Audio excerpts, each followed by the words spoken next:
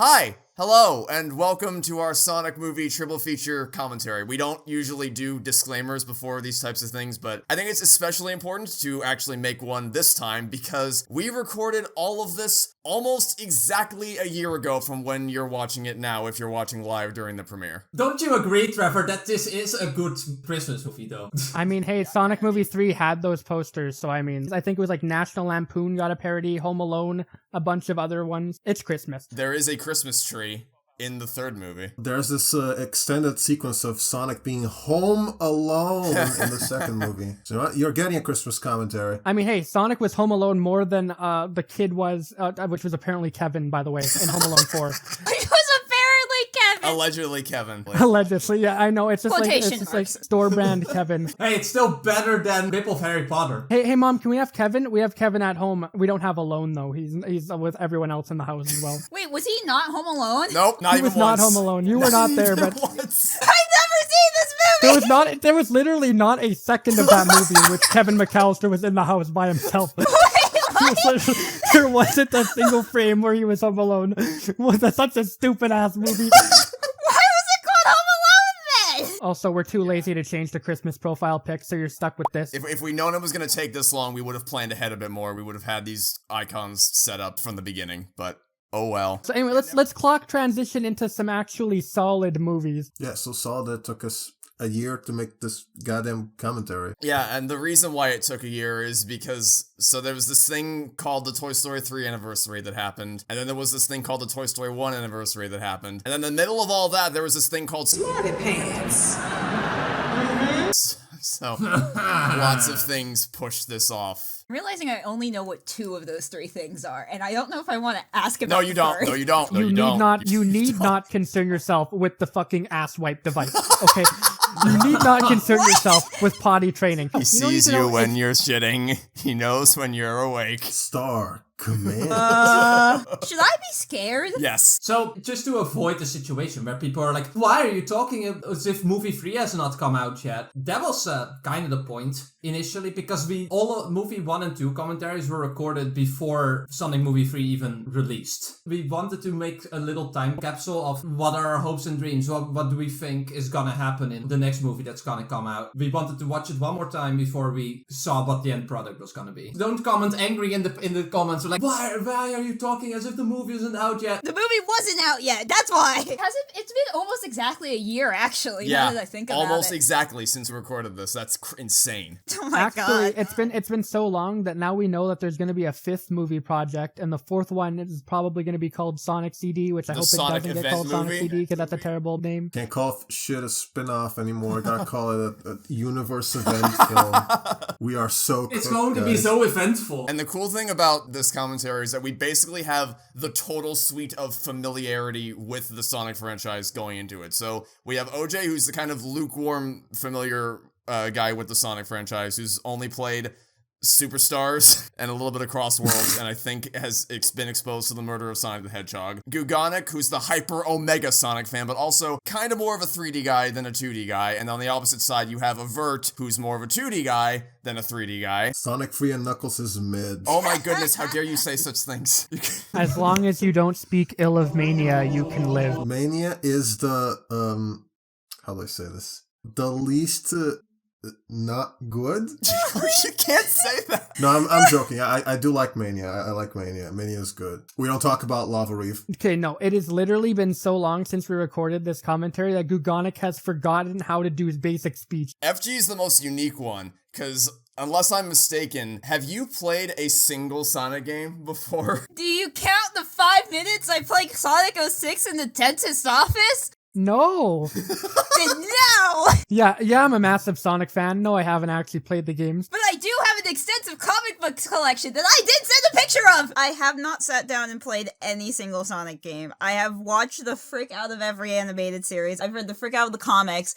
I have not played any of the games. Maybe in 2026 we'll have the headline massive Sonic game. Massive. I can't even speak either. I lost my power who speech can't too. So now I'm the one that can't speak. No, none of us can speak. We lost our power of speech. Me speak not good, I am good English perk. We'll see headlines in 2026. A massive Sonic fan excited to play the games for the first time.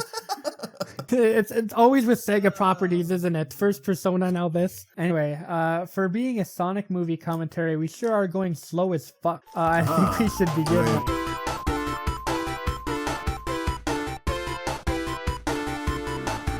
Start before we run out of time. Yeah, I had to get up early for this shit. What time is it? Who cares? Let's go. On go. 3, Okay. 2, 1. Oh, wait, we need to go. Wait. Oh, for fuck's I sake. haven't opened. FD, we gotta go fast, not slow. You know the Sonic lore. You know he goes fast. I didn't have it open. You started counting. Let me skip this stupid SpongeBob ad. You do what? You don't want to watch Camp Coral? I love how you knew exactly what I was telling me to watch. Okay, I'm actually prepared now. We can actually count down. Okay, on go. Can we 3, though? 2, 1, go. Fast. Go fast. So out of the gate, I was already very happy to see that they made the change to the logo to have the rings here. I really like the rings. I really respect that. You can also hear Green Hill Zone in the background. Don't get used to it. Yeah, don't get used to it, because nothing else is here. How many games do you recognize here, by the way? I recognize nothing. I recognize like 4 of them. 5. 2 of them are in Astrobot. Sega. Whenever any movie makes alterations to its opening logos to more fit the style or the story, that's already a leg up. Like, out of the gate, it's a nice tone setter for what you're about Did to I watch. remember to turn on my subtitles? Yeah, they Oh, also I put forgot the this movie Sega starts chant. in the middle. Yeah, so you're probably wondering how I got here. It's not really necessary. You're probably wondering how this Jim Carrey green screen happened. Do you think the reason why is because they're trying to assure people that it will, by the third act, it will resemble the Sonic you're used to? I do wonder if that is the case. I'm pretty sure that it could have just started at the flashback without the narration and it would have been fine. What it feels like to It's me fine. is this whole movie feels like we're trying to stair-step general audiences up to the stuff that Sonic fans are used to seeing. Instead of throwing everything at you at once, they need to, because my understanding is that at this point in time, Sonic didn't have the best reputation as a video game franchise because of some more recent game entries. It was kind of an uphill battle from out of the gate to get the average movie-going audience on board with the idea of this movie and this cinematic universe, if you will. So I imagine their thought process was, we need to start very simple and then work our way up to, like, show people things that are less Sonic-centric to get them more familiar with it and ease them into it, and then gradually introduce more and more colloquially recognizable Sonic elements. Also, I forgot how fast this scene goes. Like, we just got introduced to Longclaw, and she's about to She's already die. dead. Yeah, so FG, where was Longclaw in the Sonic lore? Not. Maybe someone can, like, find an owl somewhere. She wasn't Yeah. in any panel in the Sonic comics. Not one that I remember. I'm sure it might be something somewhere deep down in the dregs of Sonic lore. I thought it was a game thing, honestly. Sonic, go into the secret But there circle. are other forms of aliens in the Sonic games, as I've recently discovered. Shadow, I'm gonna send you to Radical Highway. I will say, I think the editing, it does seem because of the production that the movie went through with, all the redesign stuff. It seemed like they chopped it up quite a bit. There's a lot of shots you can kind of notice. He looks so happy. Look at his little happy smiling face. He's looking at I don't know what the thing is called, but he's looking at, seeing how fast he is. And He's like, yeah, yes, I broke beating 300. I'm beating my PB. He's like, oh yeah, new record, come on. I do vividly remember being in the theater and seeing the expressions on and how his face was animated already was another great tone setter after just given all the controversy the movie had gone through with the redesign and all that, seeing out of the gate that looks like he's reacting to things like I would expect Sonic to. He's moving his body in ways I would expect Sonic to. Yeah, he's not even in focus, and I can still tell exactly what he's feeling. He looks so happy in his little blurriness. Oh, buddy, you almost got yourself killed out there. What are you Dude, this turtle is like tripping right now. If you think it's tripping now, how about now? Oh god! What a nice. This is a changed turtle. This turtle will never be the same. The turtle's gonna be like, going to his friends like, okay, so you'll never believe this. He looks. No, the turtle's tripping, dude. It sucks because we have to talk over the music for copyright, but also I kind of just want to listen to the music. I mean, hey, it happens to fit the scene. Look at all the Flash look at that. comics. Have you read that? Have you read all these comics? This is FG going through the Sonic lore there. No, I don't read comics that fast. Yo, reference. Yo, Hilltop reference? Guys, reference. No, not the secret circles. A nice, safe little world filled only with mushrooms. The Way to waste the ring, Sonic. No, imagine going to the gross mushroom land, like this kingdom of mushrooms. Yeah, imagine liking mushrooms, ew. Mushrooms are good, but mushrooms, they're okay if you like put them on something, like throw them on a pizza, throw them into like fucking spaghetti.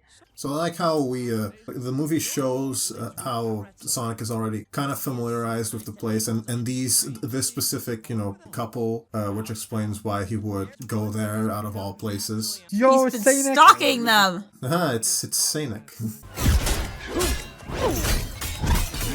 He's just messing with this man. And you also have the nickname thing of Donut Lord and Pretzel Lady. I like that. I like the setup for explaining that Sonic likes giving nicknames. Yes, Keanu! You are a national treasure. You don't think your prolonged isolation is making you a bit crazy, perhaps? I don't like this though. I get it. You don't need to tell me. Show don't tell is a thing. They're doing it both, actually. You can do both. So, when is the last time Sonic had an actual arc in any of the games? I don't think he ever really had one. He tends He went to be through like such a huge arc in Sonic Mania. You need to understand. he tends to be the one that sparks other people's arc, like people around him. He's the one to cause people around him to grow. He himself doesn't really grow. He's already the best, which I do like in the games. I do like that. But for a movie, you kind of need an arc for him. I also appreciate that the main couple is already together, so we don't have to deal with the romantic subplot. Yet. Yeah, it's a romantic Yeah, that's the subplot. next movie. That whole sequence. That's a surprise tool. I'll help us for later. San Francisco sucks. Oh. Wrong one. Not the biggest fan of some of these jokes. I'd say it's like half and half. I find them charming and empty, but it's not. I don't really find them annoying though. It's a bit of a predictable joke, but it works well. Oh, look at the Zillow ad placement. It's one of the most blatant instances of product placement, I think. It feels like an actual commercial. I'd say it's number 2 in terms of things that get product placement in this movie. Yeah, but the other one has an actual story-related payoff. Does it? Yes! It comes back at the end of the movie. It would have been obnoxious if they didn't pay it off, but they do. The never-ending pasta bowl is a surprise tool that'll help It us never later. ends. Tom seems to have the opposite, maybe not opposite arc, but at least the opposite desire of Sonic, where Sonic, he likes this place, he doesn't want to leave it, while Tom views it as boring and wants to leave it for something better. I like that juxtaposition. See, much like Sonic, Tom also talks to himself, so it works. What do you think, Sergeant Sprinkles? Sergeant Sprinkles. Now all I gotta do is tell everyone who isn't a donut. Exactly who you want at the plate with the game on the line, Sonic! As far as things that actively annoy me, that's the only types of humor that actually gets under my skin. I did it! I did it! Poor guy. Poor Damn. Sonic. I mean, hey, the crickets did see it. The crickets are like, what the fuck? I'm sure no one noticed that giant blue explosion, right? So many calls. Him just looking at the phone was like, well, fuck. Hey, Wade. Hi, Tom. Yeah, have you tried turning it off and on again? The uprising in Azerbaijanistan. It's not even a country. And you can thank Robotnik for that. Dang, it's no longer a country because of Robotnik. Just Robotnik destroying an entire country. What do you mean you have no choice? I don't know. I can think of a lot of choices that don't involve Robotnik right now. Anyway, I think I remember this guy from Suits. Yes, I was about to say he's Sean K.O. from Suits. Best character. I actually forgot he was even in this. That's great. That show suits him well. Jim Carrey is called Jim Carrey because he carries the movie. Ha ha ha. Yes, I am. Wrong. I'm in charge. Me in an argument. Realize I'm sorry, Major. What was your name? Benny. Nobody cares. Nobody cares. That's a good reaction gif. That does not look good. That looks very unfinished. It's time for the CGI robots. I don't know, it's just the reflections. It looks off. So why doesn't Jim Carrey play more villains again? Good question, actually. I don't know. This is like the only project Tim, fuck. My brain has done a brain blank. Tim Carrey. Tim Carrey has done recently. Your eyes weren't expertly trained to spot tracks by the Native American shadow wolves. I love how obviously fake the mustache is. That makes it only better. It's it's perfect. That's fine. I can just picture Eggman every day waking up and putting on his fake mustache. So many good lines. Yeah. So many good quotable lines. You'd think it wouldn't be this good of a performance because this is a going crazy Eggman because he hasn't met Sonic and haven't ruined his life. But No, he already went really crazy, good. but He already was a bit crazy. he was seems born to not crazy. like people. I can relate. I mean, hey, I can relate. I was gonna say, yeah, I can relate to Eggman. Eggman's the most relatable villain. That moment when you're the villain because, yeah, I just kind of don't like people. They kind of suck. Mushroom Planet, here I come. Oh no, they're right outside. I don't know. I think you had time. You definitely could have done it there. Yeah, I don't think Sonic has much room in here to throw the ring. The only apps on my phone are the ones that came with it. In the Olive Garden. There it is. Meow? It's the scene. He was so shocked that he forgot he was the fastest thing alive and couldn't avoid the He screamed. Oh, there goes the hole. At least, like, I'll allow the San Francisco thing. It's obvious that he is a very, very excited to move. Not the bag of secret circles. What?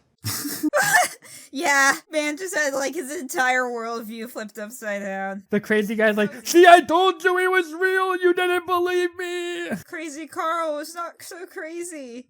Well, he was crazy, but he was right.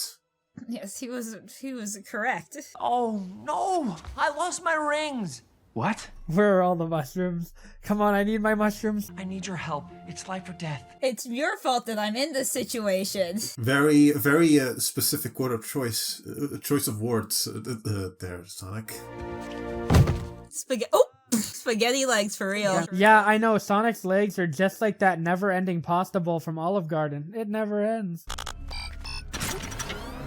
Robotnik's like, fuck, alright, time to blow up the house. Time to go nuclear. Dr. Robotnik. But my dentist calls me Rob. Apparently, when they were naming Dr. Robotnik, they wanted to make a name. When they translated it from the original Japanese, they wanted a name that sounded Russian and accidentally made him Polish. Because of name origins. Rub that in my orphan face. Dr. Robotnik orphan confirmed. New lore drop. Was that in the comics, FG? What? I don't remember. I don't think so. I hope they aren't scanning me with x-rays. I had kind of an embarrassing lunch. Stop talking to yourself, Sonic. Why are you hitting yourself? Why are you hitting yourself? Why are you hitting yourself? I'm freaking out!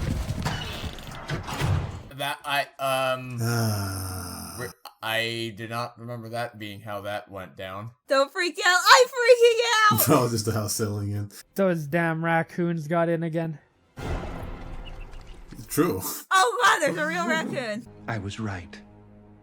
Note the lack of surprise. Wait! Don't hurt him! Although he wasn't expecting that to work. Dude, that scream is like amazing. That's like soundboard material. The scream. Welp. So the drone can't move, I assume. Even though it's a Like drone. now? Dang, they cut the drone budget. Also, I guess I really. didn't see Sonic or hear him. 'Tis fine. Well, time to leave. Yeah, look who's late. I just saw a guy race out of here and thought that you should stop them.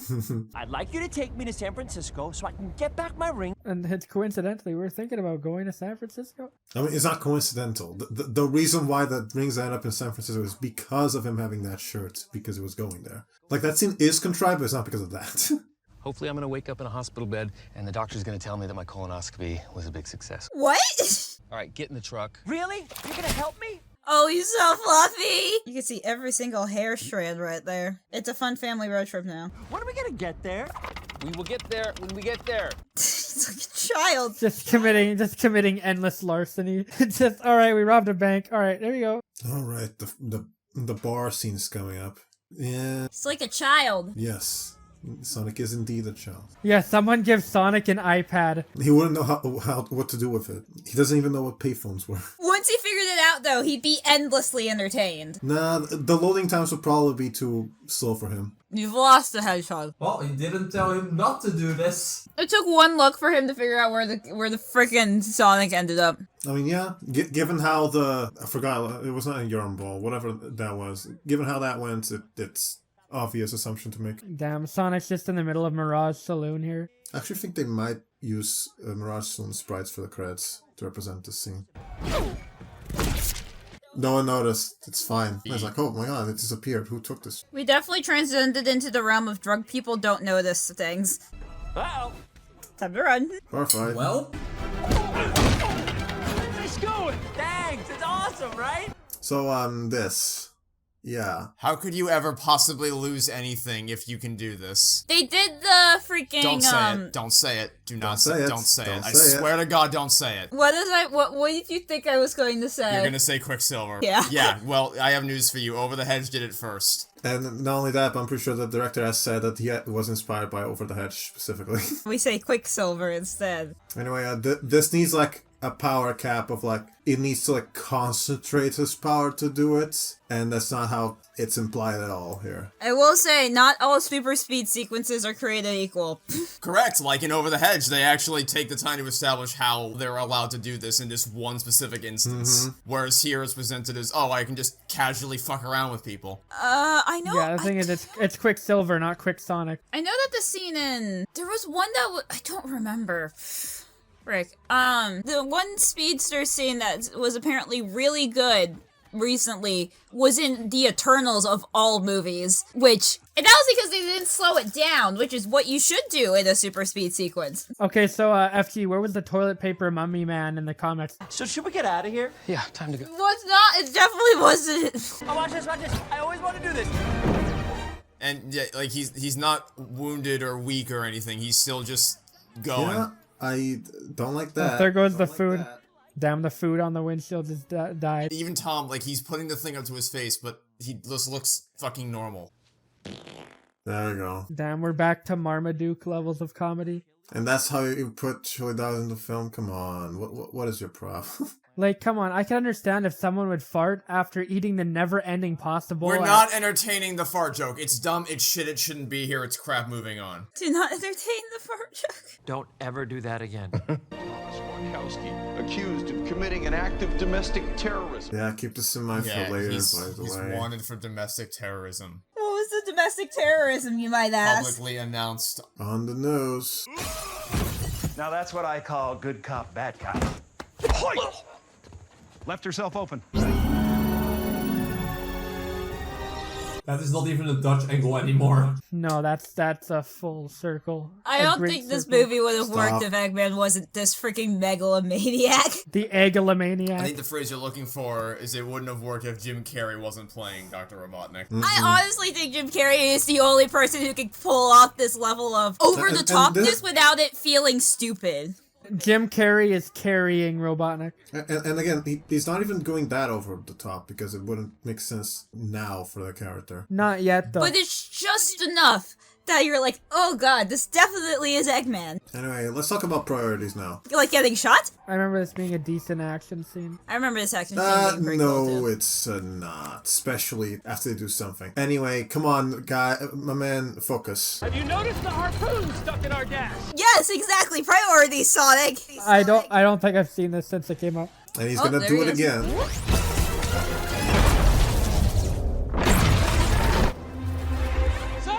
Blue Hedgehog Ball. Bro had a couple continues. No. Alright, guys, which is worse, the fart joke or the flossing? The fart joke. Still the fart joke. Is that all you got? No, but thank you for asking.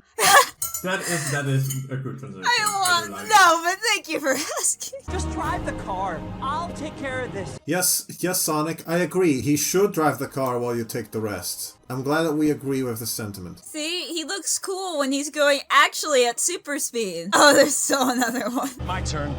Here, just keep us going straight. Anyway, why the fuck are you switching it up?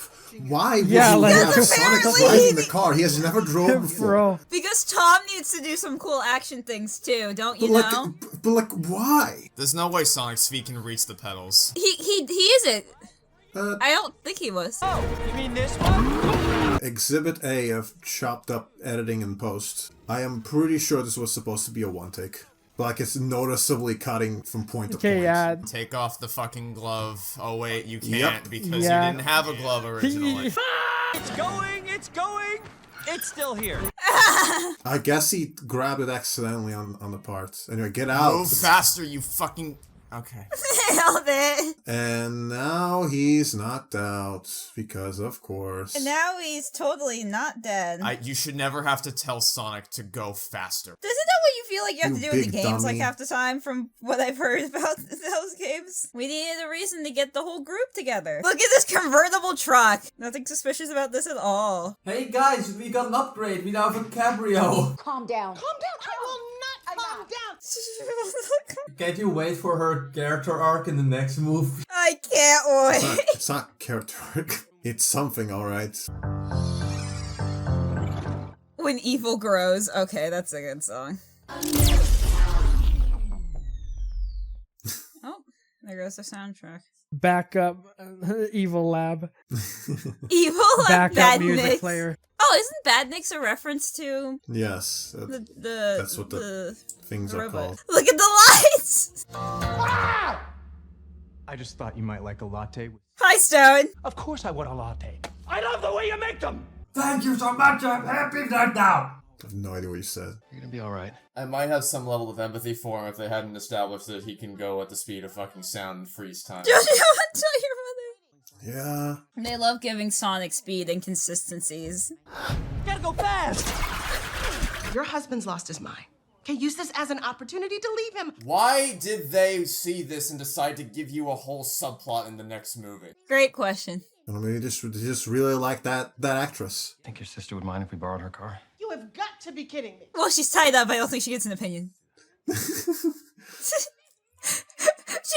really thought about it for a second. It's like, who cares? Why are you letting the hedgehog drive? Stop doing that. Is there anything you didn't hit? Why did we let the alien drive? Exactly! I don't appreciate the lampshade. Anyway, so that looks angled enough. Surely it can run up that, right? Time for me to abuse the power entrusted to me. That doesn't work. You're a fugitive of the law. Yeah, hey, aren't you that guy from the news who committed fucking And terrorism? you're not in a small town in the middle of bumfuck nowhere. You're in San Francisco. Also, this is not like a random building. Kill me! Yeah, this just shouldn't have worked. Also, after the trailer, this should have been cut. Much longer. I can't breathe in here. Should have left this one in the cutting room floor. People didn't like the scene in the movie, and in the trailer, and I still don't like the scene here. It's not your child. Relax. I'm a cop. Why would I like it in here? This is worse than the dog cage you had me in earlier. Why is he here? Okay. You know, I'm really glad that the next movie, he spends most of it not around other humans. Yeah, but we pay for that. I mean, that is... Yeah, but we pay for that, exactly. Yeah, with the... She's completely correct, but it has unforeseen consequences. It has very unforeseen consequences. We had to put the humans somewhere, and that somewhere was not good. I forgot that the pacing of this movie is kind of weird, too. Time to not look in front of you. So it just pops up, or no, it was just there. Okay. No peripheral vision. Hello there. We got a jacket. You punched him right in the face. It was awesome. That's the only thing you've done to him so far. Your flying eggs are pretty impressive, Mr. Eggman. So, they're dead. Exactly They're dead. what to do. Moving really fast when he's standing still. We're doing this again! So is he moving really I fast? or forgot is this he slowing happened down time? twice! I know you really wanted to do your over-the-hedge scene. Yeah. But it doesn't work. I don't have any reason to fear for Sonic's life when he can just do this. I know it's supposed to be demonstrating how fast he's going, but it really... I mean, it is. It does. It's just that why doesn't he do it all the time? And, like, I will say, like, for this film, it sort of works now. It doesn't work, like, for the previous points, so I guess you could say, like, he was the legs being spaghetti thing. But now Eggman is on his level. Now, returning to my previous issue, they're going to die.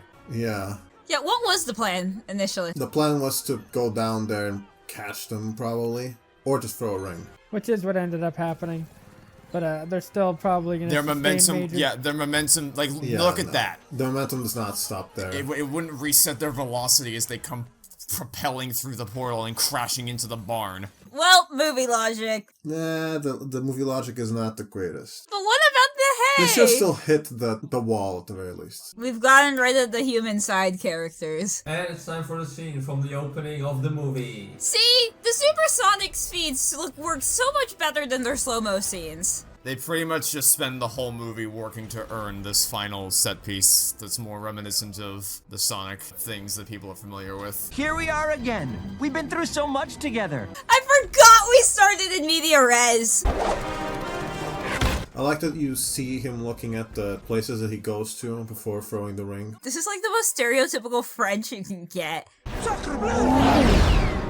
It's very evident that the redesign costs the other CGI elements of this movie tremendously. Yeah, you can see the green screen. That's probably why I'm remembering Sonic 2 looking so much better. Because they didn't have to redesign halfway through the movie. They could just work with what they had. Actually, maybe not redesign, but, you know, the studio that worked on this movie, like the VFX, it shut down, so they had to probably remodel it again. Yeah, but at least they didn't have to at least they didn't finish the movie and then have to redo the entire visual effects for the entire movie. It's not a giant improvement, but it's an improvement. I would not have picked climbing up the thing. I would have gone around. But hey, we've got to use our giant set pieces. I've played Sonic Unleashed. I now want to play Sonic Unleashed. Sonic Unleashed had a comic run too, because I remember Werewolf Sonic being a big thing in the comics for a while. I don't think they actually ever resolved that plotline now that I think about it. I think it got canceled. I guess they're here too. So just to make sure I understand this, in order for the rings to work, you need to have a picture in your mind of the place you want to travel when you throw it, yes?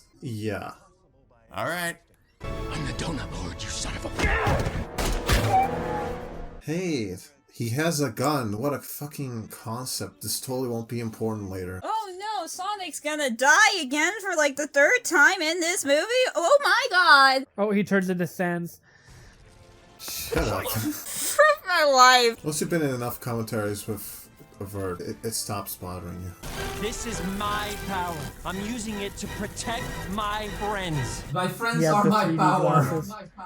Don't fuck with Robotnik, he has the 3D goggles. That's probably the best shot in the film. Yes, Definitely yes, like it the is. climax of the next film better. I'm realizing I think I like Sonic 2 more than Sonic.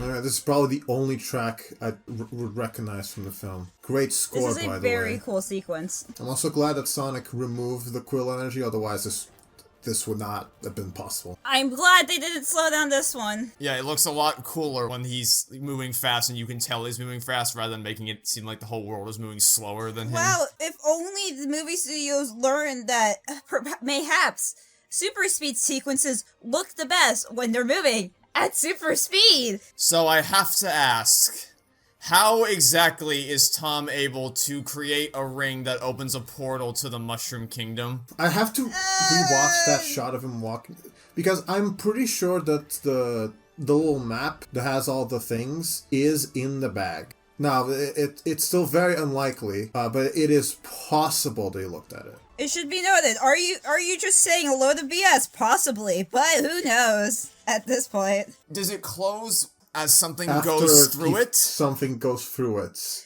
That must be it, because that's what seems to be Because happening. if that's the case, he definitely could have gone through it earlier when he was in the cave and he was like, no, the drones are overhead. Oh no, I can't do it. Yeah, that scene sucks. Like, if he didn't look like he was about to throw it, I could have argued that it's because he feels very conflicted about leaving the planet. But he was very much, like, if the robots didn't show up, he would have thrown it. He was mid-throw. He was so freaking paranoid Exactly. right up Like, until I then. don't know. You're gonna have to explain this donut lord thing. Dang, she doesn't know he's cheating on her with the donuts. Fast, gotta go fast, gotta go fast, gotta go. God, she's going insane. She's still tied up, dude. Because it kind of feels like we're home right now. Oh, I forgot that was the other arc of this movie. I don't know, they did remind you plenty of times. I just forgot because things were happening.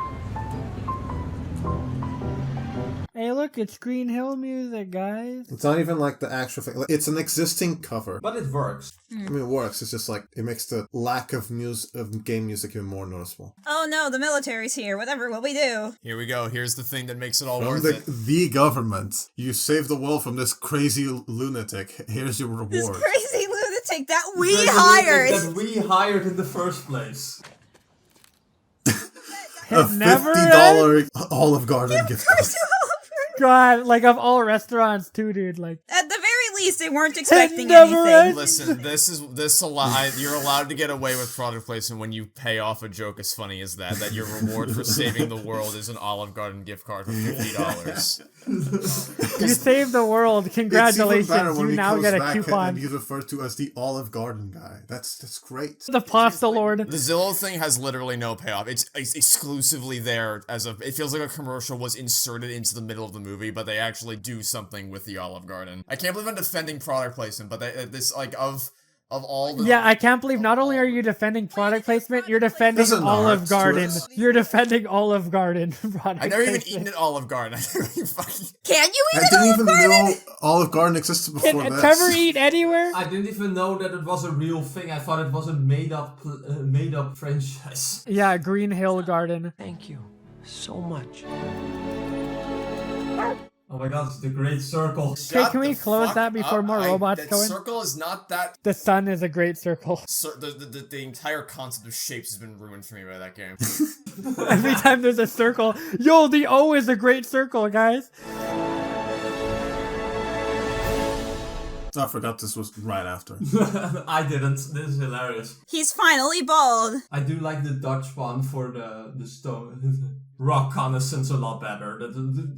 This one's still funny though. Eggman and Agent Stone's weird queer platonic relationship that persists really heavily in the next I like film. the impression he does of Game Eggman. I kind of wish that stuck. I wish so much. A lesser man would die here. I'll be home by Christmas. It is, so they put that shot in the trailer, knowing that it was only going to be the post-credits scene. Or not even post-credits scene, the pre-credits scene.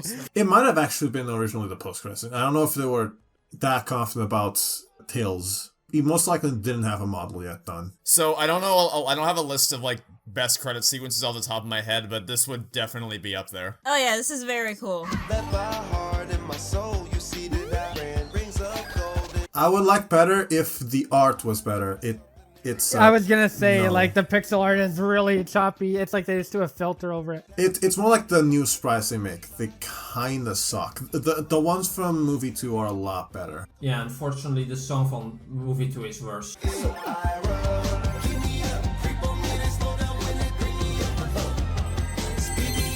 I think there are a lot of things I'm remembering from movie 2 that were definitely improvement on movie 1. Yeah, so what I'm kind of realizing after having rewatched this is that I think the reason I walked out of the theater as happy with this as I was the first time is two reasons. One, the bar was subterranean. Both it was subterranean. Both in terms of video game movies in general, but also because the first trailer was so... Genuinely, I think the first trailer for this movie is one of the worst trailers that's ever been made. Yes. It really is! God, the bar was literally in fucking Mystic Cave Zone, dude. It's basically like an hour of setup to have one big final set piece chase sequence. Yeah. The third act was the best part of the movie. Like, hands down. Yeah, and I also do like a lot of it. At least character-wise, I do enjoy the rest of the film. It's just that it has a lot of issues. Out of all the, of these live-action hybrids, Oh, wait. Hold on, pump the brakes. Oh, yeah, there's another. Is there more Olive Garden? Post-credit scene where they eat at Olive Garden. So I don't know about you guys, but I was like, when I first saw this, I was like, oh, please. My theater went nuts. I when love this. Yep. They got his original voice actor for this. He's here. I found him. And that they actually committed to keeping her for the second, because I'm pretty sure she was only here as a placeholder voice originally. I'm so glad they kept Tails' voice actor, because I don't think Tails would have worked if they had used anyone else. Anyway, as I was saying... That's what you were saying before Tails showed up. I'd say that Tom probably is the best. I know that the bar isn't particularly high, but out of these human guy and cartoon character sidekick road trip kind of thing, he's probably the best one. I enjoy him. Yes. He has an arc, a personality. I buy the building of friendship with Sonic. One of the things I didn't realize the first time I watched this movie, but I'm realizing now, probably A, as someone who's just come off their first term in a master's degree in creative writing, and B, now I'm watching this, not just watching it to watch it. Sonic's dialogue for the first 2 acts of this movie is the definition of telling the audience everything that's happening. And it was starting to get on my nerves at some point. The first... I was like, stop explaining things! I can see it happening! Feels like it was chopped up and they got the voice actor just narrate for the beginning. Yeah, and then it gets worse when he starts narrating his actions. I'm like, I can see what's happening. You don't need to tell me. Like, I get it was because his actions. It's more like when he narrates where he literally says that he feels lonely. Like I can get that. You didn't tell it's like me. I get it. It's trying to show that like he hasn't talked to anyone in a while, and he's talking to himself as a result because he was the only person he had to talk to. So of course he talks to himself a lot. But, like, it started getting to the point where it was kind of annoying, especially when Tom showed up, and it's like, why isn't he just talking to Tom now? Because he seems really eager to talk to people, but he's not talking to the person who's right here. Which is interesting, because, like, that's pretty much the whole reason why this road trip thing even happens in the first place. Yeah. Like, instead of just running to San Francisco, he makes a conscious choice to stay to take the slower, because like a lot of people will say that Sonic is just trapped. The slower route. It's trapped in a car. Sonic the Hedgehog is trapped in a car for an hour of this movie. Just that really is what that is. But the reason is because he's been so lonely for all his life that he's trying to like siphon as much value out of the time he has left on Earth before he has to go home. Yeah. Oh yeah, that makes sense. That is definitely an element there. I just think that there's, like, maybe if you just tweaked some elements, that would have come off as more obvious, because, you know, he does go into the ocean and comes back. That it's possible that could have been just for show, to be entirely honest. But, like, there aren't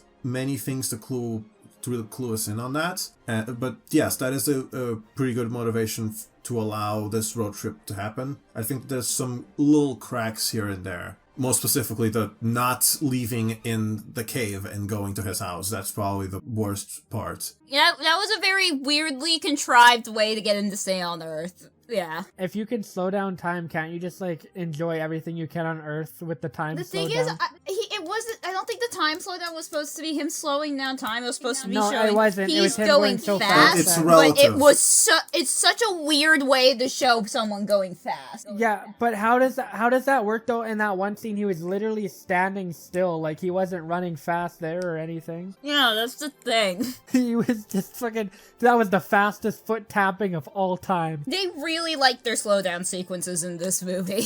Yeah, I don't think... I'm trying to remember. I think there's only one scene like that in movie 2. I don't think that they did 2. I don't even remember. I don't remember one from movie 2. I'm curious. So, yeah, I'll be interested to see how our experience watching the second movie goes. The thing is, I did rewatch this first movie when the second movie came out, but I haven't rewatched the second. It's weird because both times I've seen this movie has now been back to back. For me, it's going to be interesting to see the original voiceover language version from Sonic 2, because I've only watched... Well, we've already seen that. We have watched it together. We did, yeah. Right, it's been a while. We get Tails' wonderful voice actress. Yeah, I do wonder what my updated thoughts on movie 2 were, because I always thought I prefer movie 2 and I like a lot of things it does, but I probably would say that movie 1's script is better.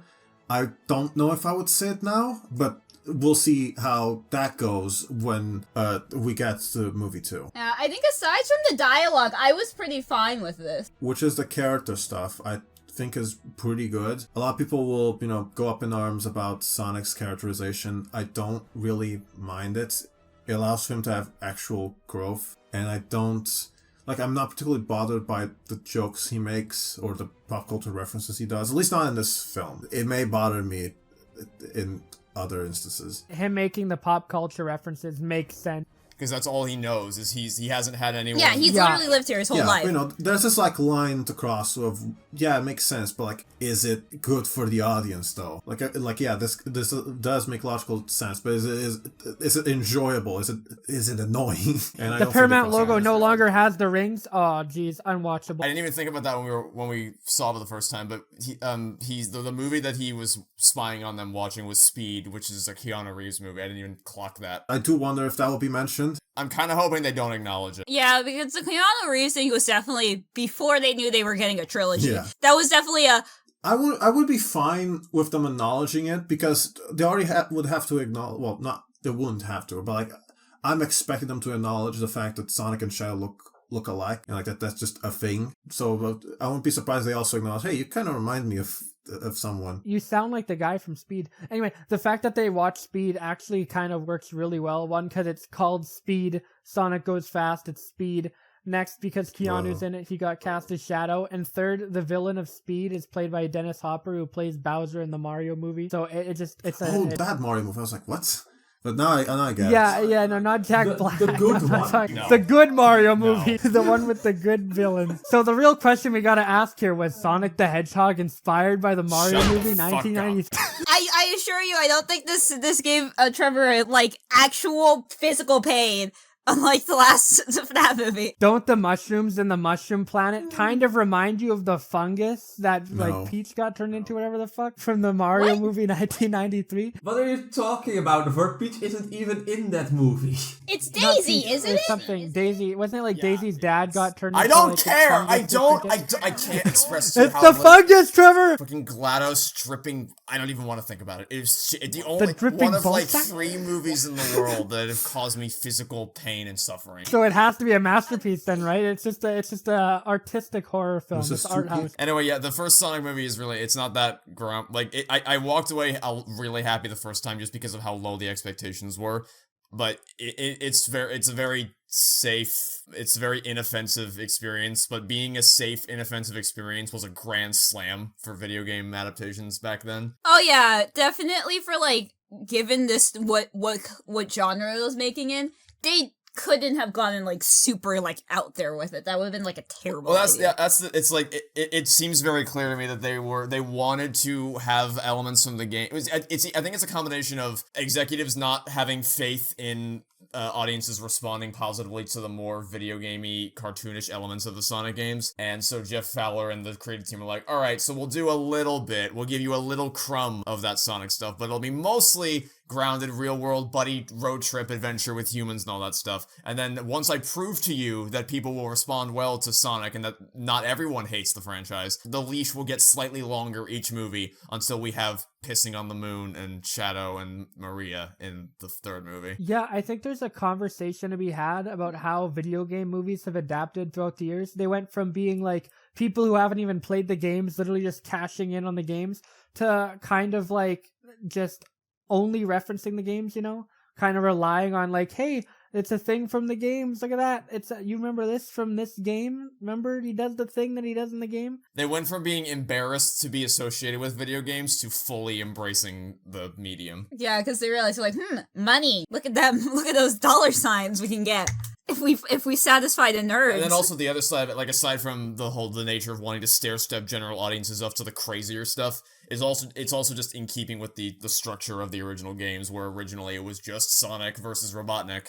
And then movie 2, you get Tails, and then they scale up from there. They even have Sonic defeat Robotnik in a similar way of the whole jumping onto his spaceship and just beating the shit out of it kind of thing. Although I will say, it is interesting that most of the dynamic in this movie is Robotnik versus Tom. Like, Sonic doesn't actually have that much of a rapport with him. Yeah, because he just has so much power as a government authority that the only one that really seems to like bother with it is the cop. It's just that one interaction before the big chase scene, and then he's out of here. He wasn't that big of an antagonist, at least not until the third act. And then like the third act, it was like, oh yeah, this is Sonic versus Robotnik, Eggman. Well, he has a presence throughout, just not for Sonic, like in terms of direct conversation. Like the more climactic moment from a perspective of like story structure is the moment where Tom leaps onto the ship, because that was the back and forth that had been building since the beginning. Sonic doesn't really get that many moments with it's really starting in the second movie when that becomes a more regular thing. Yeah, he destroys his mech, he destroys his baby, and then destroys his other baby, and Robotnik really takes that personally. He destroyed my babies. Which, by the way, I forgot pretty much all of that. The road chase thing, that whole. I didn't, because specifically because of how they just. I need to rewatch that. What was even the reason why they switched? Because they wanted Sonic to drive the car. They put the child on the wheel, especially the one that was yelling at you while there was a harpoon in your car, which is also the other elements. That there's bigger issues at hand, guys. Can we table this discussion for later? And to be fair, they kind of do, but then Sonic kind of brings it back because we need him to be angry to do the to activate his. Because we can't do Supersonic yet, so we have to do like Lightning Shield Sonic or whatever. But yeah, when you can run like really fast and running fast slows down time, it kind of makes every encounter with an enemy kind of just like okay, I'm just gonna go fast. Like, you have to be really careful with balancing speedsters, because it can very, very easily break your story. At least for the final battle, they did make it so that Eggman also went the same speed as... No, that's basically what they did until the end, where he removes the speed, so Robotnik doesn't have that power anymore, so it doesn't matter that he's in a very enclosed space. But yeah, it's more like what it does to the stakes of after.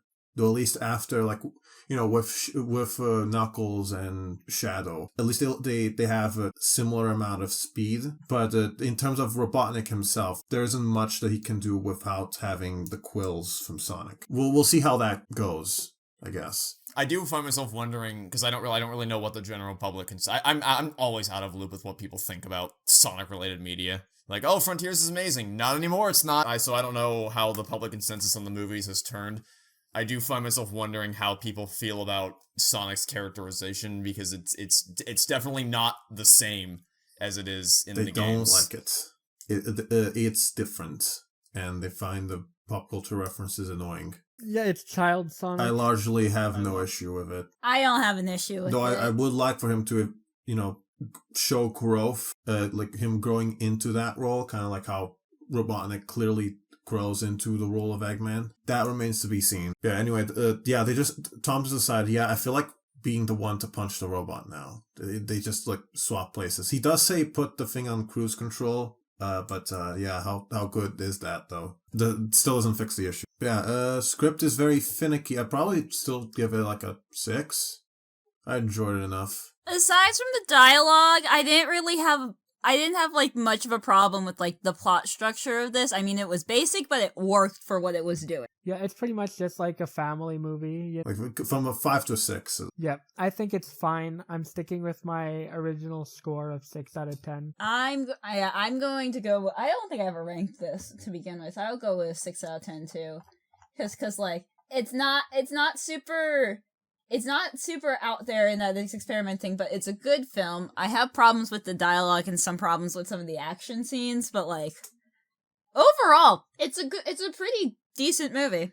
It would definitely be something that like you could watch and it wouldn't be like I'm super offended that we're watching this right now. Or even bored. Like I was pretty entertained. Yeah, in terms of like live action animation hybrid movies, this is like one of the better, more watchable. Again, ones. bar is on the very low. Bar is literally in Mr. King. But where is the bar in the first place? Anyway, so for all of its many faults, it does lay solid foundations for the second movie. Oh yeah, this definitely, like, between this and the second movie, I am starting to realize why I think I liked the second movie better, because, like, this movie did a lot of the boring heavy lifting.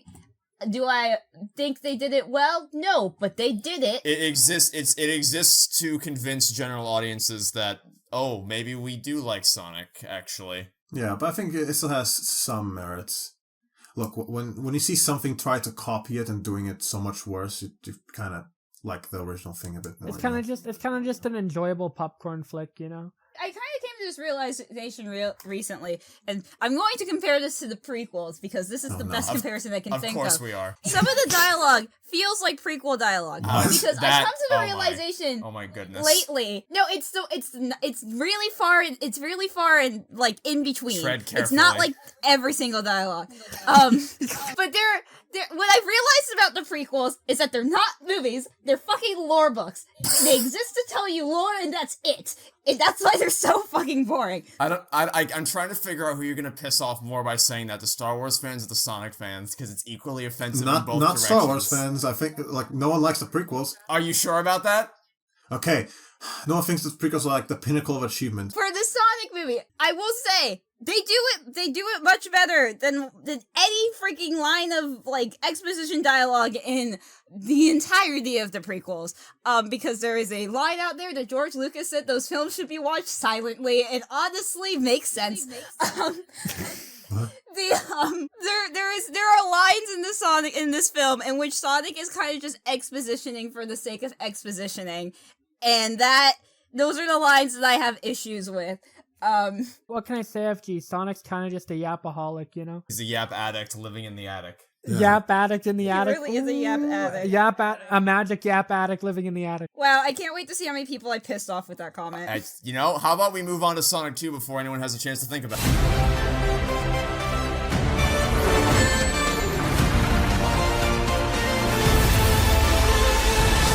after that flawed movie that was also very enjoyable, we're now going to watch a second very flawed movie that is at least slightly better. I remember enjoying this movie more than the first movie. I did watch them back to back, so they kind of like blurred together, to be honest, but I do remember liking the second one better. The blue blur. I said it first, Trevor. Anyway. Incorrect. I think all of us like the second one more than the first. Because it doesn't have to set up as much, because the first one did all the heavy lifting. It can just be like, okay, you know all the Sonic lore, now we get to the fun stuff. Sonic 2 is basically your average Sonic adventure with going on a quest to get the emeralds before Eggman gets it. It's basically the plot of Sonic 3 and Knuckles. It leans much more heavily into that side of it, but then the repercussions of that is that we are then inversely doubled up on the human stuff as well to counterbalance it. We get more Sonic and also way, way, way more human shit. Way too fucking much. Yeah. The humans are not officially the B-plot. For every action, there is an equal and opposite reaction, and that's what Sonic 2 is. Worth noting, Sonic the Hedgehog 2 was running up against, for Best Adaptation of the Game Awards in 2022, Cyberpunk, The Cuphead Show, Arcane, and wow! No, not done yet. I hadn't said the best one yet, and the Uncharted film. I was expecting a different one, but I was like, yeah, no fucking shot that got a nominee. No, are you kidding me? No! This Cyberpunk anime is apparently extremely good, and everyone's already sung Arcane's praises into the roof, so I don't think we need to say anything. Yeah, including the co-showrunner who said they made you feel more when watching animated characters than anyone else. The freaking... the best meme I've seen come out of Arcane is basically, it's the game that makes you want to play League of Legends while the League of Legends players scream at you, please don't play League of Legends. It's funny because Uncharted as a game series, it's like, it's inspired by Indiana Jones, right? Versus a video game, so it works. Then Uncharted as a game, it's like inspired by Indiana Jones, but it works. But then Uncharted as a movie, it's literally just fucking store-brand Indiana Jones. That's all the It never was going to work as a movie. The moment that Cassie got announced, it was done. Tom Holland. I continue being more insulted by Mark Wahlberg. Mark Wahlberger. Listen, Halo didn't get nominated. Either year was up for running. That's all that matters. You know what really matters? Fuck all this shit. Knuckles didn't win. Game Awards are rigged. Fuck you, Jeff Keighley. Put Knuckles on there, you coward. I haven't seen Knuckles yet. I can't say whether or not it was snubbed. To be fair, Fallout is apparently a very good show. Don't you love the fact that people keep saying that PlayStation bought the award this year? Tell that to Insomniac, who have never won anything. Anyway, but let's move on. I can't believe Astrobot lost to this, and it's just like some QTE sequence. Ready to go. 3, 2, 1... go. Is the Paramount logo gonna have the golden circles? It's the exact same opening sequence. I mean, why fix it if it ain't broke? No, it's not actually. The music has changed. The music's the exact same as the... No, it's not. Check again, Gugonic. I'm 100% sure it is not. Sega. I said it first. I think they flipped the colors for here from blue and red background to red and blue background. Really, really deep analysis we got here. I think that's about all they changed. The Mushroom Planet. I love that. The Mushroom Planet.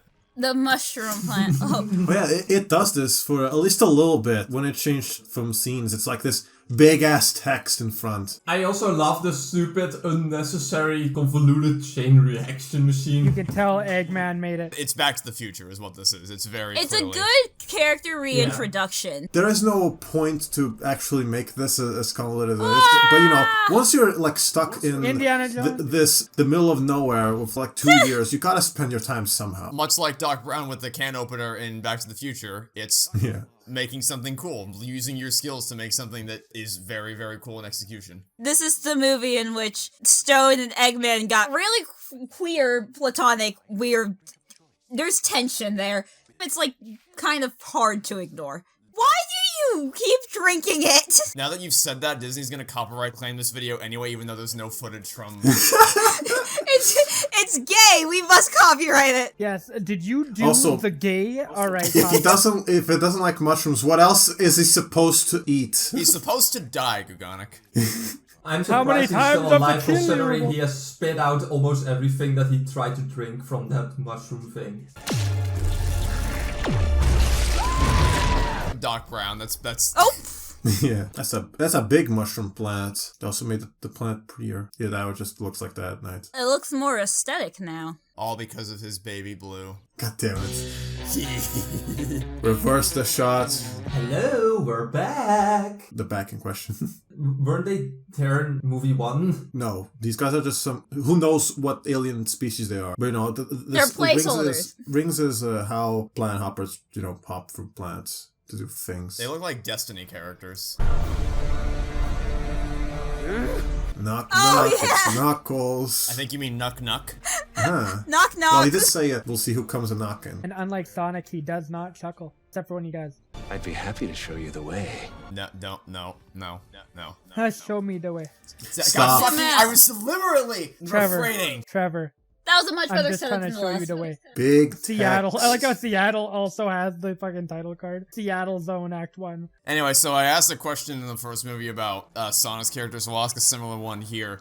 When was the last time Knuckles was regarded by the games as an actually intimidating character and not just a bumbling idiot? Was he ever portrayed as an intimidating character? No. Definitely. Like Sonic Free Adventure. Basically any game that had him teaming up with Eggman, or at least believe Eggman would count. But not to this degree. It never was to this degree. Though I would only say like 2 games portray him as an actual idiot. Not to mention Sonic Boom, the TV show. That was one of the things. You said games. This is by far my favorite version of Knuckles in anything I've seen. Yes. Knuckles is very fun in this movie. But beyond just being a fun character to watch, it's like, oh, I actually feel like you can seriously fuck shit up and you aren't just here to be like, isn't it funny how stupid I am? I like that the stupidity for Knuckles in this movie isn't because he's stupid, it's because he just doesn't know anything about this freaking planet. Of course he sounds like an idiot when he talks about it. Like Buzz Lightyear in the first Toy Story movie. It's ignorance, not a lack of intelligence. It was the same reason why he believed the Eggman in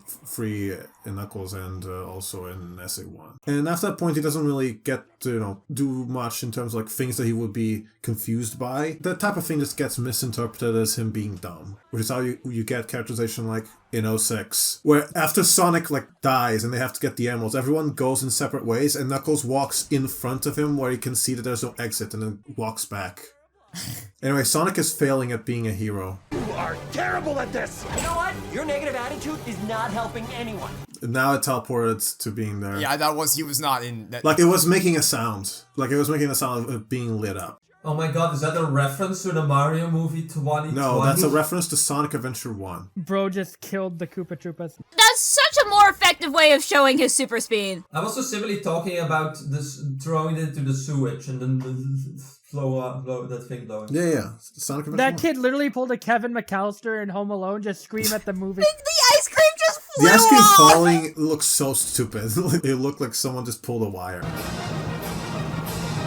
Tchaikovsky, I love you. That looks like 1-to-1 the final shot of 06. It's also nice that it's foreshadowing for when it gets cut in half. Good morning, Green Hill! Anyway, this is way better than Speed Me Up. This song is great. I don't know about way better, but yes, it's better than Speed Me Up. This is such a better intro than the first movie. Yeah, because it doesn't have like the in media res narrating thing. We could have spent 5 minutes narrating the opening. Yeah, like there's a reason why the opening of Back to the Future is so like it's nothing really happens in it. It's just a slow pan shot of all of Doc Brown's Rube Goldberg stuff working. But it tells you immediately, like even if you haven't seen the first movie, I feel like that's a much better way of getting you into Robotnik's headspace than the way in which they present the characters in the first one. Yeah. That was not there in the first movie. Oh yeah, that definitely wasn't there. I'm trying to make you proud. This was the, we realized we now have a trilogy, so we can expand on plot points. I call this one the Alex Tattoo Syndrome. Or birthmark, I guess. What does that mean? It means in the second movie, a huge plot point is that Alex goes back to Africa where he was born, and his father recognizes him because of an Africa-shaped birthmark. Oh, yeah. Madagascar, yeah. That wasn't in... I was trying to figure out what movie series you were talking about, but no, yeah, that is the Alex Tattoo birthmark effect. Oh, we have lots of movies now, so let's start setting things up. I don't know, why didn't they just put it on his foot or somewhere that wasn't as immediately disprovable as his hand? Because the hand is cool, I guess. Or like under his mane or I don't know. Anyway. Sonic is trying to do hero things and that's keeping him sleepy and he can't spend that much time. Which is a way to kind of, maybe not seamlessly, but it's a way to morph their dynamic from friends to family. So you mentioned Home Alone earlier. And bro, all these Rube Goldberg machines. Sonic is doing the same as Robotnik. Look at that. Way too many chili dogs. Oh no. Oh no.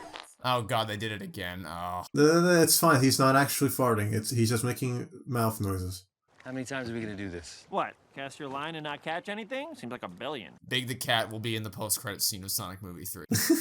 And then he will show up, and in movie 4 he will just only go fishing. That will be the B plot. Imagine I've this. seen some people like joking, like in a way to talk about spoilers without spoiling. They're like replacing the spoilers with talking about like the bad guys from Lost World, because then anyone with half a brain would say, okay, that's not true. But imagine if it was though. They would never do that. But you don't choose that moment. That moment chooses you. The one chooses the wizard. See, the dialogue is already like miles better than the first movie. I wonder how hard they had to write that scene to specifically not have it just be the Spider-Man line. It's like, with great power comes great responsibility, but we can't say that because Marvel will sue us. My uncle said this before he died. They tried to make it sound like it's from Oprah instead of Oh, Spider-Man, it's the start of the B plot. Think about it. Well, it's not really the start, but I guess you could say the foundation. Anyway, yeah, it's not closing. It will only close after. Well, I say that. I feel like the rings are definitely something. They're like, hopefully no one thinks too hard about this. Do you guys remember when I mentioned Marmaduke in the first movie? Well, now the dog has sunglasses. I appreciate the makeshift security he's put on. That's very, very like very on brand for Sonic. Power bump? Yes, power bump. That as soon as they do that, you immediately know exactly why that's. Anyway, if there was any movie to make the marketing thing of making it look like a Home Alone poster, it would be this one. Sonic is home alone right now, so I mean... Yeah, that makes it more of a Home Alone movie than half of the Home Alone movies. Yeah, exactly. Actually, both those shots, him jumping up and down on the thing, and then also the gel in his hand, is just one-to-one what Kevin does when he's home alone. And even going down the stairs... Holy shit, this actually is just Home Alone, isn't it? He hasn't thought about how he's gonna clean this up yet. Listen, that's a problem for future take care Sonic. of it later. Yeah. He sure gets lucky that no government agents decide to look to the house today. No, I guess, I guess they're kind of busy right now. Maybe any backup. Didn't the whole family get pardoned at the end of the last movie? Yes, but they also were looking for Sonic. Also, it's Tails time! I love Tails! Da-da-da-da. So happy that Tails was in this movie. I think that's why I wanted so long. They definitely leaned more, like, even just with the poster, with it being a recreation of the cover art of the second Sonic game. Yeah, the good poster, not the bad one. Oh, I was just calling to say we're here. Yeah, I know you were there. I saw you step into Hawaii, like, in my living room. Yeah, I sent you off in our makeshift airport security. Does this mean the B-plot's officially started? It depends on what you consider. So the part where it officially starts is when they intersect. That's when it becomes bad. When a movie comes to a screeching halt. Also, I feel like I should have picked up on this sooner. As soon as I saw Shamar Moore in this film, A, was like, is that Shamar Moore? And then B, I should have put together that there was something going on, because that's Shamar Moore. In case you're wondering, I was a big fan of Criminal Minds growing up, and he was one of the lead actors in that show. I was trying to figure out why that's important. I'm like, who is this person? He was one of the leads on Criminal Minds for 11 seasons, and then he got his own show as when he left Criminal Minds called SWAT. He doesn't do many movies, so that's why when I first saw him, I was like, oh, movie, surprising. And exciting, because I like this actor. That was probably when I should have put 2 and 2 together. Well, he will be back in movie 3. See, the way that this movie splits its story is it delineates the Sonic stuff and the human stuff into 2 completely separate storylines, as opposed to the first movie, which had them meshed together the whole way through. So there's simultaneously less and more of them all at once. Like, I don't mind the scenes we have beforehand. It's when they intersect and we have to waste time with wedding destruction shenanigans that I have, like what? Can we move along, please? Like, the movie is 2 hours. You could easily make that an hour and 40 minutes and lose nothing. And it seems like they've taken that to heart with Sonic 3 because the movie is we'll shorter. See. Yeah, right. We'll see. See. I can't. It's not out yet by the time I'm recording this, so we'll have to. And even that, like, if it is better, I'll take it as Knuckles being the thing that's had that being able to happen. You mean like the Knuckles show absorbed all the human bullshit to get it out of the way? That's why I pray. It feels like they've been like slowly improving with each iteration. Then again, I haven't seen the Knuckles show, so I might just be BSing, but movie-wise, they've been improving. Did you know that Robotnik has super speed?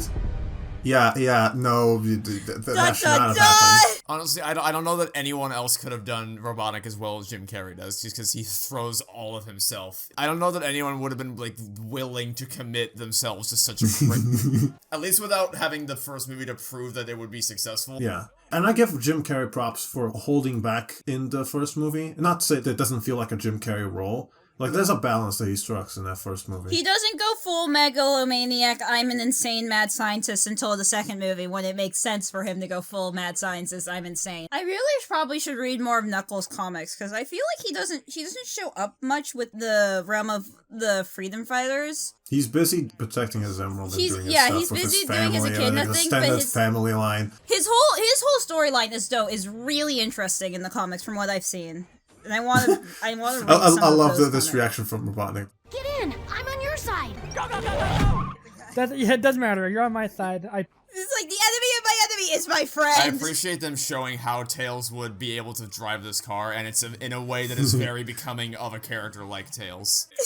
Eggman trying to eat his way through the fucking windshield. Also, Tails' voice actor, I love him. It's Colleen O'Shaughnessy, right? I'm very glad they kept her. It was a good decision, yeah. Because Tails' voice is such like a hard voice to get right. Well, you said that. Like, Tails had a lot of different voice actresses, and they sound, especially the ones from the 2010s, But Tails has always been played by a woman.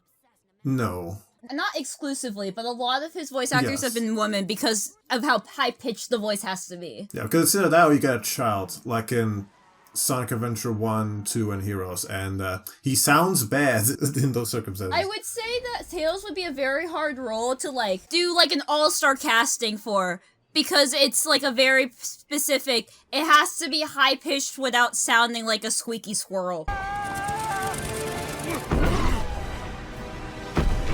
They get Tails flying Sonic to safety and Knuckles climbing up the wall with his gloves in just one fell swoop. Agent Stone. It's Stone time! Stone is, like, fascinated with Robotnik. he really misses him. He is so obsessed. Bro thinks it's that one scene in Toy Story 2 making the fucking boot. Oh, is that the guy again from the first movie that... No, it's not. Everybody out. Thank you for visiting the Mean Bean. All right, good night. I like that it's called the Mean Bean. Mean Bean. Yeah, he's quite a machine in this restaurant. Say the line. Say it. He's back! He's so happy. He's back! And he's pissing on the earth. I like to think that he built that whole lair in the, like, 200 and something days. Is my turf, G. Oh, God. Here we go. Do you think they're gonna do it in movie 3 as well? I hope not. I'm with Knuckles right now. I will punch No, you but you see, so it hard in makes the dick. sense because he saw Sonic doing it. Grip each other's hands tightly. You should not have said that. Breaks his hand. Welcome to the Wade Cave, which is something I hope to someday say to a woman. I hate Wade in this film. What do you mean, Gugonic? He is clearly much better than in a certain other piece of media. I do not care. He's still That annoying didn't win here. the award, by the way. I really want to know what makes this happen. Is them mentioning the Master Emerald? It totally is. We got a second movie. Time to make the magic syndrome. If you're watching this, then something has happened to me. Yeah, something happened to you a long time ago. So what actually A long time ago. Yeah, you're probably wondering how you got here. You're probably wondering it why this is going wasn't on. a voice command about, oh, there's this thing about, like, the Master Emerald. Is that what triggered it? Because, like, that's so weird. Like the Stay Puft Marshmallow Man from Ghostbusters. Why are you here? Yeah, why are you here? Wade, go away, Wade. This scene would work perfectly fine in the absence of humans. Follow the map. Find the... He looks so silly, standing there next to everyone else. Oh, you think he looks silly now? An owl, a hedgehog, and a fucking fox. We don't need owls being projected on us unless their name starts with H and ends with Udi. So is that your dad? Shut up! Oh my fucking god. Why? You really just couldn't let us sit with the moment, could you? You couldn't have just let us... No, I wouldn't be surprised if that was improv, to be entirely honest. He looks like he's photoshopped into the scene. He doesn't look like he belongs here at all. Knuckles, that Knuckles? Shut up, I don't care about your stupid school life. Bro, the Knuckles Goodbye, sandwich you a Knuckles Wade! sandwich in a second. Good thing they're leaving him behind. It's a power bump. On Earth, it means an unbreakable promise. I'm in. Ah, yes! Oh, Yeah. Agent Stone. I wonder if he's in love with him. I wonder. They're really good friends, and he draws coffee art of him with hearts. Such a good friendship. Also, the only person who waited for him to come back. Anyway, on to something else. Back to Tom getting beaten up relentlessly. Oh yeah, because he's playing alone. No, he's not. They don't seem to be playing. I think they showed up to play and then didn't participate. Yeah. Wow, look at them leaving their team hang out to dry. Let me know if you're ready for some power yoga, huh? I don't know, it really comes across to me as like they're afraid to let you sit with Sonic for too long at the risk of losing. Yeah, like half of this is Sonic movie, half of this is Hallmark movie. Oh god, this. Like, the moment this shows up, it's like, you know exactly what's gonna happen. You know exactly where this is going. I feel so gaslit now that I'm watching this again. What? I'll talk about it more once we get to the point where it's relevant about why I felt so gaslit. Once we get to the part where the movie implodes. Yeah, actually, it is that part. At least the third act of this movie is also very good. There's a light up ahead. There it is. Yeah. The worst, well, not the worst part, the second worst part of the movie. It's the bar. Again, they actually look quite cute like this, I'm not gonna lie. They can get away with this a little more in this movie compared to the first one because their skin's more heavily covered up. I invented him. That's kind of my thing. Impressive, considering I don't think he can actually speak that language. So the... Yeah. ...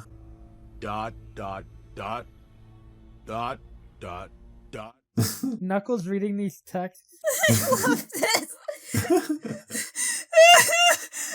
I like that his goal is about the same as movie one. I had this goal of like doing a job or like revenge, but then I'm like, oh, there's this energy thing more I can power? use to power my machines, which is the thing I actually care about. It's a long distance.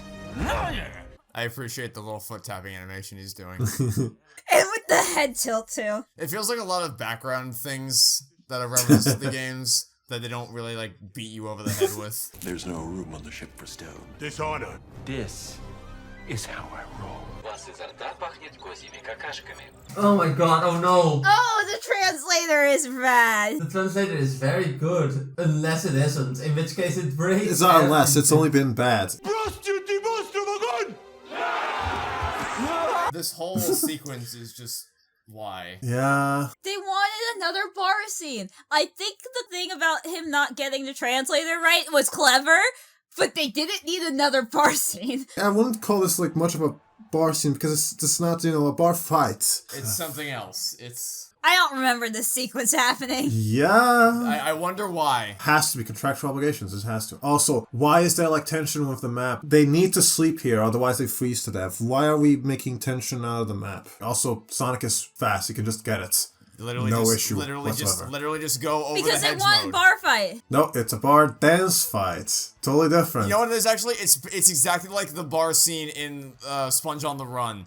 Where they just, the movie, oh my god. The movie stops and then... That came out after this, right?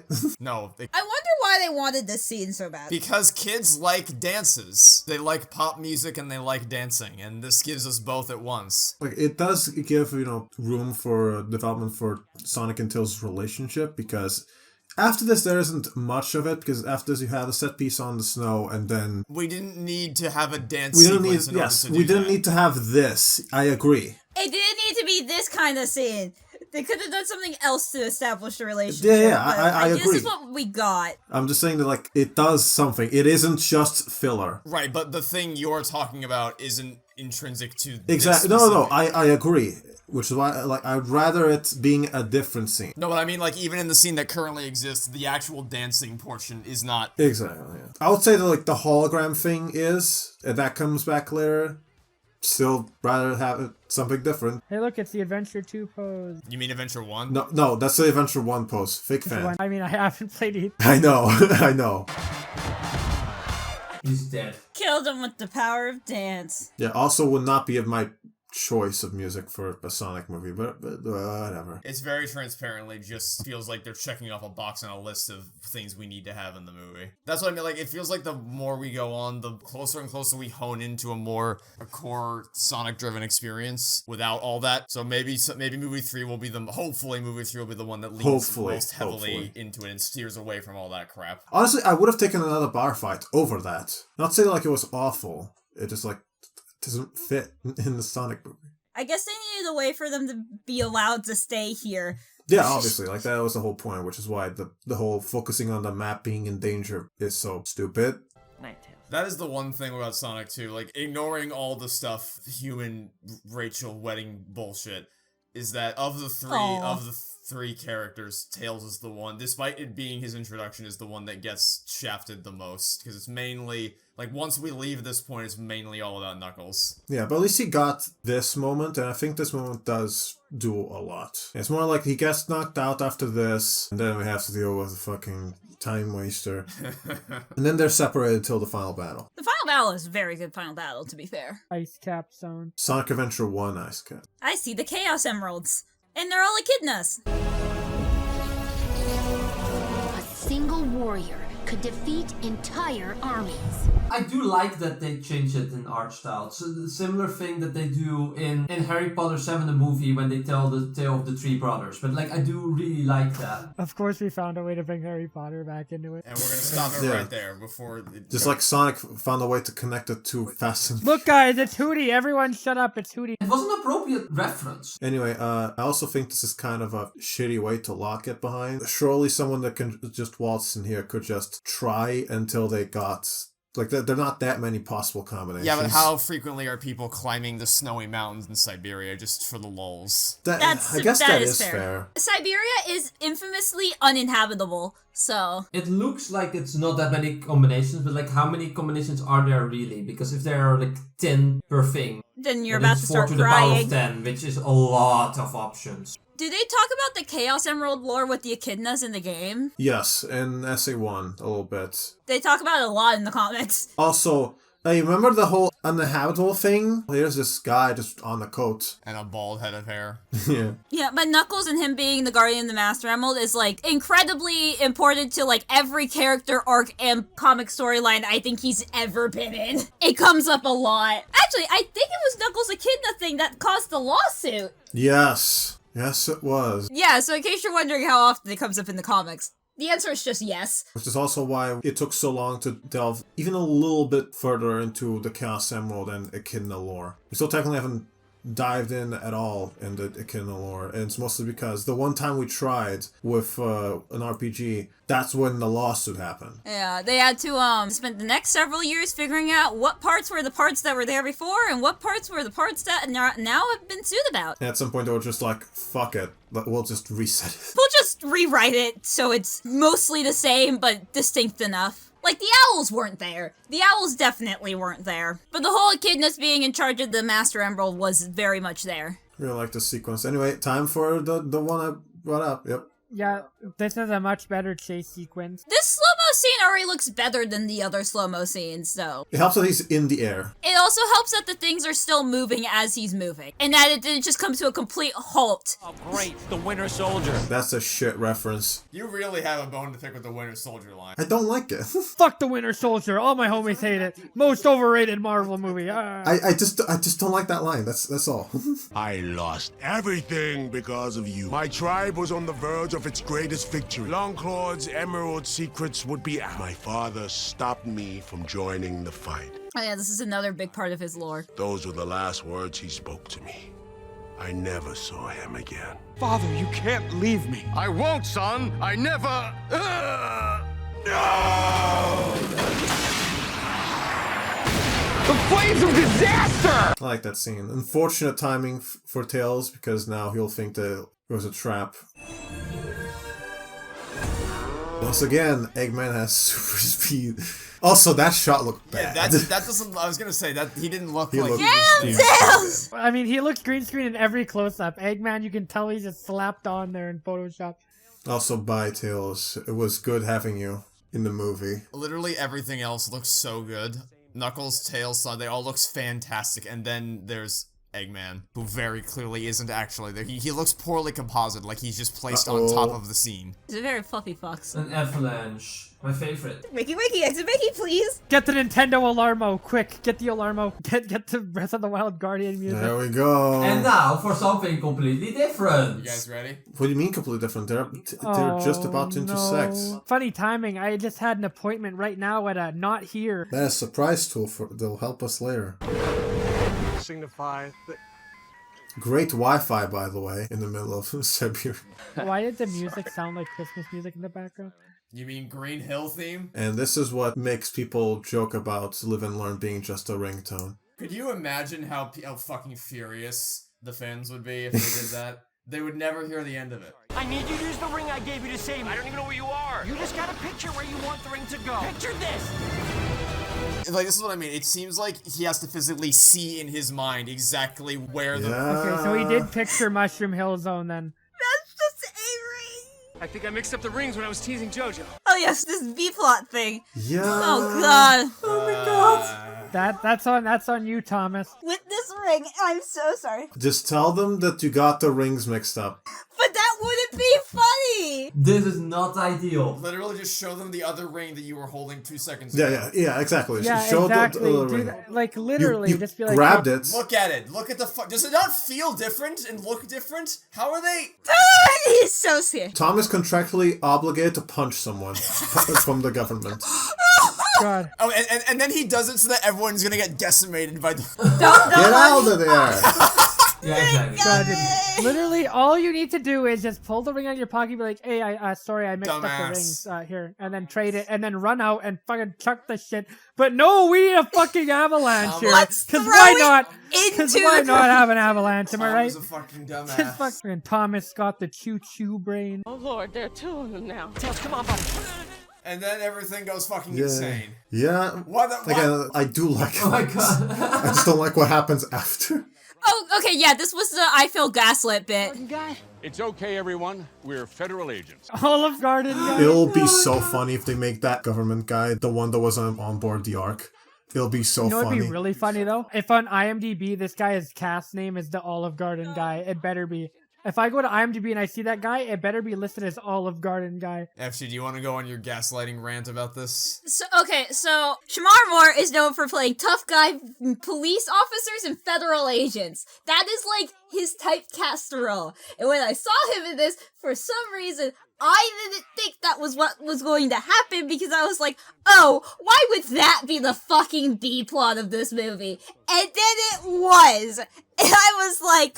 Are you fucking kidding me? I should have seen this coming a mile away. That's the only character this man ever plays. They're just punching people. Just pushing a guy for no reason. That guy wasn't even in the way. The one guy wasn't even in the way. He just like pushed him. He's just like, I need to push him. After the events in San Francisco, a global task force was created. It was created. So Gugonic, can you fill me out on what the actual lore of Gun is and how it... Gun was just like basically the secret ops sort of military for that city, and they, after Project Shadow went, I don't know if they went out of hand or they were just like, yeah, this is leading nowhere, we're gonna cancel everything out. We're either scared of what will happen or we would just want to take the technology because fuck it. They invaded the Ark. And one of the people on board the Ark ended up becoming the commander of Gun in the present. And I just think it'd be very, very funny if that person ended up being Olive Garden guy. It's probably going to be Olive Garden guy. Let's be honest. Because it's the closest one from the new character that would... It's either that or they introduce a whole new character. You know? And now we get to go on the spy side quest. This is the part I don't like. This is the B-plot where the B-plot hits its bottom. I really do question the thought process behind fleshing this out into its own part of the movie. And worse than that, but grinding the actual Sonic part to a screeching halt in order to allow all this to happen. Yeah. It's just like, well, we have this actors and we have to, because the sequel, we have to pay them more. I guess we can just use them more. Anyway, these guys are fucking dumbasses. They can't see wedding dresses behind grass. Okay, no, I swear to God, this guy has the fucking guards from Ocarina of Time AI. Are you fucking kidding me? It's supposed to be a comedy spy mission. Why should we go back to the cool Sonic action? Anyway, he's gonna die. He's dead. He is very dead. Even if he drops from that position, it's over. He's going to die. Game over, yeah. They just don't care. They just killed the guy. They just murdered a guy. Yeah, just have these two characters playing with Tails' backpack of... Mystery Mouse Tools. Yeah. Why? Yeah. The auto aim in that. I guess it's just that easy. It's just that easy. I did not mean to do that. Cool. Oh, glad that went like that. Anyway, now, even though this was just part of a mission and we saw no chemistry between them or scenes focusing on developing any kind of relationship, he's having doubts, like, maybe I do like this one, or at least, like, I feel bad. Actually, maybe this is just, I feel bad, and after he sees her wrecking shit up, it's like, damn, I'm into that. Yeah, he somehow survived. So they didn't kill a guy. All right, but they thought they killed a guy. He should have been dead. There's no reason he should have survived. Yes, there's no way. You should be dead. And then meanwhile, we just have Lightning McQueen racing in on the go-kart. What is Stupid. What is this fucking movie? God, wifey's home. I actually hurt myself in my laughter. I'm sorry. Ow. It's not like it's like painful to watch or anything. It's like, why? Well, no, I physically hurt myself. I didn't. Okay, it's painful to watch for you. It's not bad, but I'm questioning why they put it in this movie. Are you sure it's not bad? Are we sure we won't? There it is. It's not terrible. Come on, it's funny. At least they resolved this weird B-plot. Yeah, at least they resolved the weird B-plot that they decided to include for some fucking reason. Why is this? At least since they decided to include it, they decided to not just forget about it halfway through the movie. Again, I do like it as a way to introduce Gunn. If it just ended there. But it didn't end there. You had to have this. Also, the directing and acting for this just seems so completely different movie. Honestly, I kind of feel like half of the human cast thinks that they're, well, Jim Carrey is in here, so I'm expected to act in the same style as Jim Carrey. But Jim Carrey is playing the crazy man, and I have no idea who any of these people even are. I forgot who Rachel was after I watched the first movie. Rachel is the sister. I mean, the first time I saw this, I had no idea who any of these people were because they had such a minimal role in the first movie. The truth, for once. Why? It just keeps going. I forgot how long it takes to get back to the Sonic. It doesn't matter if it's long or not. It just Trevor, you know what this long. is? This is like an extremely batshit, insane, cracked up Hallmark movie. Oh yeah, he's confessing his true love. Again, maybe if we had built up to this. I could easily picture these 20 minutes being used in a Hallmark movie called like A Spy Christmas or something. Who are you? A Spy Wedding. Oh, back to the movie now. Here we go. The plane. Finally. Yay, okay. back to the real movie. Like, there is no reason why they couldn't just separate and cut immediately to this. We could have just cut straight to Maddie. We like her and Tom. They're cool. When he isn't a complete moron, he's pretty cool. Yeah, he's cool when he isn't being an idiot under pressure. Okay, I do like that ring also shrinks like the last one we saw. That wasn't as slow. Look at those special effects. We're finally back to the Sonic movie. Oh my god, it's the Zohar. The what? Xenogears reference. Xenosaga episode 1 reference. When in doubt, it's always that. It will always be that. Yeah, it'll always be a Xeno shit. Always. There'll always be some Xeno. Oh, you asked. I didn't ask. I never asked. Okay. He said ho ho ho, Christmas movie confirmed. He's Edward's confirmed. Eureka. Oh, and you can see it from Hawaii. What a massive Prince of Egypt how convenient. Convenient. The astronomical odds that their wedding takes place right across the bay from Angel Island or whatever it's supposed to be. Labyrinth Zone, I think. Wait, is Knuckles still the last Echidna in this? Yes. Is he that in the games? Yes. Cool. Okay. Good. I practically got him killed. My moment came, and I blew it. I'm not letting anyone else get hurt because of me. I'm gonna fix this while I still can. Hopefully he doesn't become stagnant in Sonic 3 and the spotlight is more on Shadow, because they've done something new with his character in both the first two movies, so I'm wondering if he's just gonna be, like, there in Sonic 3, but it's mainly about... I doubt it. There's actually a Sonic Shadow TV series recently. No, there isn't. Unless you mean Prime, in which case Lamau, she thinks that Shadow is in more than an episode or two. When I say Sonic Shadow TV series, I mean that Shadow and Sonic at least interact for a fraction of that series. According to what I've heard, it's gone off the rails. I didn't hate Wade at all in the first movie, but he's really... Same. I didn't really like him that much, but I didn't mind him. But because he wasn't in it that much. He's also not in here that much either. It's just that when he is here, he kind of dominates the scene in a bad way. Spread your fingers. Now wiggle them. Wiggle your digits. Yes. Okay. What the fuck? Please tell me that he's confined to the Knuckles show and we're never gonna see him in Sonic 3. We'll find out. I pray. This is already too much. Too much Wade. FG, you know that thing that IGN was talking about with too much water? Yeah. Wade, water, Whipple. Yeah, Wade Whipple, yep. Wade Whipple. This is how he learns how to run on Wade Whipple. And now Wade Sonic's Ripple. talking about water. You know what would be really cool is if they actually use some of the tracks from the games in Sonic Movie 3. Yes. Yeah, Hydro City. People will be so fucking angry if Live and Learn does not play. And even if they do put Live and Learn, please put a bit more than that. I'd appreciate. Oh yeah, I don't even mean like we had a little thing about Live and Learn earlier with the whole Green Hill ringtone nonsense. I just mean like the instrumental motifs from some of the more iconic levels. The drowning theme is in a little bit of one of the upcoming tracks, but like barely. Like you have to really be listening to know that it's there. Strain your ears. I guess I should say it's not like the island is literally like a hop, skip, and a beat away from where. Yeah, it's just like from anywhere on planet Earth, the whole world. It's close enough to where they could see it and Sonic could run to it. Oh, run to it is not a problem. The problem is being in sight, because it could technically run anywhere if you wanted to. In sight such that he would be able to run to it knowing that it's there, instead of just wildly running anywhere he wants. This would be the labyrinth you were referring to. Mm-hmm. It does help that he can just run through all the trap.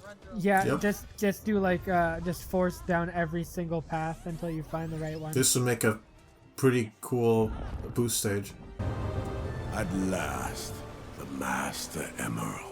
So how does the Master Emerald differ here from how it is in the actual Sonic lore? Good question. So the way that Master Emerald is portrayed is that it's kind of just a shell for the Chaos Emeralds, and the Chaos Emeralds are the things that give you the power. Then again, at the end of the movie, Knuckles just grabs the bits of it without the emeralds and acts like he still has it. So I don't know. They probably changed it. Gugonic is like the Indiana Jones of Sonic lore. What? We're using you as a freaking encyclopedia. I know this is the lore of the Master Emerald. I bring it up because it is worth noting that as far as like being a direct adaptation of the games, it's technically speaking not doing that well as far as accuracy is concerned, because a lot of the origins for all these characters have been dramatically changed in serious ways. So that can be still on Earth. But the essence of who they are and this like the spirit of the story is still very much intact, which is why this is able to get away unscathed for a lot of people. It's not so much about getting all the details right, more about do you understand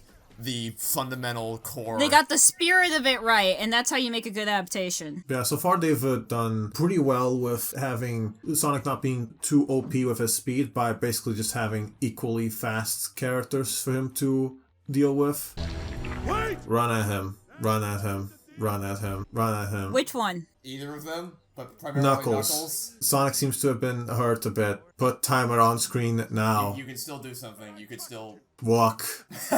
I do wonder how long the timer would go for. If I would like try to get a quick fix, I would have him touch it first, and then while he's getting powered up, he does his big monologue. Because then it's like it's already too late. Which means x squared times the hypotenuse of y squared divided. Why are you still standing there? Because we got monologue. Dumbasses. Oh no, if only there was something we could do. If only we had super speed and super strength. If only we could do something about it. Maybe in some alternate timeline we would have both those things. Also, damn, that's caving in very fast. Thankfully they're underground. Where'd Knuckles go? He's stuck. He's stuck, yeah. Underneath the rock. Water? Again? Come on! My only weakness. Yeah, I was gonna say like they should introduce Sonic Sphere of Water a bit more, but they kind of did that with him crashing into the water. There it is. That is the part that references the drowning theme. No, it's actually I think a bit later. It's when it's after Knuckles gets free. Sonic in a water level. Yeah, it was somewhere in that scene. I didn't really hear it. I didn't hear shit, Captain. We know it's there and we still didn't hear it. That's how muffled it is. It's buried.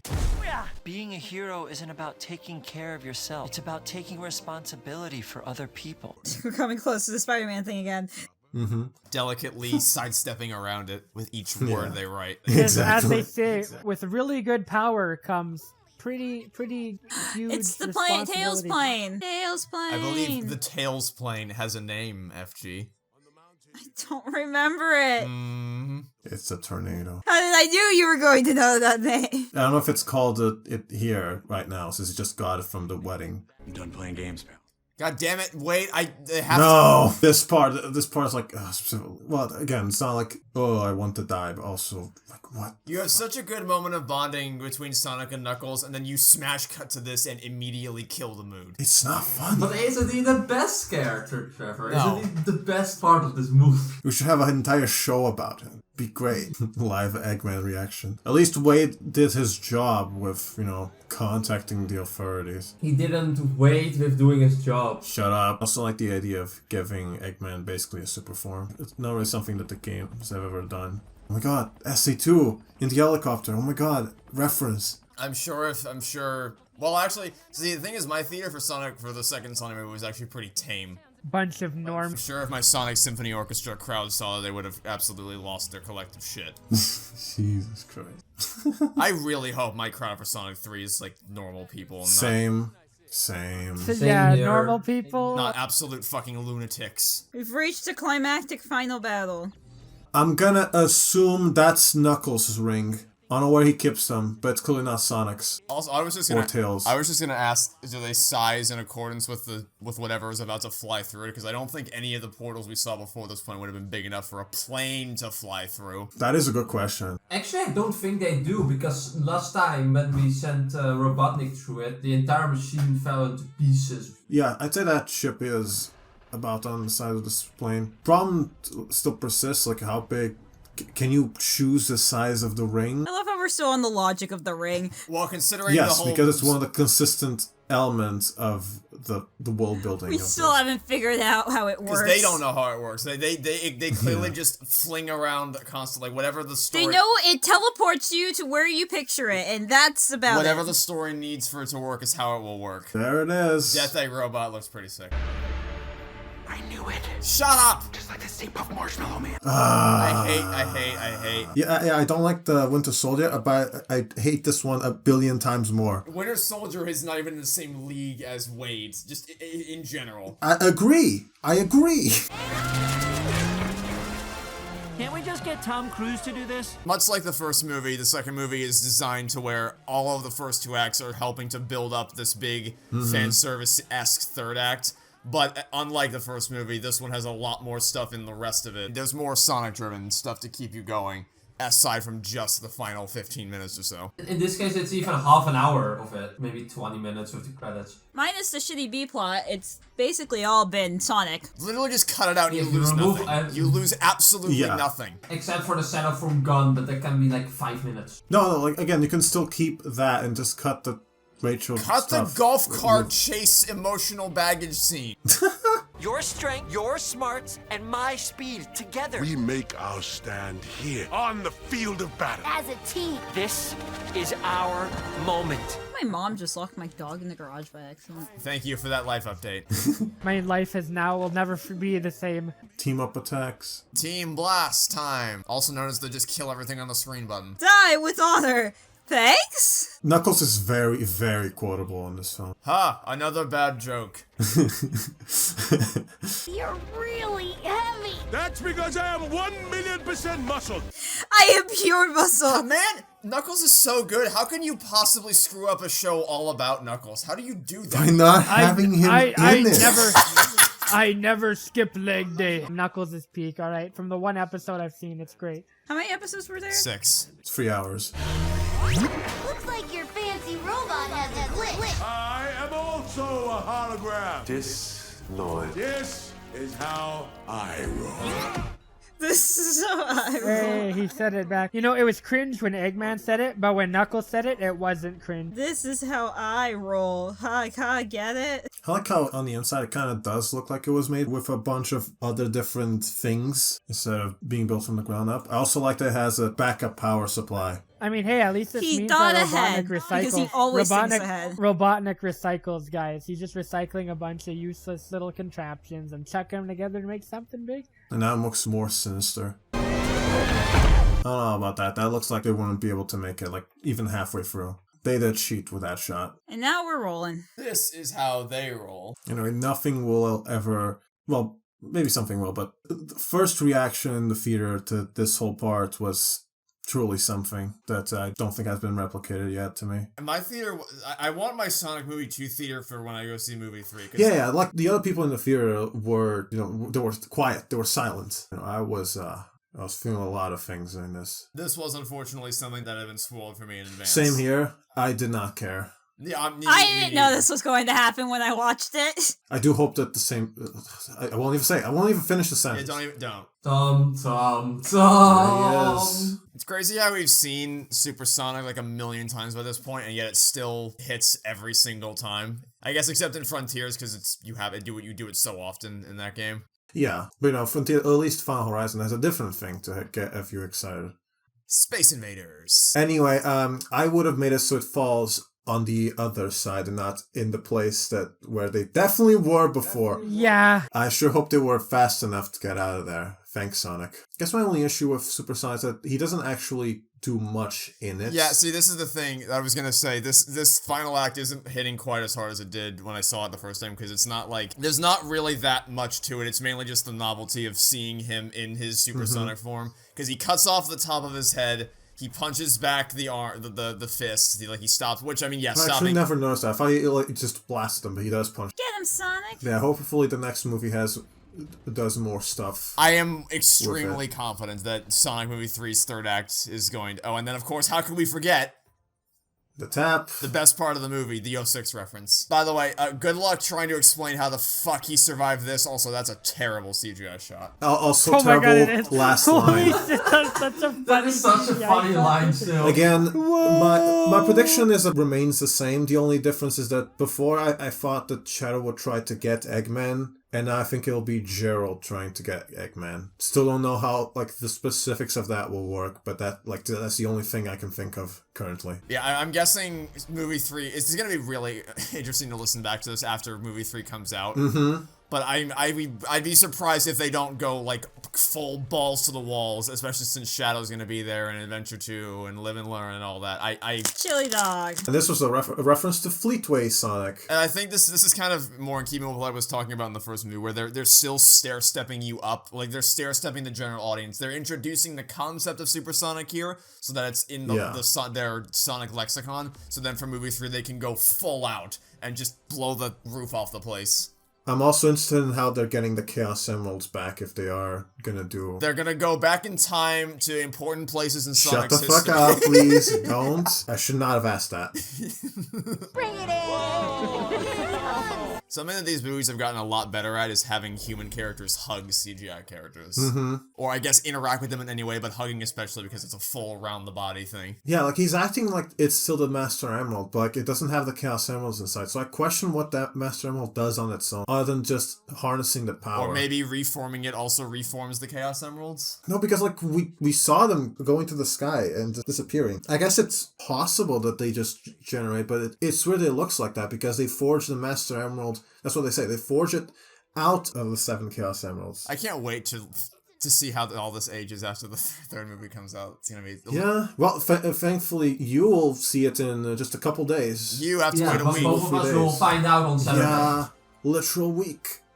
That'll be fun. And is that the same positioning as in Heroes with Knuckles on the top left and Sonic? Yes, that is the correct order. Anyway, this is the perfect way they could have ended this, calling back to the scene where Sonic was at his loneliest that caused this whole thing in the first place. He's like, why am I fighting the evil? Your fastball will be dishonored. The next time Knuckles shows up in a game, it's gonna have a lot to live up to after this. Well, Knuckles in Frontiers was after this. And I do like Sonic and Knuckles, their banter in that game. He's just punching! Space is also mine!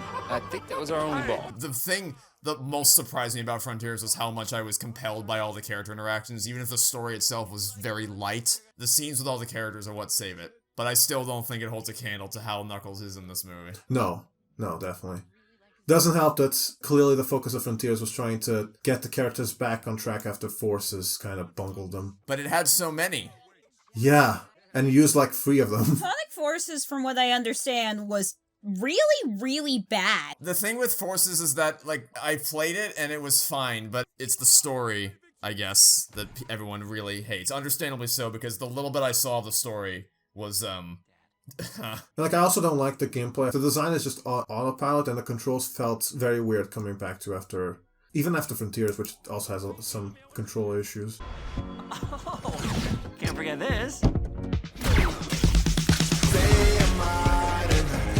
Very, very easily a categorical improvement over the first one in just about every possible way. Definitely an improvement over the first one. That being said, I wouldn't give it like that much higher of a score over the first one. I'd give it like a 7. But I think I'd still stick with my 7 out of 10 score. But that's only because the lows are so fucking low that it drags down. Like, the highs of this are way, way, way high. The highs go higher, but the lows go so much lower. But overall, I enjoyed this movie more. How would you grade the movies if you specifically only count the highest points? That seems to defeat the purpose. No, it's an interesting question. We can. Yeah, I mean, if we super score everything, then we can make pretty much anything look good if we only super score the highlights. Anyway, this crash sequence is way better. They actually got someone that understands how to make sprite art look good. It does look a lot better. I mean, I don't hate the first movie's credits like you seem to, but I don't hate it. It just feels like amateur. But this is much, much, much... Kind of like this 3D model looks amateur.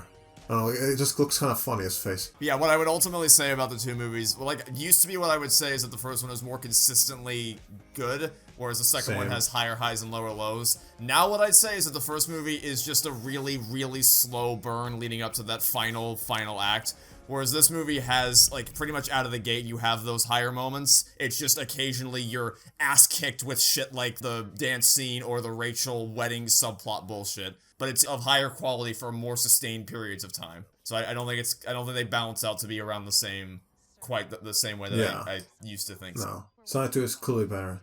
Anyway, it's time. File buried deep in our system and dating back over 50 years. Coordinate to what? A secret research facility. Someone worked very hard to keep this hidden. My God, Project Shadow. So my theater was very, very calm for the entire movie, except for when Shadow showed up. As soon as he was on the screen, and not even as soon as he was on the screen, as soon as, like, they cut to the facility, people knew exactly what was coming, and they just went nuts. Same to my theater, except replace that with 50 years. The moment that 50 years was mentioned, everyone was like, oh shit, we're doing it. We're doing this. Shadow's just different. Just hits different. Was Shadow also spoiled for you in advance? Because he was spoiled for me. The two things I knew were that he went supersonic and then Shadow was the post-credit scene. I don't think it was. I think it was only Supersonic that was spoiled for me. Yeah, this was a nice movie. Really enjoy it. And it is indeed better than the Mario movie. Fuck you. I would say 7 out of 10 is the rating for this movie. I might have gone to 7.5. But those two scenes I don't like. I do not like. There's still some flaws with it, but it's definitely a vast improvement. It's not a vast improvement, but an improvement from the first one. I'd say it's a measurable, considerable improvement. Yeah. I wouldn't even put it like 1 point higher. I'd say it's several steps above it. That's fair. Yeah. So Trevor, what's your score for the first two movies again? If you're not up on the lore, I don't like giving numerical scores to things because I find it to be a very arbitrary system. Because basically, two people can sit in a room and have a conversation about a movie, agree on literally everything about it, and then come away giving it two completely different scores.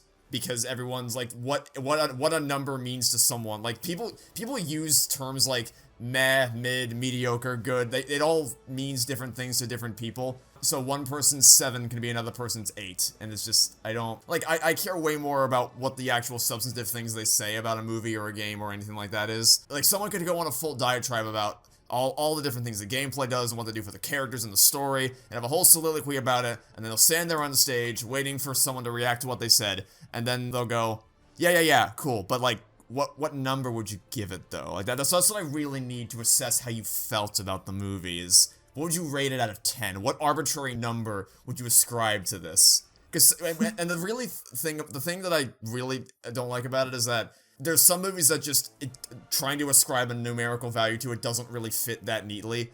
Like Jingle All the Way, for instance. I don't know how to numerically grade Jingle All the Way. I actually don't know how one would do that. Well, clearly it's a question mark out of 10, Trevor. One scale I've seen someone do is basically a -10 to a 10, which is basically -10 is like so bad, but so fucking funny that I can't call it bad. The other 10 being like very good, genuinely good. And then 0 in the middle is basically, this thing is boring. This is a piece of cardboard.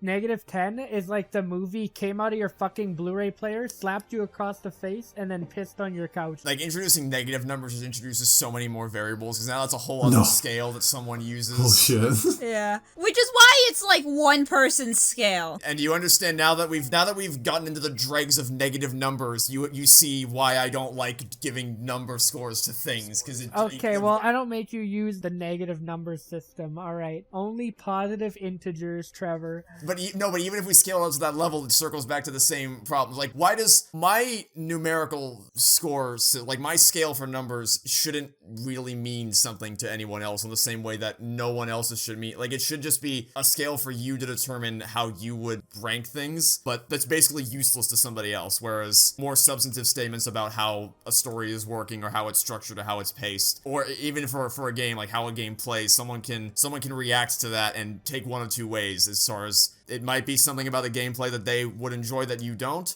or it might be something that you wouldn't like, but that they do. Whereas if you just give a number, it's like, okay, that doesn't help me at all. What does this mean to you, and how can that affect me? Okay, but Trevor, I've already adjusted all your scores for inflation, alright? I know, alright. I've already How about we just don't even bother?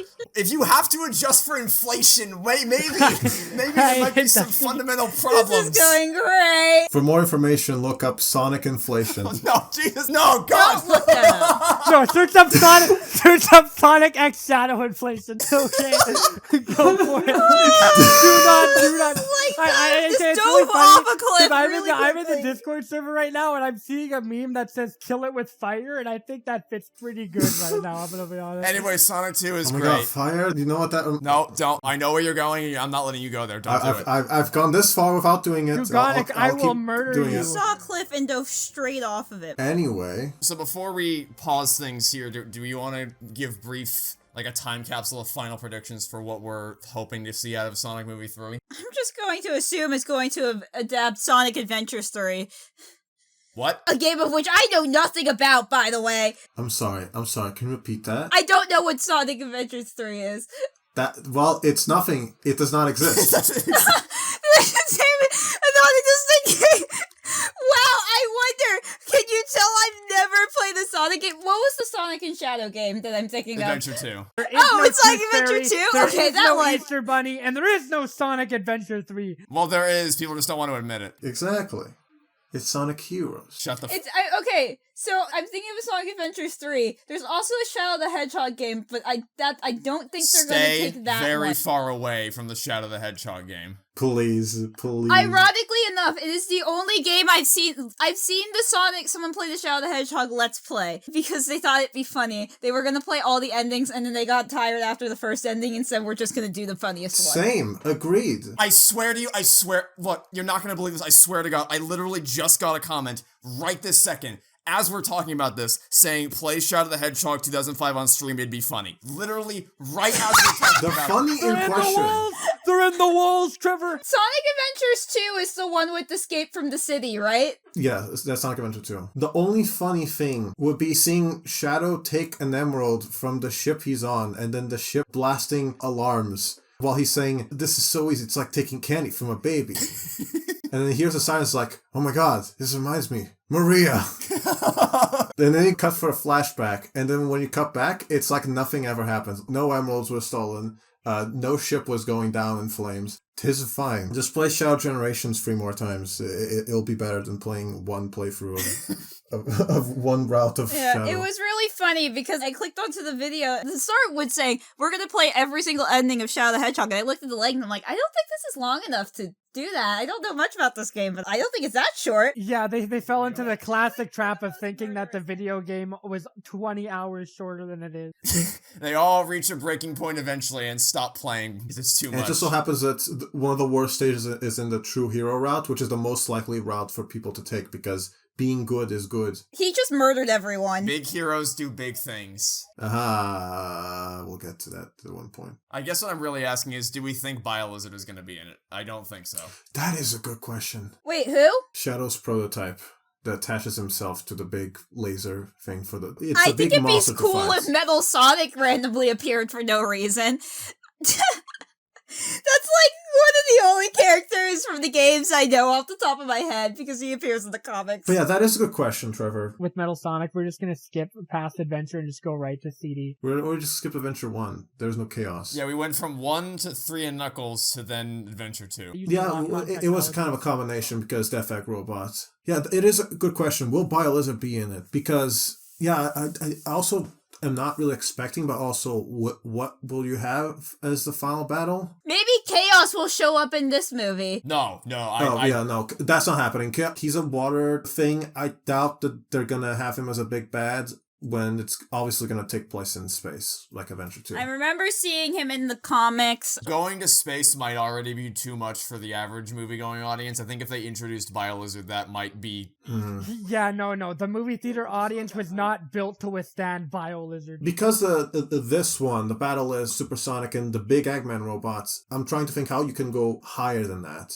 And I don't see, like, just the laser thing being at that. They're gonna fight the moon. The moon's gonna fall on them. Yeah, so what's gonna happen is the moon's gonna try to follow them, but then I piss on the moon! Super laser piss! You talked about show you the way that they're absolutely gonna have Eggman saying, I'm here to make you an announcement. When that happens, my theater needs to all shit themselves into the ceiling. Alright, that needs to happen. They'll literally stand up and clap. The thing is, I'm gonna go see it with my family, which means if they clap when, you know, certain characters die, I'm gonna have to explain a lot of things afterwards. Like, I guess that brings me to the other thing. I don't think she's gonna get shot. No, that's not happening. But what is Shadow without guns? They will kill her in a non-gun-oriented manner. Yeah, your family's gonna be like, so Trevor, why is this guy with the mustache talking about pissing on the moon? Really, who knows what they'll do, because Jald is alive and will be an active character which in the is plot, a huge thing, because like difference. He was super dead in the games. He was gunned down before the events of the game. Who is this? Jald is Eggman's grandfather. Oh, yeah. That made Shadow. I assume that like Shadow, he'll be like frozen. Otherwise, he should also be dead due to age. Unless he's a hallucination. He is not. He is not a hallucination. From Trailer 2, I'm pretty confident that he's actually in there. I do fear, like, is it gonna feel too similar to the second movie where you have the new, like, because I'm pretty sure I saw in one of the trailers that Shadow was alongside Eggman and Gerald. So are they gonna do the second movie's general structure again, but swap out Knuckles for Shadow? Because I hope they don't do that. Yeah. Shadow's gonna team up with them? Yeah, okay. Well, I mean, he has to by the end. If they want to have the big final battle in space with both Sonic and Shadow going supernova, then they have to do it at some point. Also, do we think they're gonna... I don't think they're gonna kill Shadow like they do in Adventure 2. Well, I mean, they don't kill him in that game either, but they wanted... I mean, they killed him. Or they meant to kill him. Yeah, they meant to, but it just didn't stick. And I think they might still do the same thing. You think they're gonna bait his death? Yeah, I think it'll end exactly the same way as Adventure 2, and then in a later movie, we find out that he is alive and has amnesia or is a robot or whatever. They may actually change, so like that change is permanent. I thought they were gonna do, when I was playing Shadow the Hedgehog, I was like, oh, it's the same Shadow. He lives, but he also died metaphorically. Like, this is a different person, but they didn't really do that. Well, we won't know for sure until the movie comes out, which means we'll have to stop things for now, and then we'll come back soon enough, well, in a few seconds. You'll get it eventually. Just like, are you still doing the Halo show? Eventually, right? Did you notice how it took at least 3 seconds for even one of us to respond to that? Sunken cost fallacy. That's literally the only thing. I'm just glad that it left no cultural impact. Nobody remembers it. Nobody acknowledges it. It faded away. Everyone witnessed the Halo show, then they got like Men in Black memory erased, and then continued about their life. I want this to be corrected. Gugonic, check the opening logos of both movies and tell me, honestly, that they are the same track. I'll tell you later. Because they are not. In the editing, I'll tell you. But it sounds like the exact same thing.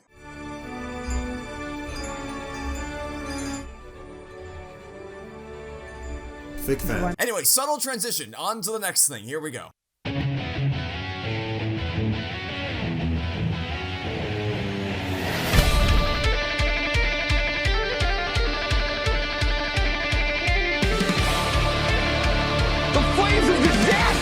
Buckle up, chuckle fucks, because we're watching the Knock Knock show. Knuckles. Knuckles. Something I could be more disappointed today than I was last night, because I finished Good Omens season 2 last night, and I'm so upset. And I wish I had it. Who? It's a Prime TV show. It was really good in the first season, and now I'm really disappointed. Okay, so you guys may be wondering why this Sonic movie triple feature has a random TV show stitched in here. Well, That's a great basically, question. you have now started using the lock-on technology, and we just locked on a fucking Knuckles show.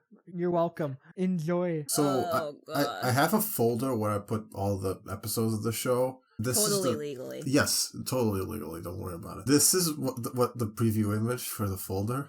I don't know why. You can tell our excitement is through the roof. I guess in the morbid sort of way. Yeah. Well, I'm excited for 2 reasons. Are you? One, I'm once again part of the team that has seen this entire show and knows what is gonna happen. 2, while my time is being wasted, I can think about how Trolls in the Sky first chapter is gonna release next year in English with a dub. Let's go. So our experience with the Knuckles show, I think OJ and Gugonic have already seen it. Trevor and FC are going in full blind, and I have seen the only episode that matters, episode 4. I know it's more about Wade than Knuckles, which is a very baffling choice that you could make. I thought... Yeah, didn't you love Wade in the second movie? It was just so great. I totally didn't feel like it. Literally dragging, dropping him out of the movie into the trash. The same thing they did in the second movie. They had Rachel in the first movie, who was barely in, and when she was annoying. And then they're like, let's give her a whole mini subplot in the middle of the movie for no reason at all. Just for and the lulz. It did the same thing here, where Wade was in movie 2, and no one liked him. Or maybe everyone liked him, and so they thought, let's make a whole show about him, but disguise it as a Knuckles show so people will actually want to watch it. They need to chuck Wade into the next Sonic game. Just as a random NPC. Go like full Sonic 06, just put Wade in there. Okay, on go. 3, 2, 1, go. Hey, look, it's Knuckles. I'm sure the show will be all about him. Me like Knuckles. Look at that. I actually wanted to watch this when it first came out because anytime you watched anything on Paramount Plus, this was the only ad they ever showed for literally anything. And, oh my god, yeah.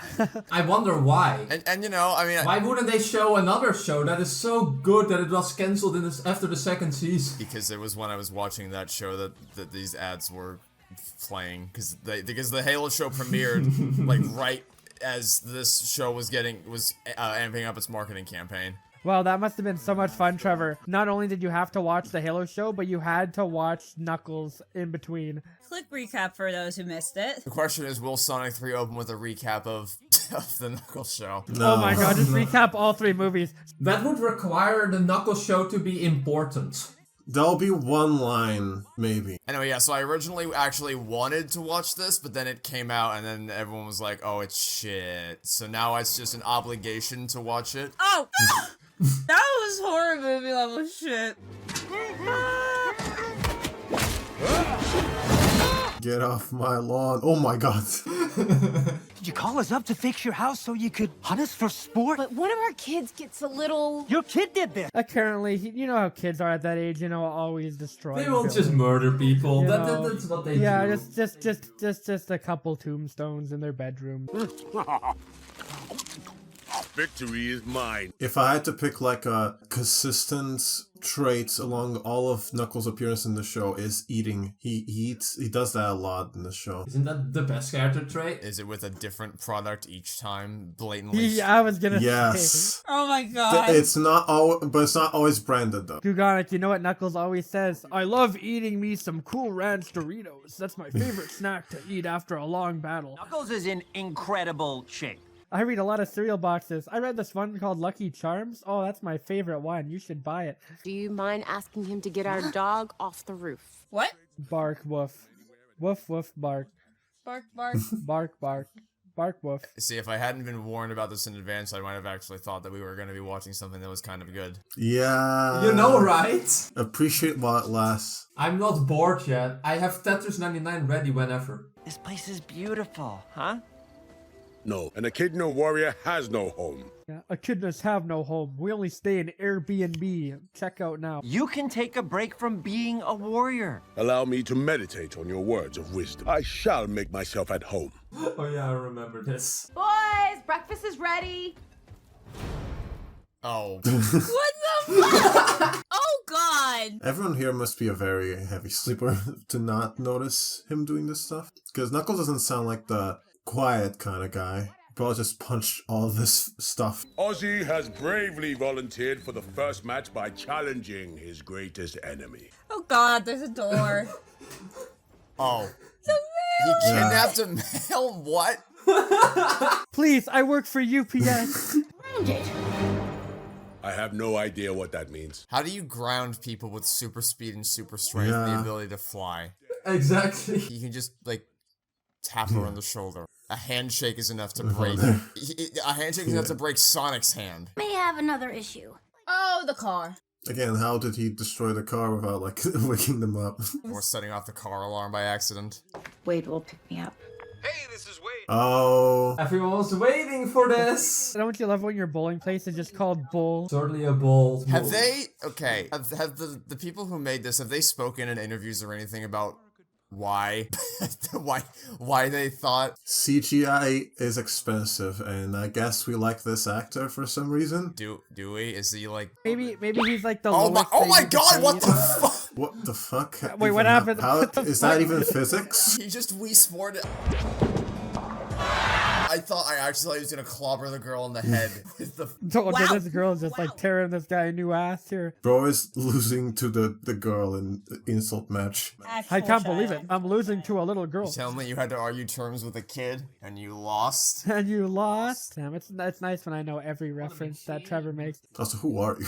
Scream, I am Wade Whipple, and I am an unstoppable warrior. You're witnessing the beginning of Wade Whipple's character arc. Wade Whipples is gonna whipple Crush into the nothing. child spirit. Yes, sounds like a fantastic idea. Just who do you think you are? Oh, I'm so happy you asked. Oh, I'm so happy you asked who I am, so I can exposit Monologue myself. about who I am. Yeah. Oh, if you didn't ask me that, I would know. Like people watching this would have no idea who I am. Like seriously, who the fuck am I? Why am I here? Are we gonna ball or what? All right, quick, just bash the ball over her head. It's impressive Come on. how fast they killed any momentum they had. Which they had a lot of in that opening sequence. Like, I would happily watch a whole show of that, but now we're watching Wade go bowling. Oh no. I can't wait for the bowling payoff. Let's wait before we celebrate. We don't know if the pin's gonna drop yet. Bro, I was gonna make a joke that you should blow it down. He actually thought he's the big bad wolf. Throwing a tantrum in front of a child. You didn't fail me, Wade. You failed the Renegades. I know, and I will up my game by the Tournament of Champions. God, please, no, not a fucking bowling. A warrior. We gotta get Knuckles' name as That is bowling. exactly what you will be getting, FG. A bowling arc. Weren't you waiting for that? Wasn't that the Seriously? thing you We're wanted all along? just gonna watch him train to go bowling? Hey, this is the Sonic movie, not fucking Wii Sports. I love the connection between like Knuckles type of warrior and bowling. Knuckles like punching the bowling ball. When you're so bad, you get upstaged by a. I'm gonna need to collect your bowling shot.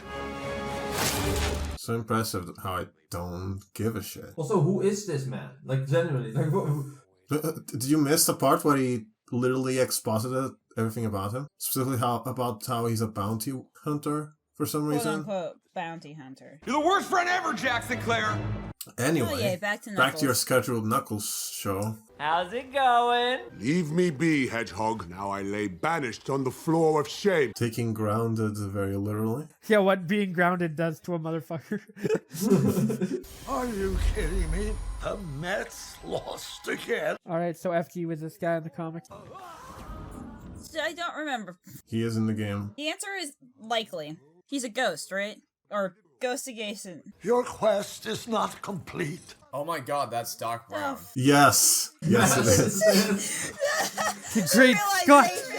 Don't you love good actors being in shit material? So remember that whole thing I was talking about with Back to the Future in the last Mm-hmm. movie? Well, that was all an elaborate plan. Totally knew this was going to happen. OJ, to be fair, Doc Brown was in fucking Piranha 3D. So, Was he he's actually? been in bad. He's He actually he's telling him been to go. I am Yes. telling the truth. I can hear typing. I know people are. I never Googling said it. that this was the first bad material who was in. He is actually in Piranha 3D. He may not look like much, but he's special. And here In here. Yes. He just I decides don't that. believe your shit. That's how we get Trevor to watch Piranha 3D. No, Just no, tell you can Doc never. Brown- No. Doc Brown's in there, Trevor. I know you want to watch it. Is it actually just bowling? Yes! He's gonna become a bowling Aren't you ball. excited? I will roll into a ball. I could be doing so many other things right now. Wait. Certainly was a ballsy move to do that, right? He faced through the floor, but he has to... Okay. No, so he faced through the floor, but then you can hear like the door barking and then Bunk being into shit. I don't know. The ghost can affect things, I guess. That totally doesn't have implications. Wait, it's not safe to do that without a spotter, and that's why you don't do... You fucking idiot. Yeah, but it's funny. Yeah, well, he's dead. Knuckles is grounded. Oh, he ungrounded himself. I've descended by because I've been sent by God. How did you get in? I got into your house with Google Maps installed today. I was brutally trash-talked by an 8-year-old girl named Susie. Didn't you say she was 5? Little Susie. What? She's 5 years old. A few moments later. I was brutally trash-talked by an 8-year-old girl named Susie. Look, he spent a lot of time licking his wounds. Yeah, it's been 4 years since that bowling game. I haven't been the same since. Everything changed when the bowling nation attacked. when the Pin Nation attacked. If you take me on this quest to Reno, I will make you a true warrior. So I'm guessing Sonic and Tails are done being important to the story. Yeah, it was just a cameo role, basically. Great. Same for Maddie. I assumed that Tom was just busy, with aka we didn't get that actor. AKA, I have better things to do. Actually, who is Tom's actor? It's James Marsden. So he's, you know, pretty Oh my god, what the... Knuckles just murdered a guy. What? I mean, to be fair, I kind of wish he did die there, but you know. Also, isn't this familiar? I was about to say, we're doing a sequel? Yeah, no idea. James Marsden was busy doing something in between Disenchanted and Paw Patrol the movie. Oh. He was also in a sitcom called Jury Duty. Oh, and lest we not forget, James Marsden was in Unfrosted. Oh no. Okay, all we need now is to learn that James Marsden was somewhere in Blue's Big City Adventure, like he played one of the garbage cans or something. I'll put on one of my classic Wade mixes. Oh no, not the certified Wade classic.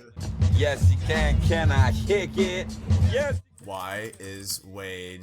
Oh, I like zoned out for a hot second. Show. I'll give the show this. Knuckles is in character for the entirety of it. Oh my god, this. Oh, there is an overarching plot with the government. Okay, why does this guy right here look like a mix of Pablo Schreiber and Chris Evans? And I'm in complete control of the situation. I have a feeling you're not. Why did they get a ring? He got it off the black market. He went on the deep web. Run. Why isn't it closing? How do these things work? I'm honestly fine with not knowing how they work as long as they're somewhat consistent. Okay, they're not somewhat consistent. I said somewhat. They're not somewhat consistent. Also, hi, guy. What level of consistency are you asking for, FG? Because I can't find any consistency. Which one? Well, that's what I'm asking you. Oh god, we're doing Robotnik without Robotnik. It's like the Spider-Man Homecoming crew making their own makeshift technology out of the remains of... Where did you get those? Except the Spider-Man Homecoming crew had an actually really compelling backstory and justification for doing it. This is... not that. Also, they had Michael Keaton. Important not to understate that. They had Michael Keaton. Yes, they also had Michael Keaton. Damn, they had the Birdman. They had the Chick Hicks. Oh, should we count? Should we count? 1, 2. Also, I hope you liked that bad guy scene. I don't think you're seeing him for a couple episodes. So, the only way I can think to where this will all be worth it is if Wade has some tremendous payoff in the third movie. I'd rather not, though. What, you'd rather this all be an actual waste of time? Yes. Okay. Yeah. Like, I already told you, like, the only way I think this is worth it. I think the only way it's worth it is if they put all of the human stuff in the show and then leave Sonic Movie 3 as a Sonic film for, like, 90% of its runtime. Then it will be worth it. So I assume by this point, the world is just generally accepting of the existence of Sonic, Tails, and Knuckles. Yeah. I guess. Especially this place. Because, like, for both previous movies, they had to conceal themselves so people didn't freak out, but no one seems to care that there's this giant red monster. It's like Paddington, where everyone's like, yeah, there's just a cuddly teddy bear that exists in London. Or like in Muppet movies, where everyone just accepts, yeah, the Muppets exist. I love how Wade's telling us a sad backstory and none of us are paying No, who attention. cares? It's Wade! Who cares? Who actually cares? FG, Nobody gives a can you fuck. Can you tell me that you give a single solitary shit about this man's backstory? I could care if it led to anything worth a damn, and if he wasn't fucking annoying. You know what I'm doing? I'm fucking crocheting because that's my priority right now. The short version is Wade has daddy issues. He has abandonment issues because his dad kicked him to the curb. Dad walked out. Yeah. And that's why he likes bowling. That's a... Kill me. Yeah. He's gonna chuck it. Like an actual split. Yeah. Sinclair is gonna flip when he sees this. I don't know, that sounds like an illegal move. I don't think you're allowed to destroy the bowling lane with a single throw. Dude, the day that Wade does that is the day that the Knuckles shows become good. The day that Wade learns how to chuck a thing and it goes freaking nuclear. Yeah, he chucks, but he doesn't. Hi. Good plan to come through like this populated building, by the way. And step onto the infamously slippery surface of a bowling lane. So, I would like to note, they didn't explain anything about these villains other than they're from Gun and they pushed a guy through a portal. Yeah, they're from Gun, they use Gun. They're corrupt gun agents and they want to sell Knuckles to Michael Keaton. That is the extent to what we know about them. And then Michael Keaton gives them all their weapons. Do I look like I need your power? Oh, really? You're doing this line again? Yes. The reason we're here to get his power and sell it for lots and lots of I money. know that. I was just trying to have a cool catchphrase moment. I know that. I just wanted you to repeat that again. Cooler than you. Look alive. Strike. You're not that great at this, are you? They sure not. Okay, there's like 5 different opportunities you had to. This is why humans versus speedsters it sucks. So like, we all agree that Knuckles was portrayed as much faster in this, right? Yes. Wade is doing both jack shit and fuck all right now. What do you mean? He sent Knuckles 2 bowling balls for him to chuck at Yeah, that was before. I'm talking about right now. He's doing And that. then never did that again. There are more bowling balls. Yeah? I am a... Seriously, where did they get these rings from? Why couldn't you have done that before? Why didn't you open Okay. why wasn't that your opening move? What the I still don't know where they got the rings from. They have Knuckles, and it's all my fault. I have to do something. I have to help him. Can I ask what this acting is? Oh, that was... Okay, that was... Alright. Oh, that is the episode. Well, that was in fact an episode of Knuckles. I was fine. Fine. It's alright. It was fine. It was great until the Wade Nation showed up. Literally. At least it's consistent with the rings are still not explained. It's consistently That's inconsistent. bad. But you know what? I agree At with you. least it's consistent. FG, I agree with you. Remember this for later. The turning point was literally Wade. As soon as Wade came on screen, is like, it's over. All 3 special guest stars never to ever show up again. Yeah. At least Christopher Lloyd was in it. Also, at least the episodes are only 30 minutes. Like, it's not like we're sitting here for an hour watching a new episode of Halo Season 2. Should I skip to the next episode? I'll say this much. It wasn't boring. It was not, it definitely was not boring. Confounding, yes. Boring, no. We're stopping between episodes for, like, briefly. Yeah, no, absolutely. I need oxygen. Yes, please.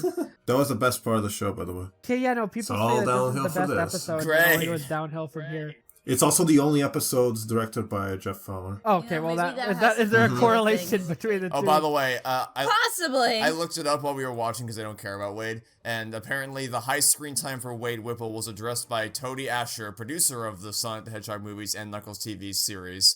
Asher acknowledged the criticism from parts of the Sonic fandom about the increased focus on Wade Whipple. At the same time, Asher believed the focus was also necessary to tell a good story. Quote, "We're really... ... watching what the fans are saying," Asher said. "But I think it's important to us that the story is a slow build." To what? That's it. That's the, I love that Knuckles' motivation is, well, this guy told me to do this, so I will do this. Very, very compelling. That's not a terrible motivation, but, like, oh my god. By the way, your offhanded comment about why they made such a big deal about him in this, like why they gave him such a big role about just because they like the actor, that's pretty much it. As for picking Wade Whipple as the Louise to Knuckles' Thelma for this particular road trip, a large part of it is the great job the actor Pally did in the Sonic movies. Quote, every time he came on set or every time we would show the movie to people, he'd get some of the biggest laughs. So we really felt like he was ready to be elevated to a bigger role. Wow. I'm sure he's a great guy. However, I don't like Wade's character. Translation: CGI is expensive. This is the cheapest actor we could get. All right, here we go. We're chucking him in there. And he had a mildly important role already. So. They basically thought Knuckles needed a partner to play off against, and that's where Wade Whipple came into play. That's why we kind of felt like both of them were fun choices to make the center of the series. And that was the... There are no other people or characters that can be used as partners, as we all know. But yeah, well, what are these episodes called, by the way? I don't have the names for each episode. I think the last one was the number them. Yeah, and episode 2 is Don't Ever Say I Wasn't There For You. With the thumbnail being a picture of Wade looking like James Bond walking away from an explosion. So I'm sure this episode is going to be great. Oh, directed by Michael Bay. But hey guys, I have good news. This episode is in fact shorter than the previous one. Oh, thank God. The bad news is that this episode is significantly worse. Oh no. Well, at least it's on for less time. I hope you like Knuckles. I hope you like him being on screen.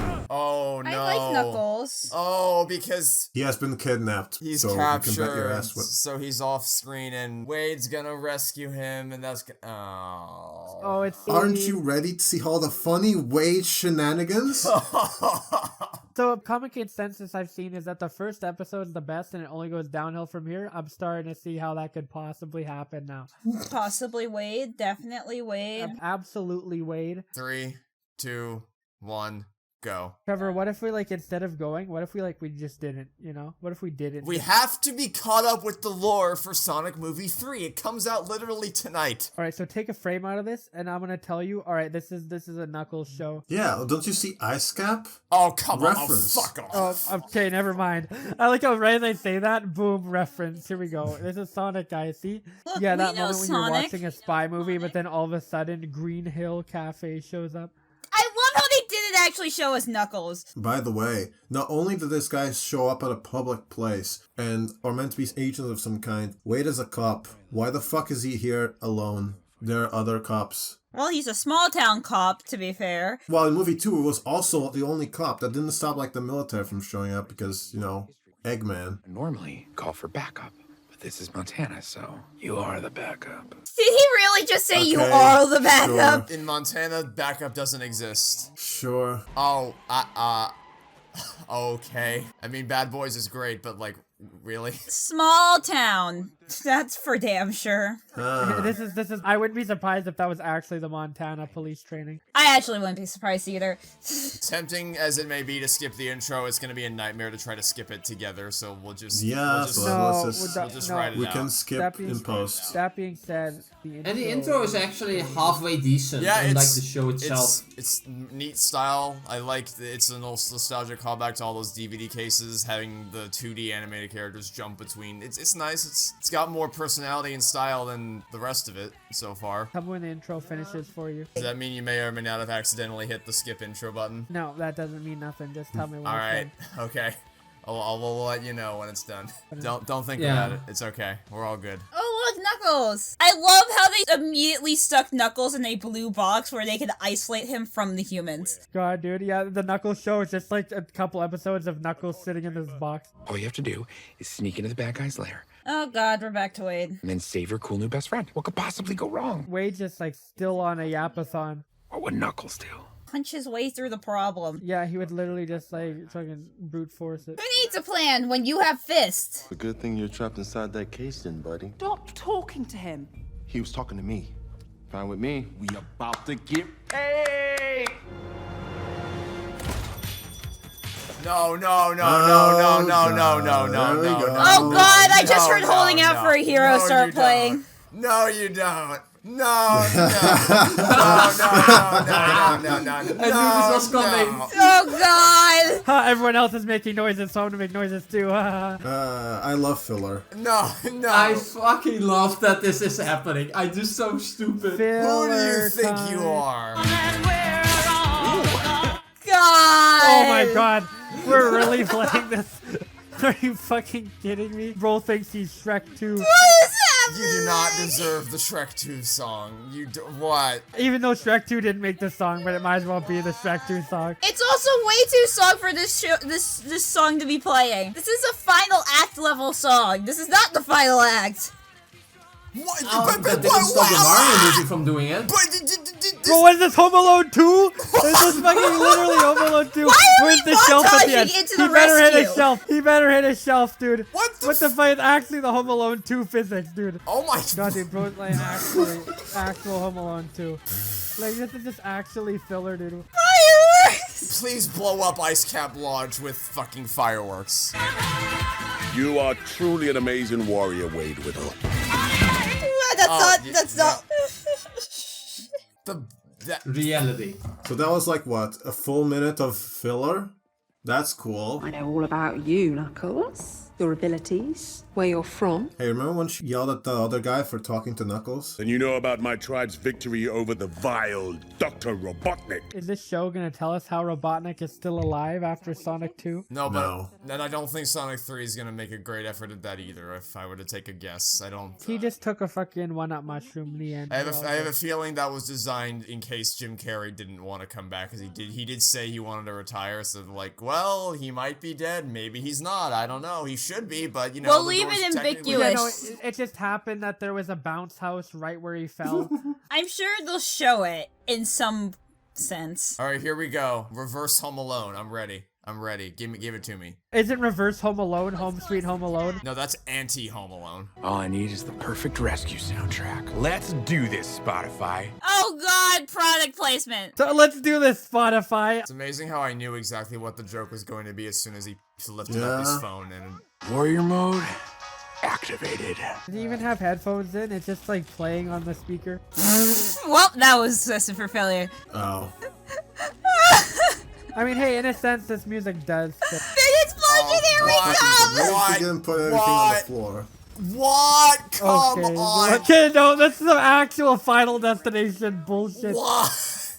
What the hell? was that? They're just playing chess. Start punching, Knuckles! Just there, he just like doing nothing. I love my Knuckles show. A round little man again. At least she's still drivable. How is this car It's gonna set fire. Yeah, there it is. I'm here for the echidna. Shoot them, quick! Do the pew pew.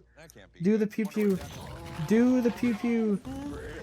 Iron Man mode activated. Well, you should have done the pew pew. What the fuck is happening?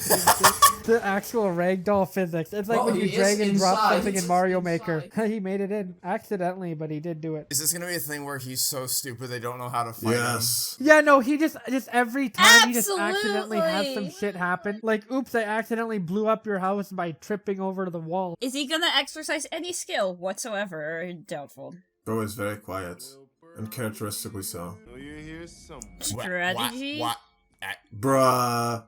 Okay. Okay, bro. Come on. Believability factor. Like, he couldn't even go into the middle one either. He had to go on the right where he's gonna be, like, sticking out. Very obviously a human person in place. Yeah, like a very Wade-shaped person there. Yeah, I think they knew. I guess they didn't bring the guns. For some reason. If he didn't just leave that glove there, he would have nothing to worry about, but he just decided to. Why did I don't he know leave? why. Initially I thought maybe it was Bates and he was gonna use it to escape. But no. He didn't. No. He just stood there. You know, watching this is giving me so many ideas for how I can do this better. Not the paint. Actually, maybe that one was Pablo. Poor penguins. Bro, no. there was Pablo. Do the pew pew thing that the gun do. What the fuck? Oh, sure, she has the gun. Yeah, I guess they just left the guns next to Knuckles when they went to have chess, because of course, why wouldn't you? And then when they heard the sound, they didn't grab their guns. It could have been Sonic for all they know. I swear if the reason why I didn't contact the others was because Knuckles was supposed to be grounded. Like, motherfucking priorities. I gotta take this. No, take your time. Oh, it's my mom. It's my mom. Not the time! I've been meaning to call. I've been really busy. Hi, Mrs. Mason. Okay, Ma, I'm gonna have to hit you back. I'm busy. Killing the pacing 101. Don't do this. That's how you kill the pacing. It's funny. Don't you think it's funny? No. You don't put this in the middle of an action scene. At least not like that. There are ways to do it, but that's not it. But it's the funny though, FG. Have you considered that it's the funny? What? That, okay. Who are you working with? He is my protege. Just shoot him. Or, I don't know, do you have any more rings on hand? Just teleport him to the Antarctica. They only have rings when they need them. At least the humans do. Because unlike in the movie, they can't think of a way to get rid of the rings. They're not funny. Don't you care about your friend? Why are you acting like this? Shoot him. Shoot him. I know I may not look like much of a warrior, but I got Sriracha. Eat Sriracha. What is this? Freaking JRPG logic? Like, just do something instead of talking right now. Why do you leave him to option to talk? What does a moron like you want with the echidna? we're gonna win a bowling tournament. That probably sounds cooler in his head. Shoot him, shoot him, shoot, shoot, shoot. He's not shooting. That what? What? Wait. Can I ask what the fuck just happened? Wait a minute! I'm with Knuckles. What are you doing? What are you doing? Wait That's a good minute! question. Whoa! Whatever happens, hold on. What do you mean?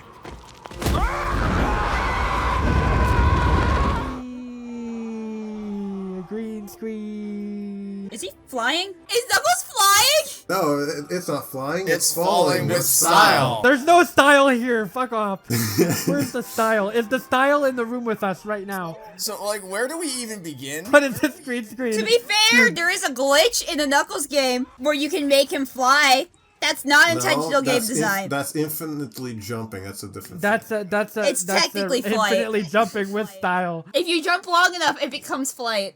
Yeah, that's how humans haven't learned how to fly yet because they haven't learned how to just do double jumps. It's easy as that. So we're never gonna see those two agents again, right? They're dead. They died painfully in that massive fucking explosion. I'm sure of it. I'm sure that they will not be nuclear blast that went off and destroyed the entire. Surely. Also, they're stealing a vehicle. Well, you know what? Consequences be damned. I mean, they did destroy a building. They have a bowling tournament to get to. I'd like to inform that Wade had a gun. He's trained in firearms. I didn't even think about that until just now. She had a gun too, and she just didn't use it. Yeah. Hey, look! It's product placement!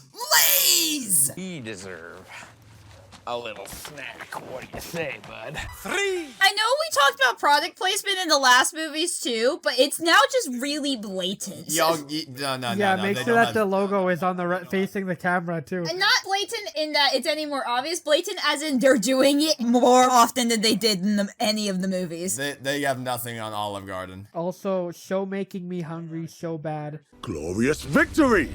Now you're getting it. Let's dig in. Now we celebrate by eating Lay's chips. Oh, no?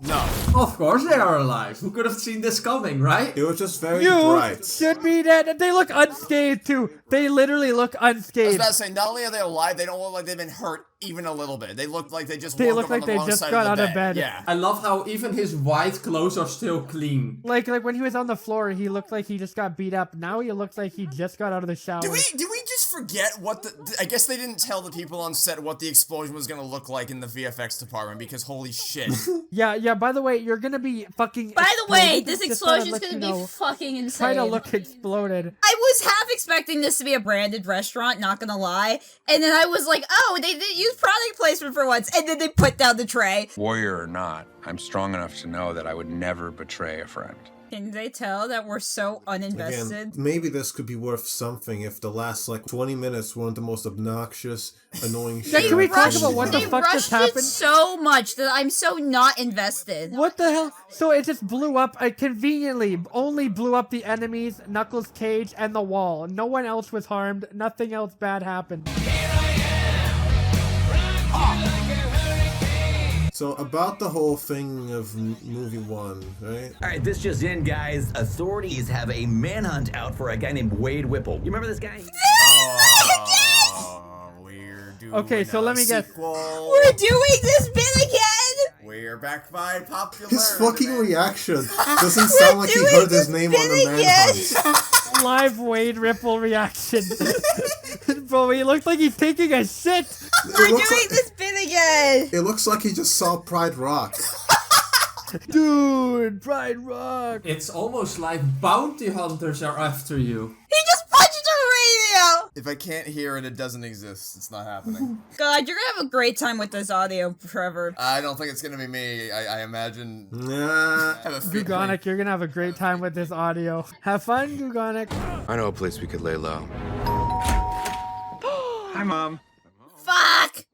Hey, I may not be on the news for stuff. Wow, that was died. shit. Okay, cool. Okay, that's the end of the episode. She just dies the end. What the fuck did I just watch? They could have gotten away with most of it until the moment when it all went to shit was when he launched his rocket wrist at the cage and it just exploded.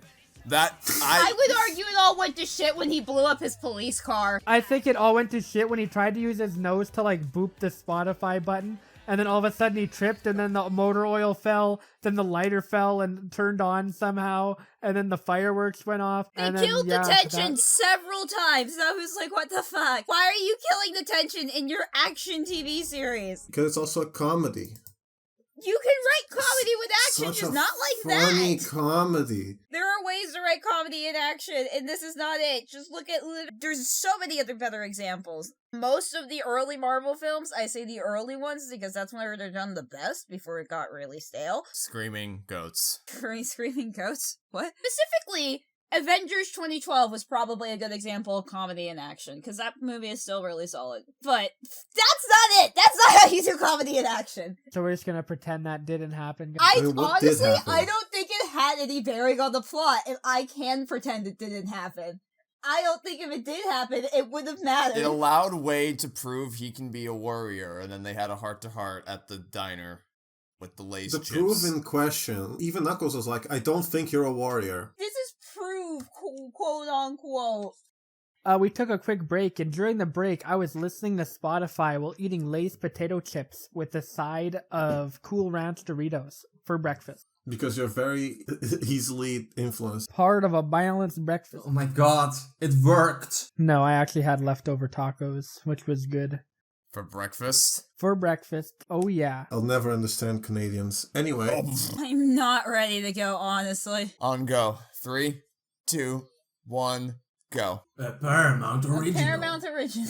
The only Paramount I'm original. so excited. Why are we getting the full intro right now? That is weird. That's so weird. Could you not just have that in the intro? Isn't that already in the intro? Okay, again, Trevor, you may or may not have to tell me when the, when come the intro on. is done. It's okay. I know, it's okay. No pausing, no nothing. Just continue and then just tell me when. Anyway, continuing with the whole movie one parallels, immediate thing after seeing that bro is like wanted, dead or alive, is to go to a relative's house. Again, I wonder. I don't get why that was their plan. Having Sonic and Tails in the intro feels like false advertising. It is false advertising. Hi, Mom. I'm home. Wait. Hold on, wait, whoa, didn't she just faint? It's fine. No, it's fine. See, remember Christopher Lloyd? We time traveled to an alternate timeline. I was just saying, no, like, what the fuck? The last episode ended with him opening the door. She fainted. Now he's like, all right, I'm opening the door, Knuckles now, and it's just going like normal. What the fuck? This can't even like continue. Can't even do basic continuity. Oh good lord, there's two of them. B.I. What is that? Why do you say it like that? The universe cannot sustain this much Wade. I know, like, yeah, but Trevor, have you considered that I work for the FBI? Have you considered that I'm just better than you? I mean, to be fair, she isn't Wade. So, I mean, that's already a step ahead. Knuckles is like, I'm putting the kibosh on this shit. I love you, Knuckles. See? No. See, it was just clever editing. They just cut to the part where she collapses. Yeah, they also cut out that character, which is a good idea. I wish they kept doing that. Isn't she the best character that ever charactered? Exactly. Except the exact opposite. Wanda, he's a guest. Oh, what? Wanda? Is that a reference to WandaVision? What the Stop. Please stop. Bruh. The H sound, Wait. you're saying Yeah, it's weird. It's like, Knuckles. it's not like a dessert. Enough. Bro, Knuckles. Knuckles. Can you say that without hacking up your own saliva, please? Join us for Shabbat dinner. What? Oh my god, new close-up. What what? is happening? Speaking of Home Alone again. Wait a minute. Wait a second, why don't look A24 horror movie. What? The goat? What the fuck is the goat? It's just the goat. What is so bad about this meal? I'm sorry, live weight reaction again, but the goat legitimately. I was memeing when I mentioned the screaming goats last time. The goat actually caught me off guard, dude. Wait, what the fuck? Why wouldn't it? It's a fucking There's goat just a in the goat. middle of the kitchen. It's a fucking goat! Fucking goat! Sorry, can we talk about the fucking goat? No? We're just not gonna mention the goat? Okay, cool. I feel very bad for the people that, well, I would say that have the ad plan of Paramount Plus, but I'll just say people that use Paramount Plus. Because, like, what do they have? They have the Halo show. What do they have? At least they can make some good Star Trek shows. That's all I care about. Wait a minute, hold on. We need Knuckles drinking wine. Come on, drink wine. Drink Are we going wine. to make the drink phone wine. joke? Wanda, if you could help me. No way, Mom. I'm on a work call. That's not a call. You're not calling anyone! I think you have to look up the word call in the dictionary. So how old are these people supposed to be again? She's like totally lying too, right? Is this whole show just filler? Good question. Feels like it. The mom's dress code looks like the freaking school uniform from SMT5. No, that's Knuckles' spoon. That spoon in your hand is my spoon. Just Jax's spooner. Who fucking cares? I can steal your spoon because I'm part of the FBI? It went under the little table. Ha ha ha ha! So fun! I didn't think Wade's family could be more annoying than Wade. Delectable. 4! Most of Knuckles' screen time is him eating things. It literally I think it is. is. We need to, like, I think you could count it, and it is. There's no government agency called GUN. That's the fakest name I've ever heard, Wade. And I'm doing all this work pro bono, which means for free. I know. It's mostly international stuff, but it does. I don't care! You're lying! Lie! Alright, don't mind me. I'm just gonna go grab a couple pillows, you know? Scream into?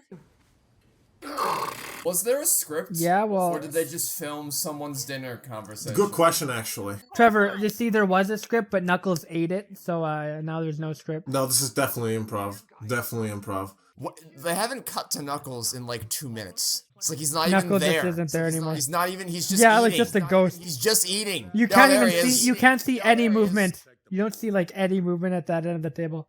Oh, Wade also contributed. Not really! He called the military. That's all he did last movie. And distracted him for a split second, and then Sonic really took care of it. Sounds highly unlikely. If you work for the FBI, shouldn't you have been made aware of something that significant happening? I'm pretty sure she's lying. Yeah, I'm It's probably the worst agent that they have. That she might be lying? I don't know. I generally don't know if she is an FBI or not. Why does Wanda act like she's like 5? They're both acting like they're 5. FG, you do have a sister, right? You are aware of, like, siblings. Not make me use Krav Maga in my own home. Don't make me fight you. I'm part of the FBI.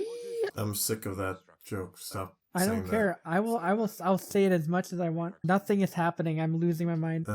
You can't threaten us with your Jewish karate chops because I am a federal agent. Is this your only personality trait? My only personality trait is that I'm a federal agent. The actual personality trait is being a hate sink. You're like, oh, you think Wade's annoying? What if we made someone purposely more annoying than him? Maybe then you'll like him. At least Wade's annoying just because he's kind of vaguely useless and incompetent. It never improves. She just keeps stating her job occupation, and that's somehow more infuriating. What?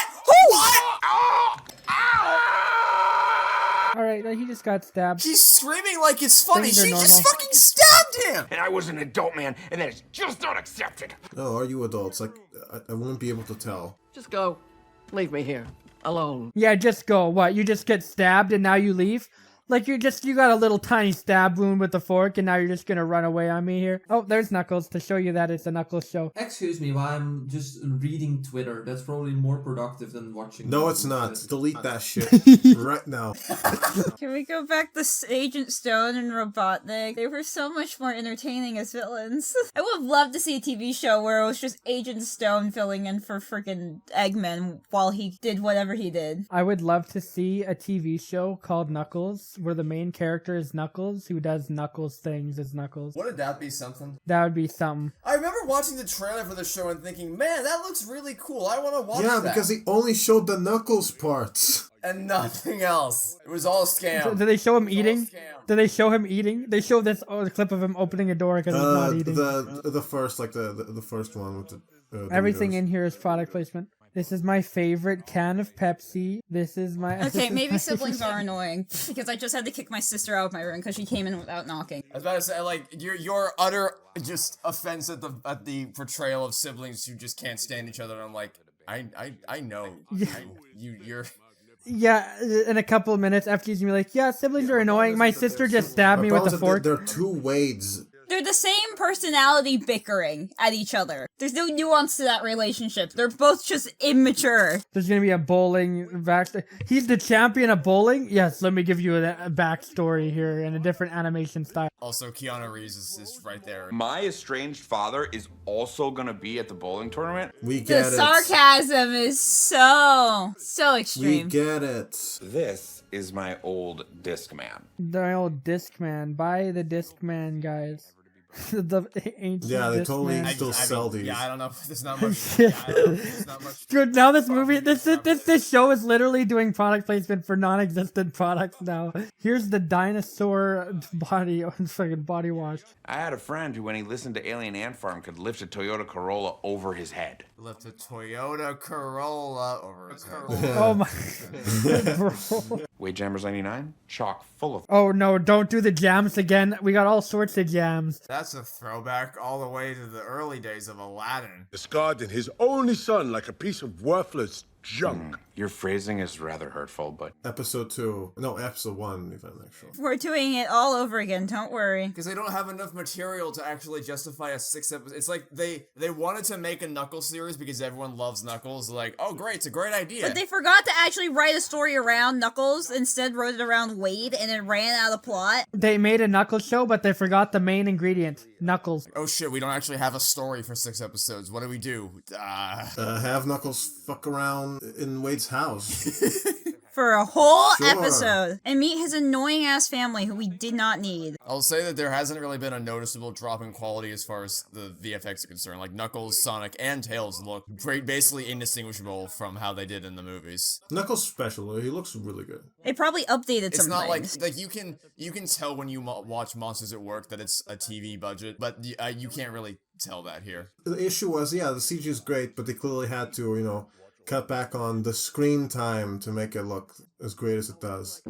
Watch a movie till the candles burnt out. This episode's only 20 minutes long, and it feels like it's taken an hour to go. Yes. Is it only 20 minutes? Has it only been like...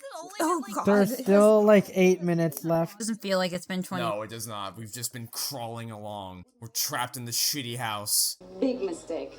Big. Huge. Is that the Devil Wears Prada? Oh, here we go. Oh, look. Why do they look like something out of Mad Max? They have the baseball bats. They're the baseball champions. How not to be caught off guard. He's gonna be caught off guard. That's the joke. Miss you, Dad. You act like he's dead and actually was worth something. Knuckles is here to inspire Wade's character arc and not the other way around. It's like the Sonic movie, but in reverse. I think that's why we like Tom. We were fine with Tom. Wouldn't it have taken less effort to just leave? Yeah, exactly. Just leave. You thought that was going to work? Yeah, that's about what I expected. Where's Knuckles? Woo! He did a Knuckles thing. Out the window. I didn't need that wall anyway. Also, did no one else in the house hear a wall just get broken? Nah, it's fine. Nice chains, bro. You look like you popped out of a 90s video game. Where do I put the quarter? She might have the worst dialogue in anything ever. Aren't you a cop? I'm definitely sure she's lying at this point. Great. Now you just need to put it in the Konami code to beat him. So where's Knuckles right now? He's still dealing with the other, I guess. This is happening while the other he is. While the other guy is being punched. Knuckles does everything. He's just there. He's just here to eat stuff and fight people. That's all the character is. I like how they set Knuckles up for a character arc, and then they have not worked on it at all. Yeah, I thought that was gonna be the whole point, but then they've not. He hasn't had. Oh, don't worry. They'll try. They very clearly set up a character arc, but have not used it at all. Or at least tried to move it forward. They've been too focused on fucking Wade. I like the camera here. I'm always a fan of one takes. This is so far the best looking action scene of this entire series. He got fridged. The only salvageable part of this episode. That was the best best action scene in this entire series. The only action scene that like was kind of fun to watch. Mainly just because of how it was shot. Mm-hmm. But also it is just like, hey look, bad guys popped up out of nowhere because we need to have an action scene in this episode.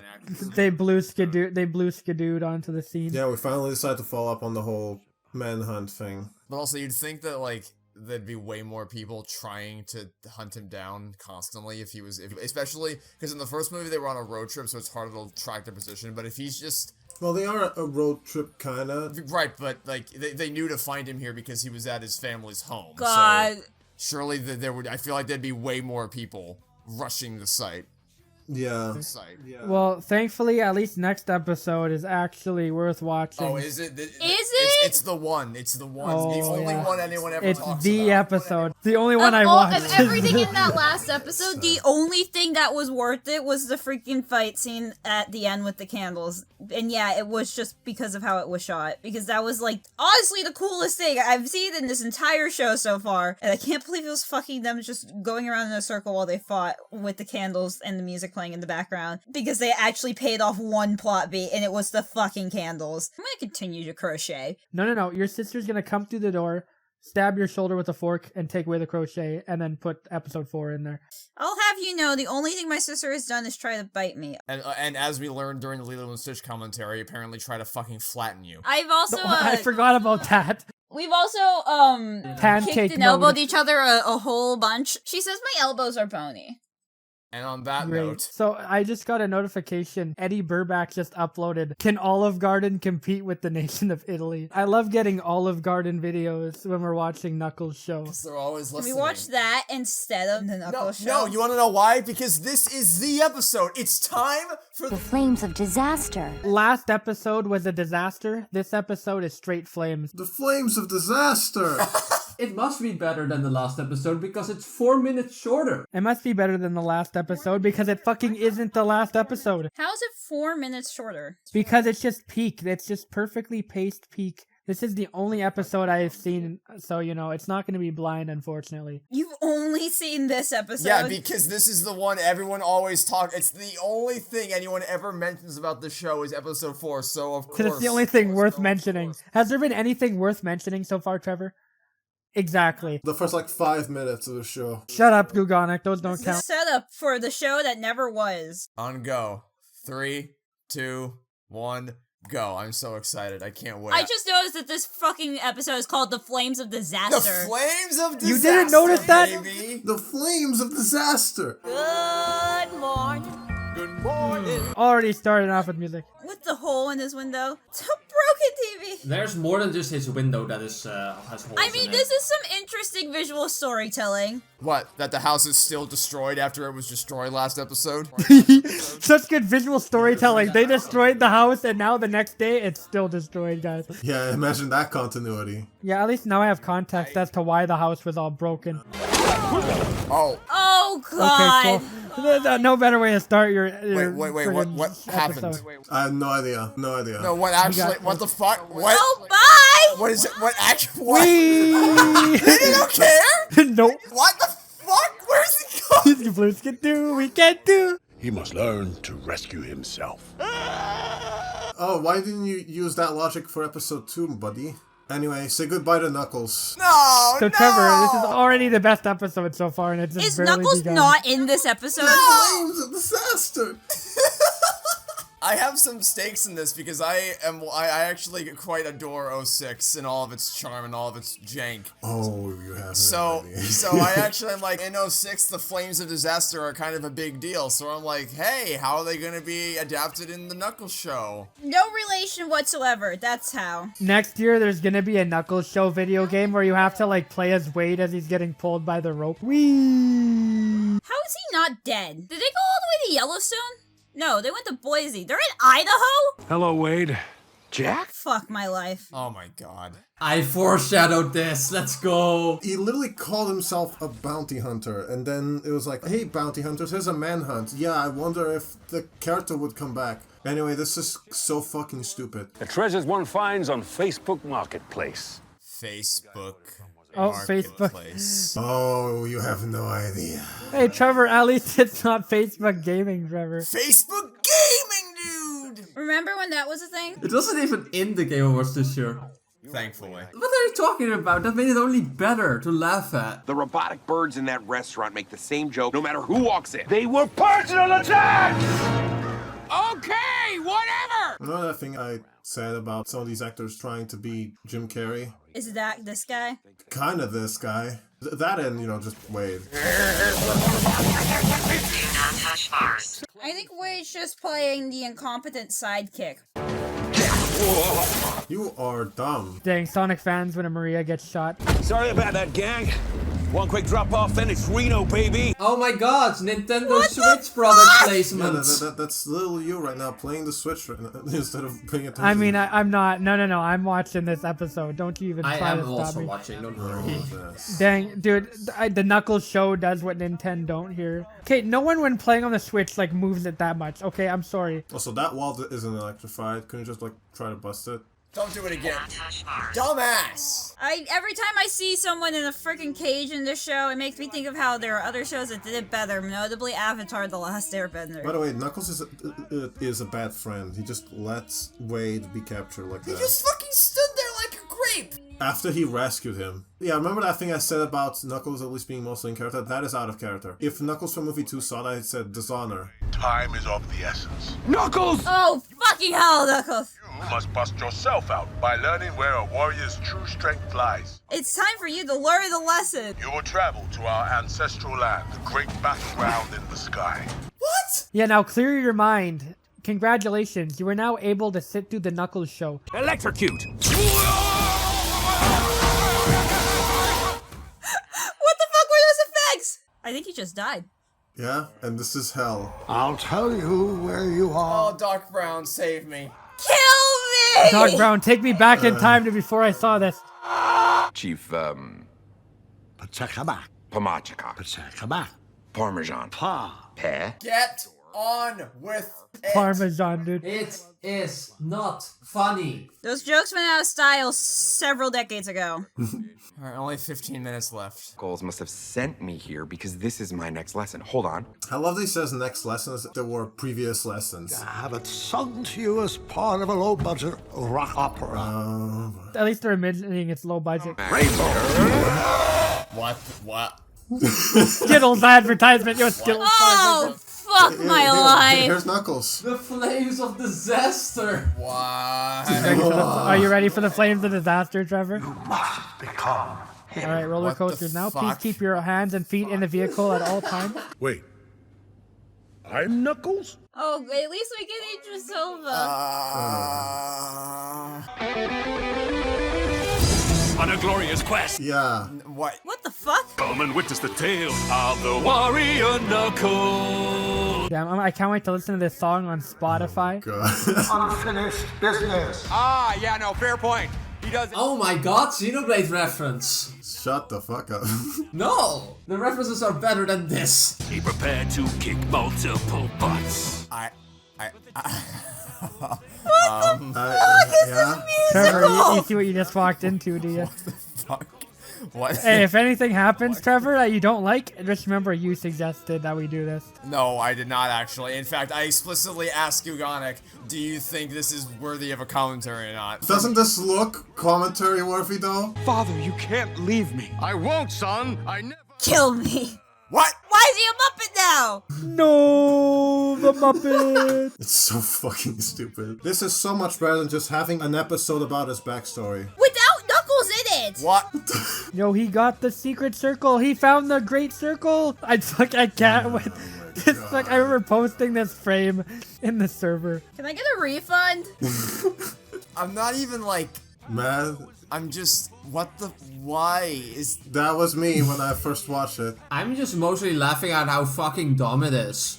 Fire and ash. Who said? Oh, that better not be who I think it is. Who is this? Please tell me that's not who I think What it did he is. say? I must know. Who is this demon? Please tell me that's not fucking Iblis. that I might hit Facebook Marketplace up. Oh my god, again. Oh my god, There it Facebook is. Marketplace Yeah, into the fucking song. Oh my I forgot God, about that. It's a movie canon that Iblis uses Facebook Marketplace. Don't you like that? Isn't that what you want in your Knuckles show? Yeah, no, guys, though, remember, the villain uses Facebook Marketplace. Don't be like the villain. Thanks, everybody. Got it. Could have been an email. I know exactly what to do.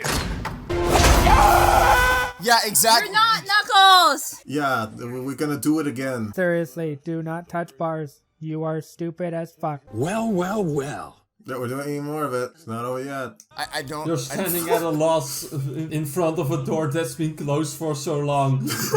With your foreseeing eyes, what do you see? Next Halloween, I'm gonna be dressed as that fireball. What are we doing? Was there not a Knuckles game they could have adapted instead of this? Yeah, they could have just played it straight, but nah. They had so much Knuckles stuff they could have worked with, and yet here we fucking are. It's not even a good musical performance. I hate like most Listen, lyrics. me and Trevor signed up to go see a musical tomorrow, but this is not the musical we signed up to go see. Just when everyone counted him out, Knuckles rose up with a furious. If only we saw this through like an actual backstory. Or, you know, Knuckles himself, you know, the main character of this fucking show. What the fuck is happening? Everything and nothing at the same time. What are the flames of disaster? Not this! I can tell you right now, they were not just this magic superpower thing Knuckles used to apparently defeat Iblis before we even... Holy fucking shit, this is so bad. What? Okay, he just flew through the roof. Yeah, Okay, yeah, sure, okay. How did he do that? Dude. The superhero pose. What? How did he do that? Are you fucking kidding me? That is what happened. I can't believe this didn't win the Game Award. I'm gonna be honest, like, I just got snubbed. Yeah, how the fuck did you get out? Good fucking question. I challenge you to a duel. Oh, this fucking part. Oh my god. Where is Knuckles? He's drinking coffee at the house. 5. He's still drinking that coffee. Wait, we just saw Knuckles for like 10 minutes. Shut up. That was him. The one and only Knuckles. Anyway, so canonically, Knuckles had the power of the Flames of Disasters before movie 2. I sure wonder if there was any point where he could have used that in that movie to gain advantage. What does any of that mean, though? Oh yeah, so FG, was any of that sequence we just watched in the comics? Fuck no! Well, actually, yes. Kind of. The stupid Knuckles dad plush bears an uncanny resemblance to Archie Comics writer Ken Penders, aka the guy that sued Sega. You're just eyeing down the kids. Alright, I need one of those bikes. Are they just statues? They haven't moved since they got into the shot. One cool bike caught my eye. I think I could borrow it for a few seconds. You're gonna joust on a fucking bike. We're jousting. We're jousting on a tricycle, guys. Yeah. Yeah. The kid's like, you're gonna die, you dumb. Wait, what? Bro just has a gun. He just has a firework gun on him, don't ask. Of course you did. Okay. There was nobody around 5 seconds ago, and now suddenly everyone is here. We needed them for the bike. It's so impressive how how little I care. It's like in the negative numbers. I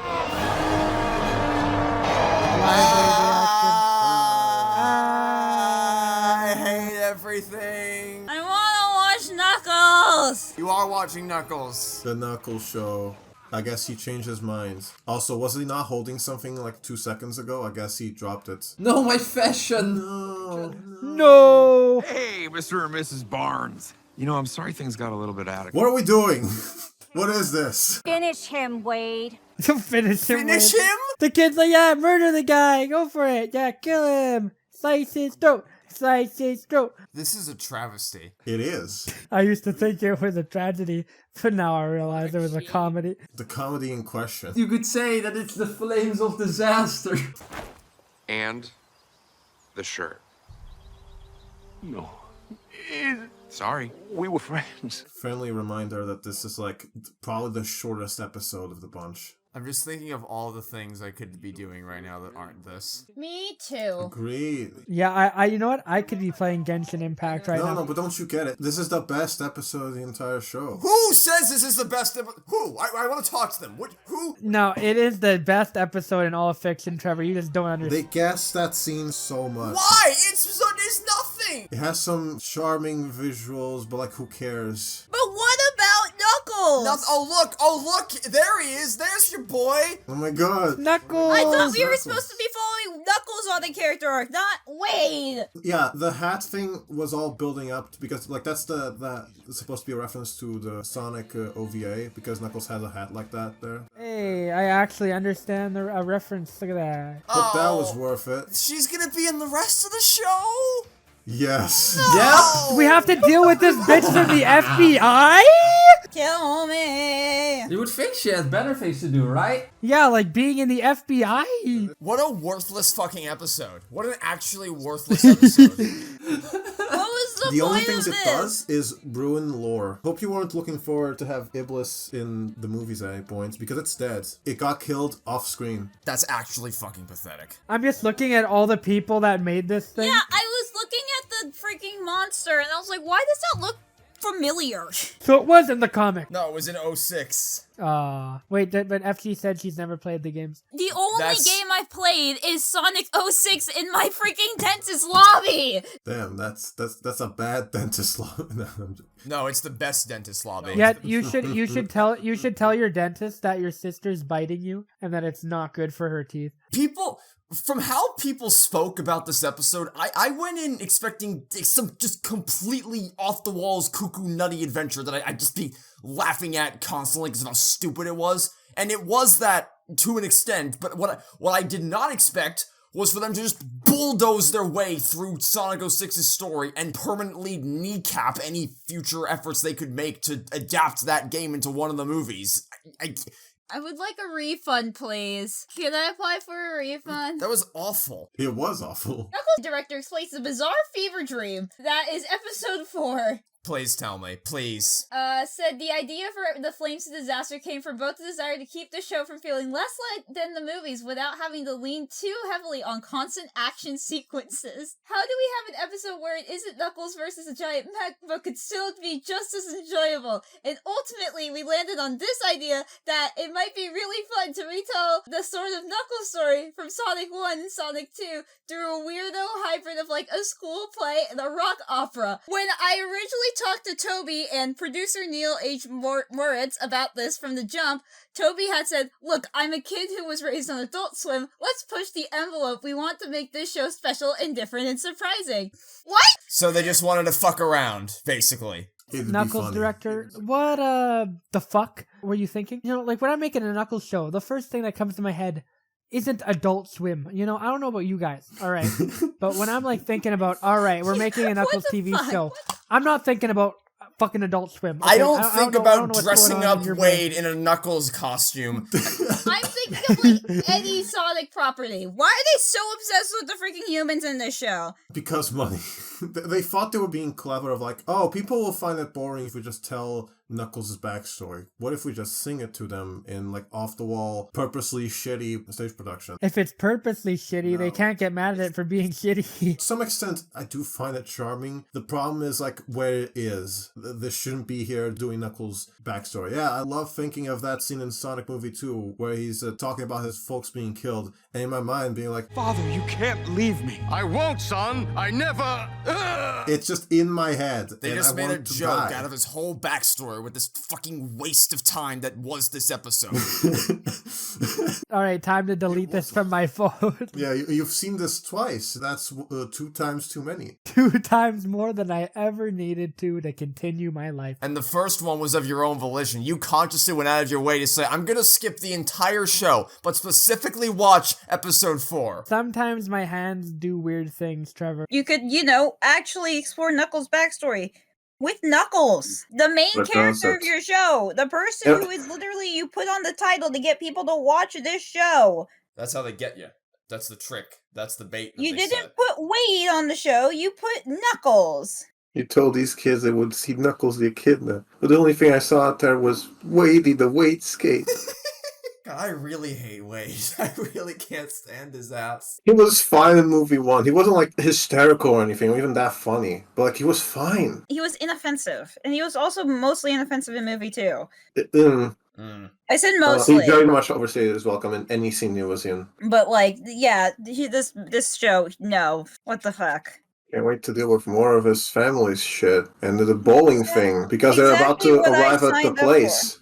So it's time for the The tournament. final battle of the tournament, the bowling tournament. By the way, remember that guy in episode 1? Like the big guy that worked for Robotnik that was building the things and wanted Knuckles? Yeah. Remember those 2 Asians? It's been 2 episodes since we've seen it. It's been a part of the show since we've seen them. It's all just fucking around with Wade's family and his dumbass friends. Why did the fucking bounty hunter... What did he make the cage out of? Cardboard and iron bars. But it's fine. He had the line. I should have reinforced the cage. And they didn't confiscate his phone or anything? Oh yeah, Bo forgot. I did forgot to mention that. He just forgot to take his phone. That isn't even Imagine if he called the police. Remember him being a cop? Remember that? I guess he's a wanted fugitive, so you can't call anyone. He's not a fugitive though. He's being hunted by criminals. It's not like Tom. He's not being hunted by the actual government. There were witnesses at the bowling alley. Oh shit! What? Well, at least the next episode has to be better. The Superman teaser's out. What if it was just as bad, but literally nothing is happening? Hold up, you guys don't care about Superman, but I do, and the trailer's out. It's been out for a while. It's been out for 4 hours. All I know is that Snyder fans aren't happy. If Snyder fans aren't happy, I'm happy. Oh my god, he looks like an actual fucking incompetent newspaper journalist. I love it. Remember that scene where his dad is about to get killed by the tornado and he can very obviously do something to help? Yes, that was so infuriating. But he said nah. Also, this looks like everything I've wanted out of a Superman movie for fucking years. Anyway, back to Knuckles. Let me just sit in the knowledge that I'm getting a good Superman film in July for like 5 seconds. No, you're not living with no knowledge. 3, 4, 5. Okay, we can go back Flames to of Knuckles. disaster. Okay, The flames. Knuckles show is still We happening. haven't even gotten to it yet. The whole episode was about the fucking flames of disaster, and then we didn't even get the line. I'm so disappointed. Yeah. I'm so...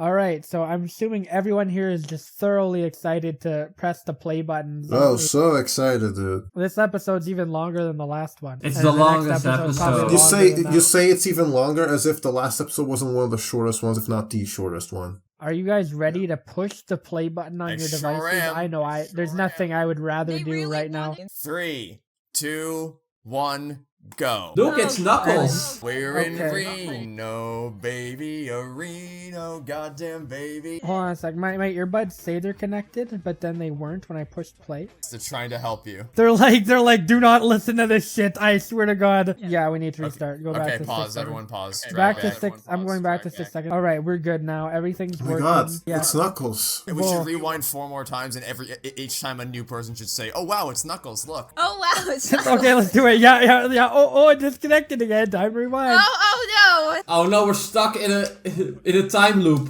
That is so strange. Like, look, the opening credits are appearing over the episode this time, so it makes it even all the stranger that it was for just that one episode. It was just the text against a black background. Just episode 3. So weird. There's a national bowling fucking stadium. You're damn right. We're finally back to the goddamn bowling story. Remember how optimistic we all were when this trailer first dropped? Yeah, because they lied to us, or I guess not. They were very deceptive. I'll say that they were deceptive. I'm just going to hold on to my new Superman movie.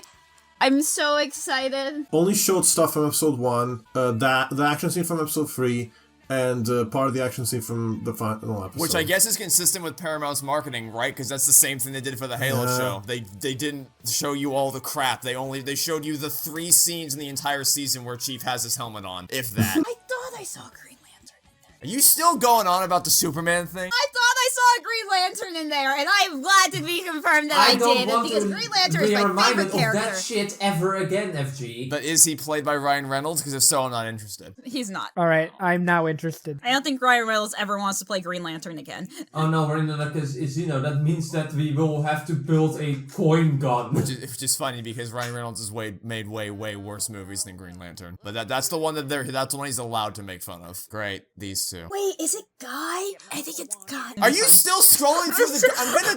I'm gonna IP ban you from YouTube. I think it's Guy Gardner. That's exciting because they never do Guy Gardner. In case you're confused, FG is desperately looking for any way out of the show, but to no avail. She's stuck watching this show until it ends. I honestly am. There is no escape. There he is. That's his dad? Everyone watching this, I'm gonna ruin the UK flag for you really quick. The 4 diagonal red lines are unsymmetrical. And the second I noticed that was the second that the Union Jack became top 3 worst flags on the entire planet. What? When you go back to London next year, make sure you tell all your friends that. I'm sure they'll love you for it. I don't think my classmates would appreciate me insulting their flag. Once you notice that, you can like never unnotice that, and the flag just ends up sucking. It is I think I already knew it was unsymmetrical. I pointed that out to people in the Discord voice chat, and everyone literally wanted to fucking murder me afterwards. I was like, where'd this target on my back come from? This whole story arc is 1, maybe 2 episodes of a regular TV show. Yeah, I'm just thinking about how Suits is able to have an entire story thread every episode. See, it's funny, I was thinking of Suits too, I didn't want to say it, but now since you brought it up, they have a similar storyline to this. Yeah, it suits a lot more than this, though. It is Wade Whipple, famous last words. Wade? I would have laughed so hard if he went, who? You look even dumber than I imagined. That I'm here to slay you and take my rightful place on the throne. That's not it! Stop, Knuckles! Stop, please! To repair the paternal bond that you so... Oh my god. Cringe. You seem a little different. Is he British? Yeah, what was your clue? Bro actually speaking in text-to-speech. But is he fake British? Wait, are we British investigating him now? Yeah. British investigating. Yeah, he's trying too hard. He must not be British. We're in it investigating. Okay, that was a terrible joke, I'm sorry. This is a terrible joke, isn't it? The resemblance is uncanny. You truly are. What? What the fuck is that? It's a costume, bro. I never look in the mirror for no reason. Go Kidness! Even like the little small talk conversations are all just filler here. We laugh the same. Oh my god, it only took 4 episodes to go back here. Oh yeah, by the way, yeah, those 2 villains. Those 2 villains from the Or very like beginning. the ones that were set up as our main villains and then disappeared for half the show. Long time no see, losers. Hey, remember when you blew up? Remember when you fucking exploded? Yeah, remember when the kaboom happened? Team Rocket blasting up I'm again. so terrified. We've got a lot in common. Oh my. We're both failed cartoon villains. It's not even worth saying it. It's just It is not. The longer this goes on, the more I feel myself slipping away. My entire life to studying extraterrestrials. I don't care. This is too late to even attempt at this. Ordering gift cards and planning fake weddings. Oh, mentioning the fake wedding. Oh my god, there's a reference to the Sonic movie too! She made the fake wedding. It makes sense now. She made the goddamn fake wedding. Next scene, please. Give me something to grab onto, please, I beg you. Anything. You already know where my investment went. It flew out the window. Give me a crumb of substance, please. So I have a list of Abrupt TV shows I'm cuts? currently trying to work through. I'm gonna pick one of the good ones off that list Yes, to watch guys, tonight. I really feel like watching ESPN right now, guys. Yeah, it's bowling time. Woohoo! Bowling! Beautiful day for bowling. I gotta say, Dylan, what do you think? The weather has no effect on the sport because we're inside. You see, I can't believe we're actually doing a bowling tournament in the North. We are bowling. Is that not what you wanted? From Is that not on your bingo card, Trevor? roll some bowling balls. Kill me. Alright, we got the 80s montage music, everyone. Montage, just doing a montage. Look at the editing, we're so cool. Look at all, we're doing it. It's like we're editing a music video. Okay. Why is this just random lines between? It's like you take a fucking shot and then you just chuck a line supposed to be to like it. something from the 80s. I don't know. It's a style. It looks amazing. Don't you At get least it? the child looks like she's having fun. It's so much more visually interesting when you take the same image, but you cut it up into 35 different little squares. Look at all the squares. This is like, it's like that freaking, they think they're filming like a freaking sports comedy and they're not. Yeah, it's literally that level in Rayman Legends where the fucking screen just splits up into like 100 different things. Notice how Knuckles is not in any one of those 35 squares. Yeah. Not a single He's one just, of them. yeah, he's not even here watching Wade. He's just Knuckles! away. Ballbuster's better win. Like, wasn't this like the whole point? Like, seeing him like being a warrior? Was that not the whole thing? No, he's got better things to do. If we actually cut back to him and he's just wolfing down a burrito or something. What? Why is it so long? Still go. Okay, this editing's getting Why worse does and worse this as it never continues. fucking end? This is only episode 5 too. What do you mean only episode? That means we're only one away from the finish line. We're almost there. We've almost made it. We gotta keep. Yeah, but it means that we still have one episode left. What an amazing day. Bowling will never be the same. And, well, that's basically... Where did Knuckles go? Where is he? Yeah, no, like, actually, where did he go? Is he stuck in the fucking gumball machine? Like, where the hell is Knuckles? The only way it would be funny is if he was in a pinball machine. That's the only way it would actually be. Oh my god, Knuckles spinball, Knuckles knuckball. No. What would be even funnier is if he was trying to climb to the top of the building, but he got stuck. He's on the rock climbing wall. He's got a glitch out. Yeah, our second 06 reference. We're just ignoring the fact that he's a deadbeat, right? Why did you abandon me? Because you suck. For something. I thought the only place I could find it was, on the lanes. Seriously? Okay. Sorry, son. I loved you, but the balls were more important. I messed up, son. And I never tried to fix it. Ever. I Literally never never once fixed tried to it. go Like, back. when did he leave again? Like when he was 8 or something? How old is Wade right now? He knows he doesn't have to live in Reno to pursue fucking bowling, right? Total schmuck. You're not a schmuck. You're my dad. You're a fuck. Aw. He's a schmuck. That would have been really funny. I'm so sorry, son. It's okay.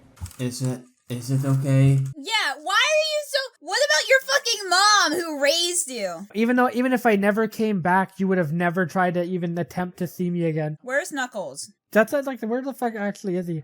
He's driving through the shopping mall right now. Where is Knuckles? No, like literally, where is he? Oh, it's in episode 4, I knew where he was. When people said that the show was mainly about Wade, I didn't realize they literally meant that Knuckles just wasn't anywhere to be found. Like, they removed him Welcome. from the show. Welcome in the Knuckles That was a show, bad Trevor. assumption on your part. We tried to warn you. This is literally the Wade show starring Knuckles the Echidna. No, sorry, not starring. With a Featuring Knuckles the Echidna from the Sonic the Hedgehog series. He hurt me, Wade. I can't believe she has to spell this out for him. Your father's great at convincing people to love him, and that's usually when he decides to leave. Tom. What can possibly happen now? I was just scared it was just in a different show. This feels like a different show right now. Unless it clearly seems like she's trying her best. Damn, ain't that convenient for you, huh? Seriously, where did Knuckles go? Knuckles left him. First his dad leaves him, then when he finds his dad again, Knuckles leaves him. Like, You know, there's some things that are bad in such a way where I'm like, it intrigues me. I'm intellectually compelled to see just how bad it's going to get. So I'm still like hooked onto. So there's something substantive about the show or the movie for me to latch onto. I'm so completely disconnected with what is going on. I have lost all capacity to care. Wow, bowling has really done well for you. I do all right. Dialogue. There's nothing to this. just gonna make a random ass prediction. His dad is the guy who hired the two people. Again, he's behind it all, I guess. That's my prediction. Final plot twist. This guy orchestrated the whole shebang. Okay, so where's Knuckles? Wait, did I literally just predict what was gonna happen? Like, well, the gist of it, he did not hire them. oh, I said he was behind the whole shebang. Well, you know. Just like when you abandoned me at that TJ Maxx. Just like when you abandoned me at that TJ Maxx. This is like when you stole my McDonald's and KFC. And then you went to go get milk at Also, the Publix. Yeah, at A&W when you took my teen burger away from me. Like, that was delicious. I was enjoying that teen burger from A&W. Wade is so dense. Yeah, but this is like a league above. This is a bit above dense. One thing is abandoning people, the other thing is like selling them out and potentially have them killed. And then still defending Dad for some reason. You are such a psycho schmuck. I want you to know that I love you both. Despite the fact that you might die, I just want to let you know I really love you. Despite the fact you're literally being held at gunpoint. You're gonna fucking die, but you know, at least I kinda love you. Hey, Dad, you suck. We got it. We got it, yes. Yeah, a member of the FBI just said that to you. There's only one Whipple that matters in the greater Reno area. And I'm afraid it's not you, dear boy. So I suggest you withdraw from the tournament. Bro did all this just to win a fucking... It's all because of bowling. So much! I would have won bowling too if it me? weren't for you meddling Whipples. No, because it's all about status, and if Wade wins, then he will no longer be the bestest Whipple in Reno. He will not be the whipplest bowler to ever Fucking bowl. drug him or some shit. Have him drink something that makes him go to sleep, and then like you don't need to like kidnap people and hold them at gunpoint. There are way easier ways to accomplish what you want. Also, why is Bro acting like this? He's still acting like his like. Oh, so Knuckles was just in some random ass fucking. Oh, okay. Oh, he was eating. He was eating, guys. 6! Wade has not changed at all through this show. He has not had a character arc, and we didn't get the character arc we were promised for Knuckles. All right, didn't even knock on Knuckles' room here. If I bought their like growing friendship, I could like the scene could have some tension, but like I do not give a singular shit. Which is not so, like, even though they had less time in the first movie, for all of the first movie's faults, the one thing that was consistently good about it was Tom and Sonic's dynamic. Yeah. Knuckles just heard like his Wade's emotional scarring backstory, and that's innate some things. Maybe he like I believe that maybe Knuckles and Wade's mom could have bonded a bit, not. I actually do think that there was more to the scene where Knuckles was talking to Wade's mom than anything that he's done with Wade himself. Like that one part of episode 3 was kind of solid, and then it led into the big action scene where they were working together to defend the candles in the kitchen. Shucks and darn it. Shucks and darn it, I'm using that. Are you really going to ditch him? Why not? It's not like it'd be any different than the entire rest of the fucking episode. This doesn't, I don't feel anything, but except that Wade is a fucking shitbag. Knuckles is headed your way. And well, are you guys excited for the last episode? Has Wade had a character I am arc? actually, because you want to know why? Because it means we'll be done. It means I'll never have to watch it's this the ever last again. one. Who cares about credits? Let's just close it. Let's just go. I don't want to waste any more time. I just don't have the capacity to even get upset at any of this. I'm just waiting for it all to end. Let's beat the bad guys, let's win the tournament, let's go home, and then I'll go watch Sonic Movie 3. Let's just get this over with. Free me from this hell! Go. 3, 2, 1, go. Let's fucking end this shit. Hey, look, it's the Paramount original logo. It has an appearance again. Don't you love it how every Paramount Plus original is just the worst thing you've ever seen? Everyone you've seen, I actually quite like their Star Trek stuff. Some of their Star Trek stuff. You enjoy some of their Star Trek stuff. I'm stuck with Halo Show and Knuckles. Don't forget Blue's Big City Adventure. Okay, never. That's peak. That actually makes the streaming service worth it. I'm very excited for Strange New World Season 3. I swear to God, for a second I thought you said I'm excited for Strange World. No, she did say Strange World at first, and I was. And then, the Star Trek series I'm talking about is called Strange New Worlds. Yeah, I was like, wait a minute, you remember that existed? No one remembers it existed. Yeah, like literally every movie theater where Strange World was shown at, immediately there was the Men in Black memory eraser. I'm not exaggerating when I say as I was walking out of the theater, it was already leaving my memory. It just was not worth. It was kind of like this show. I'm not gonna remember anything about this show as soon as we're done here. This sure was a thing to do out of obligation. I could have skipped.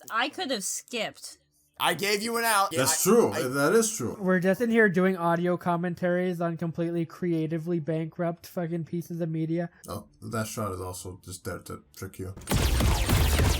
Oh, they actually decided to shoot first. Whoa, what a concept. If only if you did that in episode 2 and killed Wade. What is that? Huh? It's a fucking costume. It's a fucking... hey guys. Oh, shootin' darn it. I forgot to tell you guys one thing. Oh, shootin' darn it. I've been listening the whole time. You messed with the wrong warrior. At least that was set up. However, the costume thing is absolute bullshit. That was not in any of the shots of the elevator. I have no idea where he put that. Literally. Or why he would put it. Under his hat! My headcanon is that on the way up in the elevator, someone else got on in that costume, and then Knuckles just like evaporated them and took the costume. Stop hitting yourself! Stop hitting yourself! Stop hitting yourself! Stop hitting you. Why that flip? Because it looks cool. It looks cool. It looks cool. You are pressed for time. Your family's in danger. They were more focused on the Knuckles anyway. I'm here to rescue you guys. I hate you. I hate this show. I've accidentally locked myself in those cuffs so many times. Tom gave me a master key. I'm pretty sure every handcuff, you literally just need to like apply pressure to it and it'll unlock. Avert knows this from his endless experience with handcuffs. Yeah, my endless experience being locked in the basement to watch these really shitty shows and movies. I'm almost there. Please continue screaming. Hit him, do something, he's on his back. You could have done something. Why do you do this? Why do people in shows and movies close the distance with their fucking guns designed to deal with people at long range? And if you were willing to shoot him when he got off the elevator, why are you not just shooting him now? Oh, so they had this part. Shoot, Why just two? shoot. They Why do have the two? rings. Look at this fucking garbage. What? Oh, so it's one for each person. Because it's that's portal. how it works. We're thinking with portals. When can rings do that? The ring logic is definitely not intact. Hey, FG, is this somewhat consistent enough for you? No! This is definitely just making shit up at this point. What? I guess he made the two rings going to two parts of like a black hole or some shit. Also this! What? What in the fuck happened? What? Hey, Trevor, are you interested again? No, because it's over now. So wait, was that part of the plan? If two rings crash into each other, they explode? But like, how? What? I can't believe the plan worked. We did it. Wait, was that portal bullshit part of the plan? What the fuck? No. It can't be. It can't. There's no way that he would have known that's exactly how that would go down. It's never done that before. The time has come for you to prove your worth as a champion. Please don't go back to bowling. Please don't go back to bowling. No, I actually could use some bowling right now. What was the plan? Why did she shoot two rings? What was her plan? I mean, to be fair, they did survive an explosion, so I wouldn't be surprised if they just came back again somehow. How? Literally how? They probably got stuck in like a different dimension. I don't know. They have rings on them, and they're just gonna chuck another one to get back. Also, I love the idea of him maintaining his status by like showing up here with the huge entrance just for the other person not showing up. Yeah, I'm pretty sure all your fans would be so happy with that they waited for this long just to not have a finale. Rumor has it that Pistol Pete abandoned his son to the local TJ Maxx. Oh my god! Again with. The fucking TJ man. Like specifically, he abandoned his son at Walmart in the aisle 6. The deals at TJ Maxx cannot be. Oh my god, you just talking about the fucking Stop! TJ Maxx. Oh my Dude, the JC Penny prices? You should shop at TJ fucking Maxx! That is the most blatant shit. God, dude. I just imagine you're watching a fucking bowling tournament, right? The commentators are like, this guy got abandoned at a TJ Maxx. Here's his son here, his long-lost father. They're both competing. By the way, the deal's at TJ Maxx. At least there's something of an excuse here because you could say that they're sponsored by TJ. Like, that's the joke, is they're making fun of sponsorship. But this isn't the first time it's come up. Let's settle the score once and for all and bring out Wade Whipple. Oh, man. Why is he not here? What do you mean, stretch it out? I can't stretch it out. When are we supposed to fill time? Oh, they can't stretch it out. You could stretch out the show. Why can't you just stretch out this one scene? You can stretch out every other scene. We need the villain to think, oh, what a shame. I guess he's gone because he thinks his plan has succeeded. And then we get the shot where it's like, Put that trophy down. Why did it take you so long to get here? What did take you so long? It's like it was waiting for the moment he picked up the trophy. move around the fucking... This is so dumb. God, I feel like chucking a bowling ball at my fucking face, dude. Gugonic, you were like spot on. Knuckles literally only exists when they need an action scene. And if there is no action scene, he doesn't exist.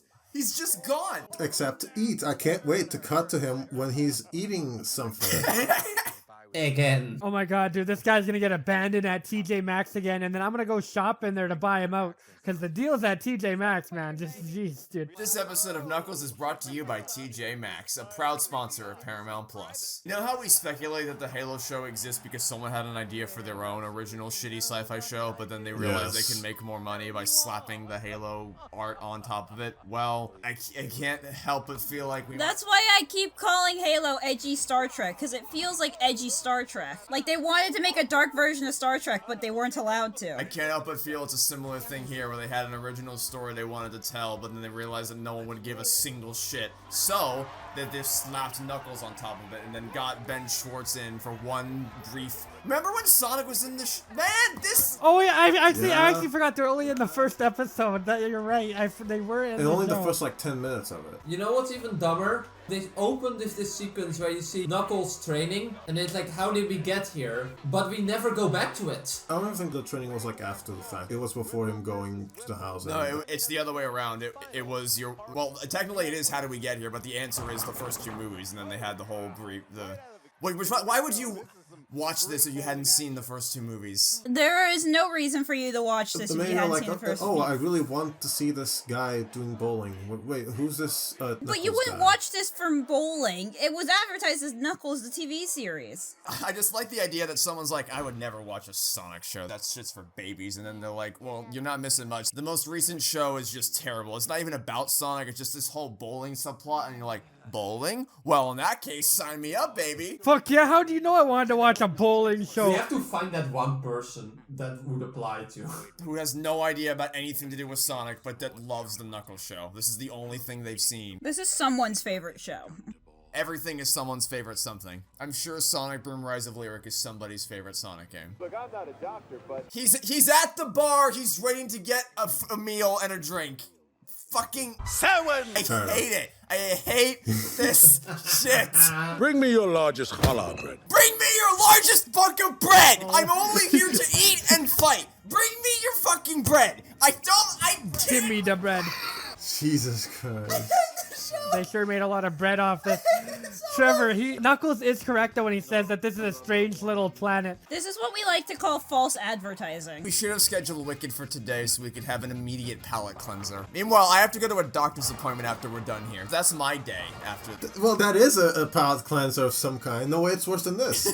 You need to go to the doctors? I think you should make a stop to the therapist. Can we talk about, like, how to pace a final episode? So we had the fight against the 2 idiots. I'm sure there's gonna be another fight later against Michael Keaton ripoff. But in between, it's just the stupid bowling! It's just the same shot of them, like, being confident or trying to ignore the other person and then hitting a strike over and over again. That's so entertaining. Please don't choke today. That's probably the actress' worst take in the entire show. And yet, apparently, was the best one that he's eating again. He's eating the bread.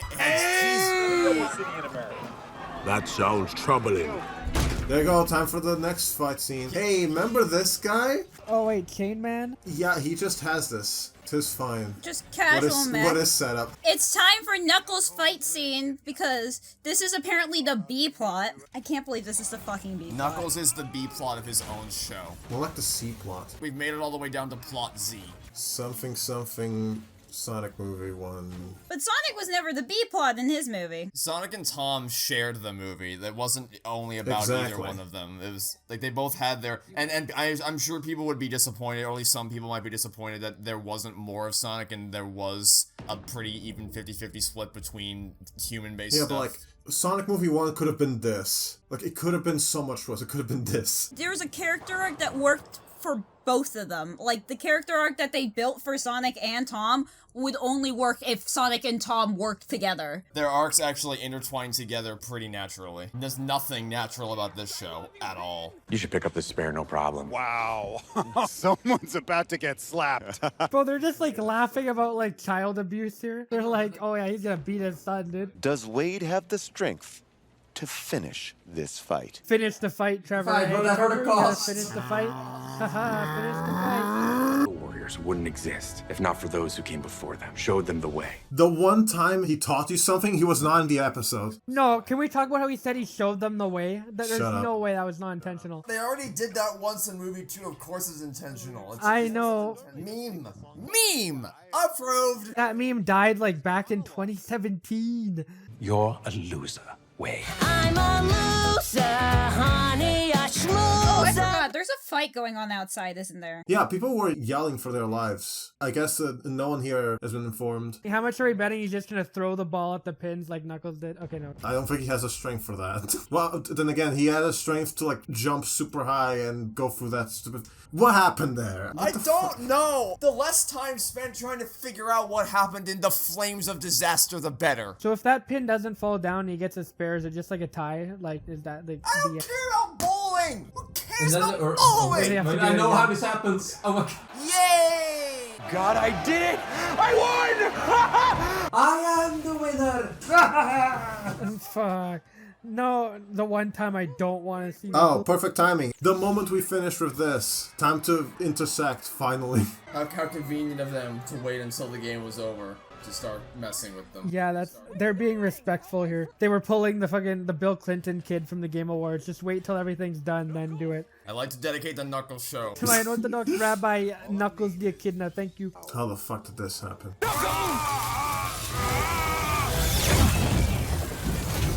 Knuckles, buddy, what did he do to you? If only a robot had like guns that could immediately shoot him. Anyway, remember movie 1? Wait, that's the shot. That's... Trevor, what the hell happened to you? What, the bowling pin card? Where do you get that? What the fuck? We thought you could use a hand. Ha, ha, ha. Hey, Mr. Old Guy, whack all of them with your whip. You're clearly not above killing people. Did the sister's thumb just regenerate? Why? What is that? What are they driving? To be fair, a bowling pin car would be cool in the next Mario Kart. Make it happen. If only you did something before, like, you know, that whip. If only we had Knuckles doing the Go flashing back to this Yeah, shit. that's what we're doing. No, no. Oh my god, get over yourselves. I'm waiting for the line. I'm waiting for the line. You showed me the way. Not that one. The one. Say it. Say it, Wade. Say it, motherfucker. You did not earn this. Stop flashing did back not. as if they've went on a journey. They didn't go on They are shit. like, this show is actually whiffing its own farts right now, dude. You have something new to fight for. A home. Uh-huh. Did you figure out your home? I don't think Knuckles ever did that. because Knuckles wants a home, you see? Yeah, we forgot the thing the entire show. This is my home. We didn't earn that payoff. The last 4 We did episodes did not support But that. you know, movie 1 did it, so let's do it again. Yeah, but movie 1 did it by actually, bonding the two characters together. Oh my god! Say the line, Wade. The flames of disaster! The flames of disaster! Yay! Let's go! Yeah, baby! Yeah, baby! The flames of disaster! We're doing it! Yeah, the whole show is worth it for this. He could have just done this from the beginning. He always knew it before. There were no stakes in any of this. How the fuck? That is not the angle it was at. Anyway, time to kill someone. Yeah, we killed a guy! Let's go! We fucking killed a guy! Let's go! I can't wait to see how they balance that in movie 3. Oh my god, Trevor, they're not gonna pretend this exists. Do you honestly think they're gonna pretend this exists? No, he does have the flames of disaster in movie 3. I was about to That is say, I canon. thought I saw it in one of the trailers. There was a visit by an extraterrestrial in the 1974 tourney, but I don't think he was red. Is this just a joke or like foreshadowing? That dork burger's stealing the trophy. Shut your gobble, you little brat. That kid just called the guy a dork burger? I'm using that. Gugonic, you're such a fucking dork burger, dude. Hands off my son's trophy, you schmuck. That was awesome. Ever think about joining the FBI? The FBI? Why do we keep talking about the fucking FBI? You did it, Wade Whipple.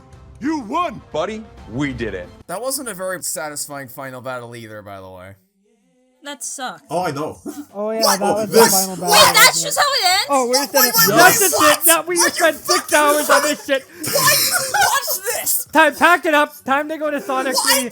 We're all done now. That's it. For this was You worth can't it. see my face right now, but my soul just left my body. I may have lost a couple chunks of my brain, you know. A little bit of my hippocampus is gone, but who That's gives- it. That's how it feels. That's it. Okay, hold on a sec. All right, hold on. There is something. All this mix, Knuckles and Wade Warrior Jammers. Fuck you. I will kill you, Wade. I'm gonna kill you. Awful green screen, by the way. Awful green Yes. screen. Yeah, holy fuck. Actually, like, you can fucking...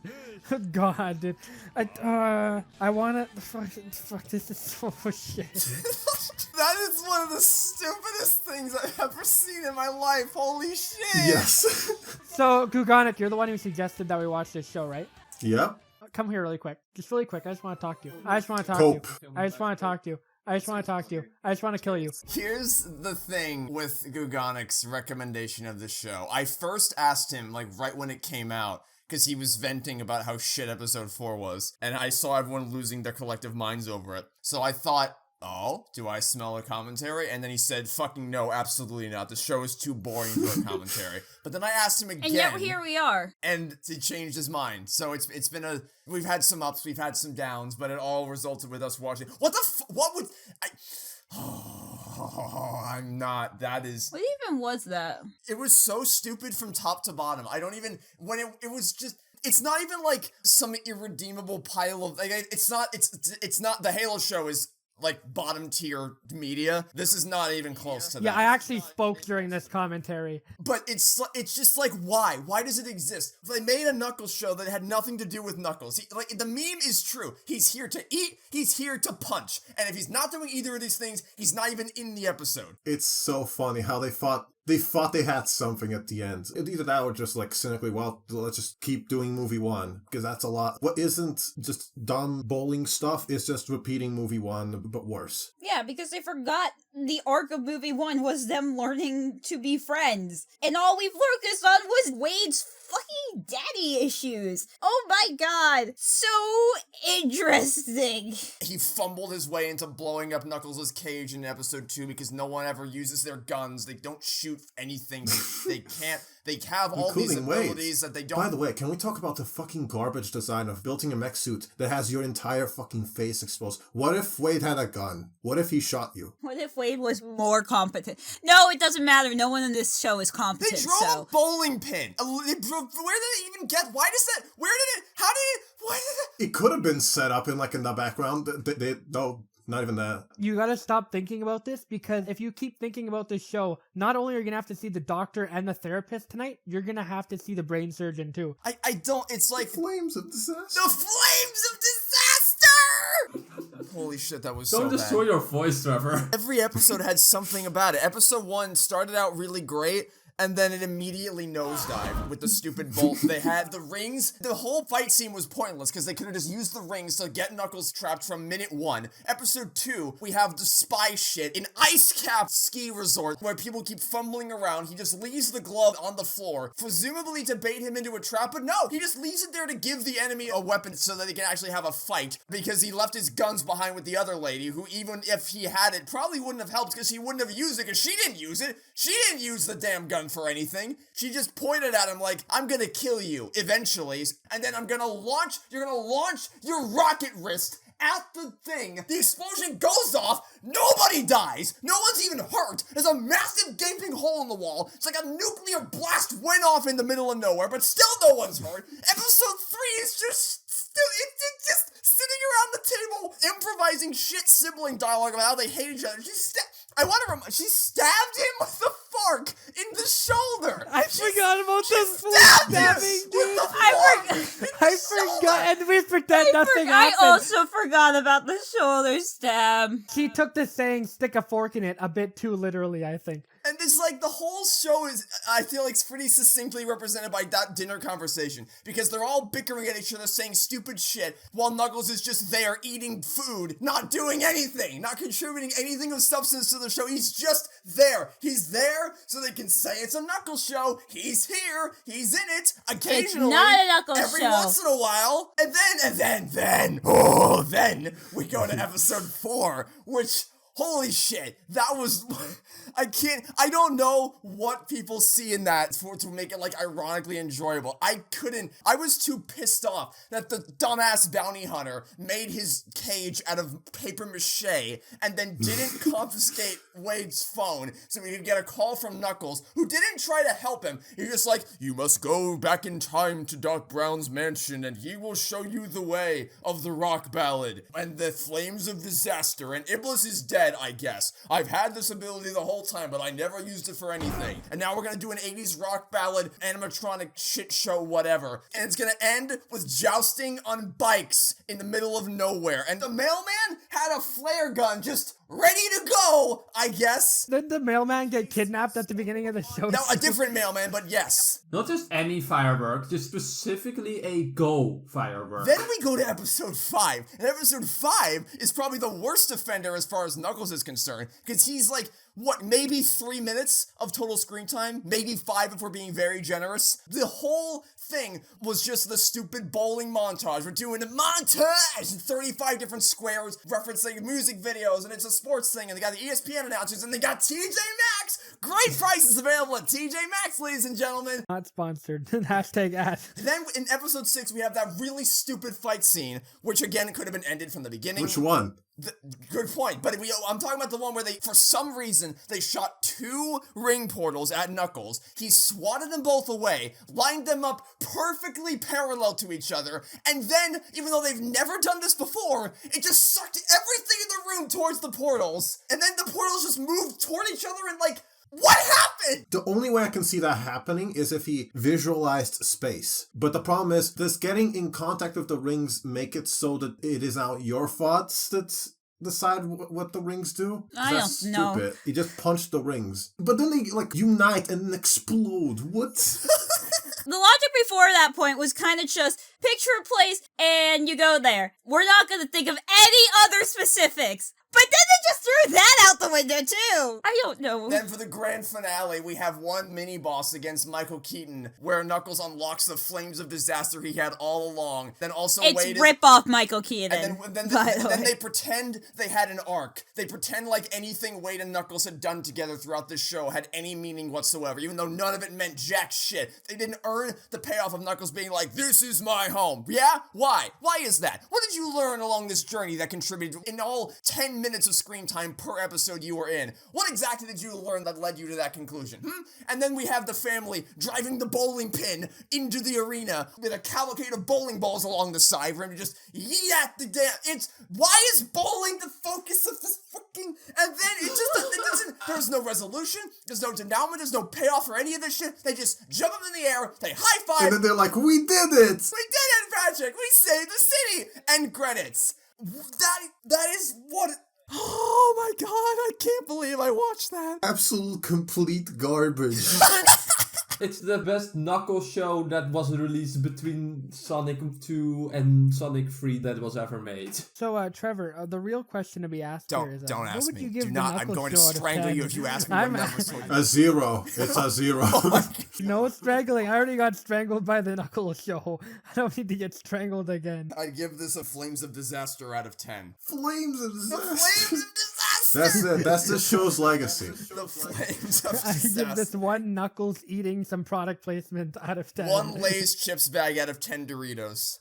yeah, maybe 2 TJ Maxx deals out of 10. Okay, we're gonna take a break. Then what are we doing after the break, Trevor? Yeah, what are we doing after the break? We're gonna watch Sonic 3, of course, as a palate cleanser. To remind, well, hopefully, I mean, it hasn't come out yet, but hopefully, hopefully it'll be good, right? That. Right. Please make it so that this show absorbed all the weight, all the weight and all the human shenanigan garbage that was in movie 2 as well. I'm just going through and writing down all the other shows I could be watching instead of this. There's not enough space of your computer for that much text. We're gonna have to do like the New Horizons thing. Dearest Sega, please release the Sonic 3 movie a bit earlier because we need a palate cleanser. I've been looking for a reason to get caught up on Star Trek, and by caught up on Star Trek, an excuse to just binge all of it so I can know everything past the modern iteration of Star Trek. This feels like a good reason to exercise further use of my Paramount Plus subscription, because I'm definitely not using it to watch Knuckles again. God, imagine having to pay to watch this shit. Like, you should be paying me to watch this shit. All right. We lived, we learned. We lived through this show and we learned to never survived. watch it again. We didn't live, we survived. Yeah, we escaped from the show. And now we're gonna open our hearts to this third Sonic movie, which will hopefully be significantly better than this. I hope that the rest of Saturday for me will not consist of me and you ranting back and forth in Discord chat. Only one way to find out.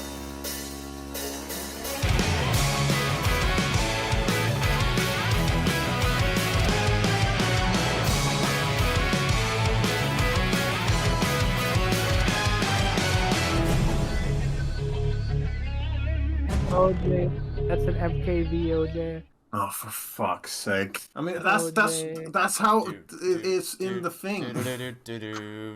It's not a fucking problem if this guy doesn't have VLC. Install VLC. On second thought, your phone barely runs. Barely walks. So.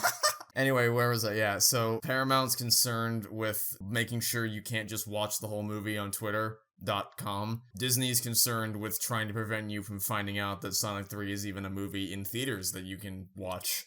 Is that real? Yes.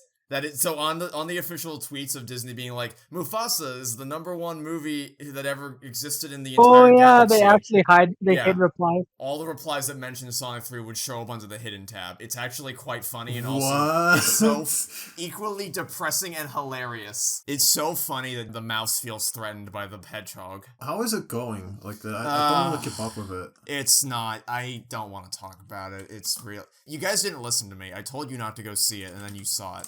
It's Mufasa is currently at $627 million worldwide. Sonic 3 is currently at $446 million worldwide. Oh, so it's definitely not making it since Paramount decided, yeah, actually, we feel like we don't like money, so we're just releasing it digitally. Paramount had a smaller budget on Sonic 3. Less than a month. They've already turned their profit. I am aware, but like you can get more money, right? Isn't that like the whole deal? Line goes up. You can always get more money. Isn't that their whole mission statement? Yeah, they're like, we could get more money, or we can just chuck this on digital. Truthfully, I don't really... I mean, we were all rooting for it to overtake Mufasa, because of course we were, but truthfully, the actual numbers of it don't really matter, because not a single person is going to remember Mufasa in 0.2 weeks. No one's going to... It will leave no cultural impact on anyone or anything for any reason. Whereas Sonic 3, like... It's just going full. Once it's out of theaters, everyone's gonna be like, remember that time they made a movie about... Remember that time they remade The Lion King and it made $1 billion? Yeah. I couldn't even convince my sister to not go watch it. It really is just like, don't underestimate casual moviegoers. They don't care. Mm-hmm. They really don't. I've told the story on my Discord server before, but there's a waiter at a local Red Robin that I go to, and every time I go in there, he's like, dude, have you seen Mufasa yet? Mufasa's amazing! Oh man, I took my whole family to see it, we loved it. Oh, the songs are so good, dude! And I'm like, I just have to smile and wave like, yeah. I've seen this encounter, it was... Oh right, yeah, she was there for one of them, she was right there. That waiter at Red Robin's getting paid fat stacks by the mouse right now. Like the mouse, it's like literally Mr. Cheese coming in here with the cheese. Being like, oh yeah, every time you mention Mufasa, we'll give you a fat check here. Yeah, the Red Robin ain't paying too well right now. He's like, hey, have you seen Mufasa? Cha-ching! You gotta see Mufasa. Cha-ching! I mean, Mufasa. Cha-ching is the best movie I've seen in a while. Like, there's no movie quite like Mufasa. Guys, are you ready for me yet? I've been waiting here all day. We should do a Disney direct-to-TV compilation. Why would we? No, I don't want to watch... We'll just do one audio commentary, only watching every DVD direct-to-video sequel. No! What, you don't want to watch Radio Rebel and Lemonade Mouth again? You don't want to watch every High School Musical movie except the last one, which was released in theaters? I've never even seen the High School Musical movies, so I wouldn't... You've never seen High School Musical? Not this again, what the fuck? It's even worse now, Trevor. You haven't seen something that I have seen. How have you never seen High School? How are you an American and never seen High School Musical? You're an American and you haven't seen High School Musical? Little does everyone know I haven't seen High School Musical either. Hopefully they don't figure that out. Well, you're Canadian, so yeah, you're not American. Yeah, I get an excuse to not watch High School Musical. I'm just picturing that it's like a rite of passage in the US to watch fucking High School Musical. I was a Disney TV kid. I love Disney TV. I've seen all of the things. What? Wait. So you were a Disney TV kid, but not a kid for the Disney movies or any... You fascinate me on so many levels. In every way, we have the polar opposite experience when it comes to what kinds of things we watched when we were growing up, but it seems the one overlap is the Disney Channel. And then the other show that you watch that I haven't is Sonic Boom. Yeah, Sonic. Wait, how did we get here? Oh, that reminds me. I discovered something very concerning when FG and I went to go see Sonic 3 in theaters. Did you guys know that she has not seen the thing with the moon and the laser? Oh no. She hasn't? No, I was just as shocked as you. Wait, what? We need to make that the bonus. Wait, I'm confused about what we're talking about now. The Sonic Adventure 2 fan dub. Oh, that thing. Yeah, no. Alright, FG, we're sending you to the sun. Alright. Hey, FG, why don't you tell us what because I know the answer to this question. Why don't you let everyone know exactly what your familiarity with Sonic Adventure 2 is? Go ahead, don't be shy. Let me double check how long this video was. I watched an 1:17 long video by Alpharad in which he 100%ed Sonic Adventures 2 because I had nothing better to do that day and I've seen it twice. There's less painful ways to torture yourself than 100%ing Sonic Adventure 2. Hey, it wasn't me doing it and it was fun to watch someone else suffer. I was gonna say Sonic Unleashed as a joke, but then I think, is it? But here's the question. You know, actually, I was gonna ask you a question, but I'm not gonna do it anymore because we're gonna get Spiral and we're never gonna start. So we're just gonna Sonic 3. We're here to watch Sonic 3. It was the best of the trilogy. I saw it twice in theaters, and I've been very, very much looking forward to watching it again here for this video, especially in the aftermath of binging all 6 episodes of Knuckles. This will be such a Holy breath. fucking shit. Oh my god, I forgot we did that, Trevor. That was like 2 weeks ago. I'm not saying it. You know what? I'll wait again. I forgot that was a Legitimately, thing we did. on the way I actually home. heard that from my brain. Legitimately, on the way home from seeing Sonic 3, I complained to Trevor about how much I hated the Knuckles show and about how I legitimately do not remember what happened at the end. I remember sitting there watching the ending happening, and if you asked me what happened during the final battle, I could not tell you. Well, I know something that happened. You can't say it. Don't do it. I'll refrain from saying You it. can tell that I purged the Knuckles show from my brain because I was playing Wii Sports with my parents Let's say it. over Christmas, and I didn't think of the bowling tournament when playing bowling. Gugonic, conceal, don't feel. Don't cry. You must never cry. Oh my god. What else? Can we watch Sonic 3, please? 5 minutes, no, 5 minutes. Wait, we're actually not ready? 5 minutes for what? We're actually not ready. No, 5 minutes, okay? Okay. Are you kidding me? Anyway, a movie is great. I love this movie until I don't love the movie. Until I love the movie again. So yeah, still the better one. There is a moment when things start to break. And it's longer than the wedding scene. Yes, but we'll save it. I don't want to get too into We'll the save weeds. it. Yes, we will save it. But I have a lot of things to say. I think we all have a lot of things to say. More so than either of the other two. I think we're all going to have a lot more things to say about this one. 2 things that I do want to say. 1, you have my sympathies for anyone who went to go to the movies with their family and their parents said, "You're too old for Sonic. Oh, We're fuck. going to see a real, actual adult movie like Mufasa with real lions." If this happened to you, I am sorry for your loss of brain cells and sanity, okay? Well, it almost happened, as in that I went to watch movie 3, and then a day later, my sister was like, I'm going to Mufasa. And I'm like, don't do that. That's not a good idea. And she came back and was like, how was the movie? And she was like, it looked great. I didn't understand anything that was going on. And I was like, great, that sounds like the best movie experience. Does it look great, though? Does it really look great? I will just pretend that I agree. There's no point in convincing her otherwise. And then the second thing I wanted to say is that Gugonic and I have already spoken about this film for like 4 hours or something ridiculous like that. We should have recorded it. We should have really recorded it. recorded We it. really should have Trevor, recorded I have it. a question, Trevor. Have you seen the deleted scenes I sent you? Yes, and I want to bring that up while we watch the movie itself because I just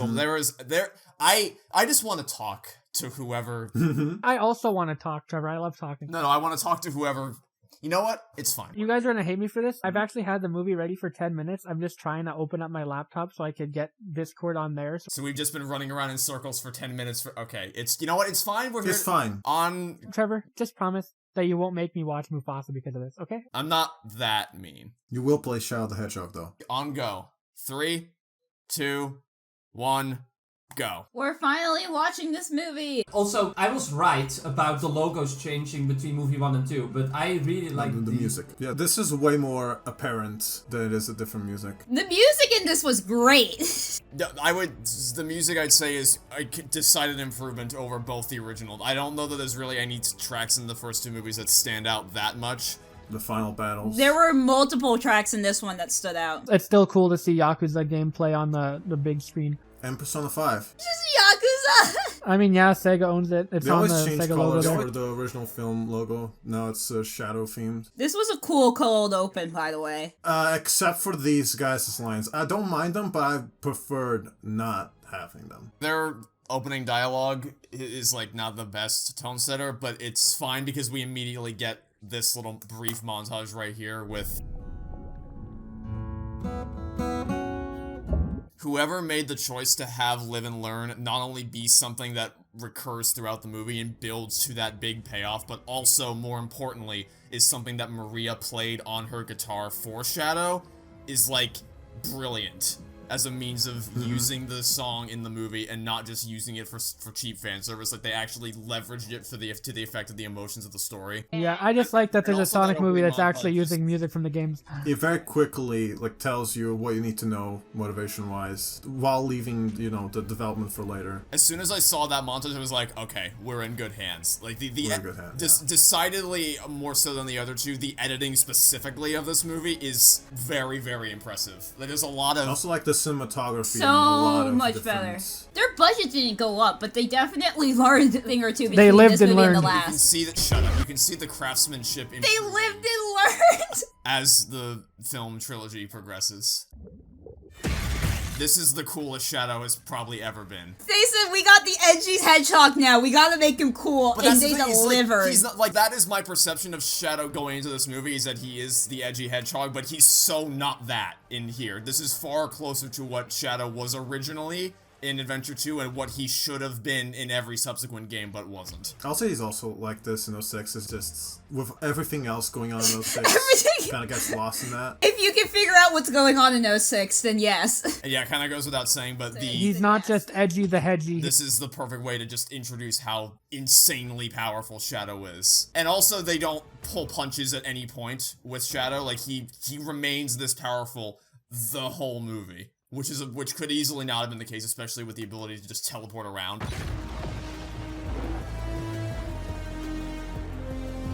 I don't think this is on the soundtrack, and that's shit.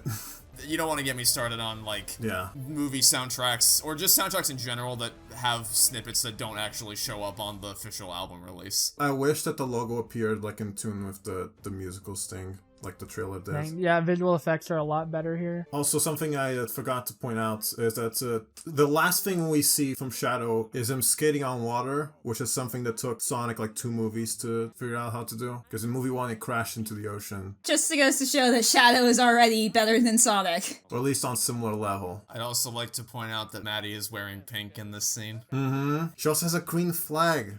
What does this mean? Here's the thing, now that we know they won't do it for the next movie. Or yes. Or they'll have her wear like a million different things, so you can't possibly predict what's gonna come next. It'll be a rainbow and people will say, oh my god, it's hypersonic. Oh my god, just where like the entire cast, the entire cast of Sonic is just on there. I love this song, by the way.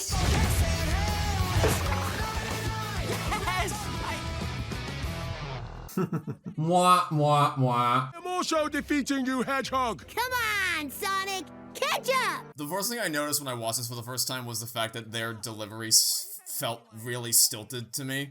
So it's cool that they actually had a reason, like, why. It's like, it's because it's fake! Why it sounds as stilted as it is. And then, of course, you have the back-to-back callbacks of the sign spinning, the foot tapping, and then also the little brief celebratory jingle that plays. What is all this? Today's the anniversary of the day you came to Earth, bud. It's your Earth Day birthday. This confirms it's been a year since the end of Sonic 1, which is interesting. It's been a long year for them, don't you know? Oh yeah, and his little hole. I still find this weird, by the way. I find this somewhat strange. I did, but they moved some stuff. Like the beanbag isn't there. Yeah, but he's like the way he said it, like kind of implies that he wouldn't even know that he lived here in the first place, which can't be true. No, I drew that on my first night on Earth. I wanted to remember where I came from. I still miss her.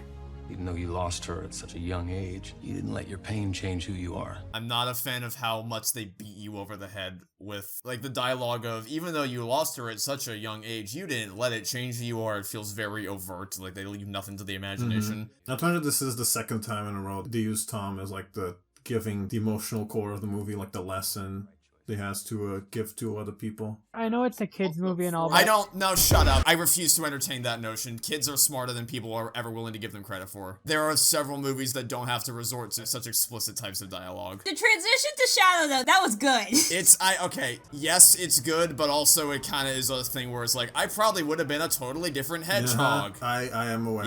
Yeah, thanks, I got it. I never would have. But yes, the rain, any shot in this movie that takes place in the rain is spectacular. Speaking of cuts, though, that is another one of the cuts that I really appreciate. The editing in this movie is on point. I will say about the whole Sonic and Shadow parallels thing, I do at least appreciate that in this movie the parallels are a lot more explicit, because as far as I'm aware, in the game, there really is, like, aside from the fact that they look identical, it really doesn't seem like they have much going on in terms of where they came from and what their stories are. So that's a change I appreciate, that they match up Sonic and Shadow stories much more cleanly. Now this character...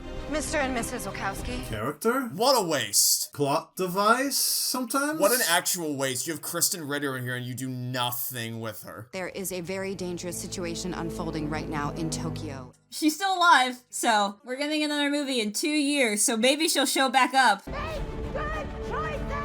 Remember movie theme. So can we talk about rings? Who has rings and who doesn't have rings? Knuckles has to be the only one. Knuckles and Gun apparently have rings. That's it. Tails didn't have one. I've just stopped thinking about it. Otherwise, Sonic would have picked from his backpack. Sonic doesn't have one because all of them are lost in the avalanche. So it's gotta be Knuckles. Team Sonic feels way more fleshed out as an actual team with really strong chemistry in this movie. I like that a lot. And also, I like that Tails has more of a defined role beyond just, like, Sonic Stalker. We're over the drop zone. All right, here we go.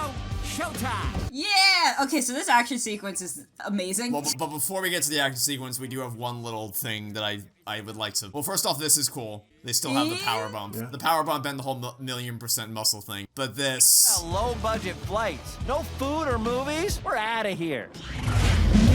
I also love the musical thing. I like the song, by the way.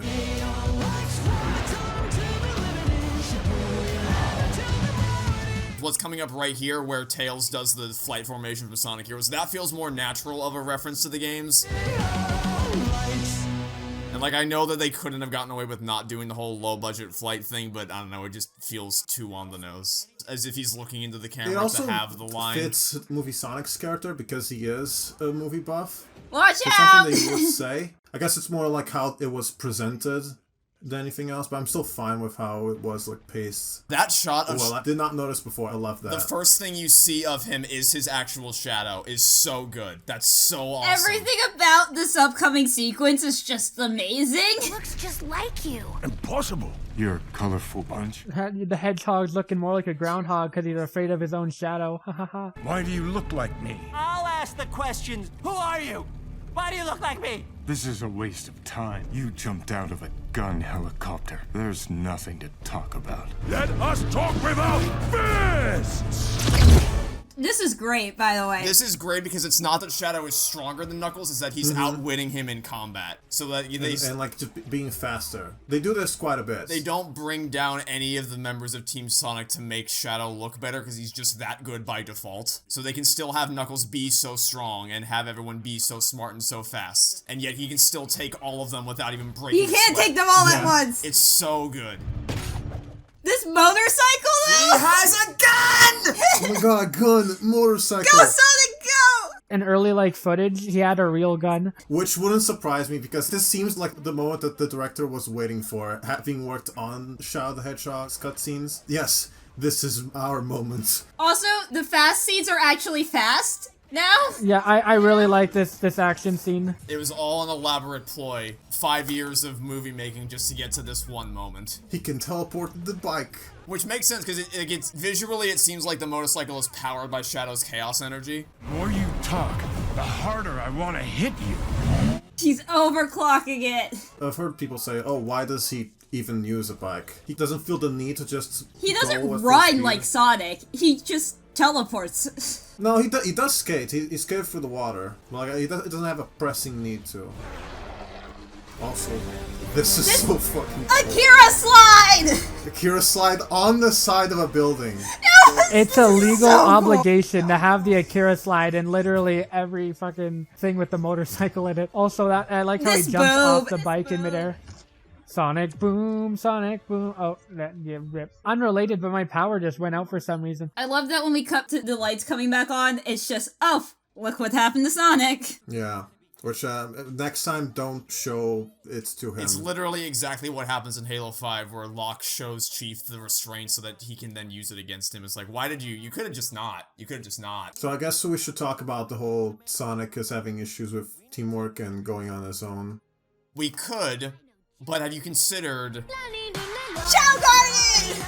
Fine. Dang, Trevor, when you said, have you considered, Tails was doing like that point, and it looked like he was saying it. I love this is how they used the Shadow Garden. It's the best way they could have done it, like making it into... Like, I want to go here. Why am I not here right now? I want this to exist in real life! He does look like a Pokemon!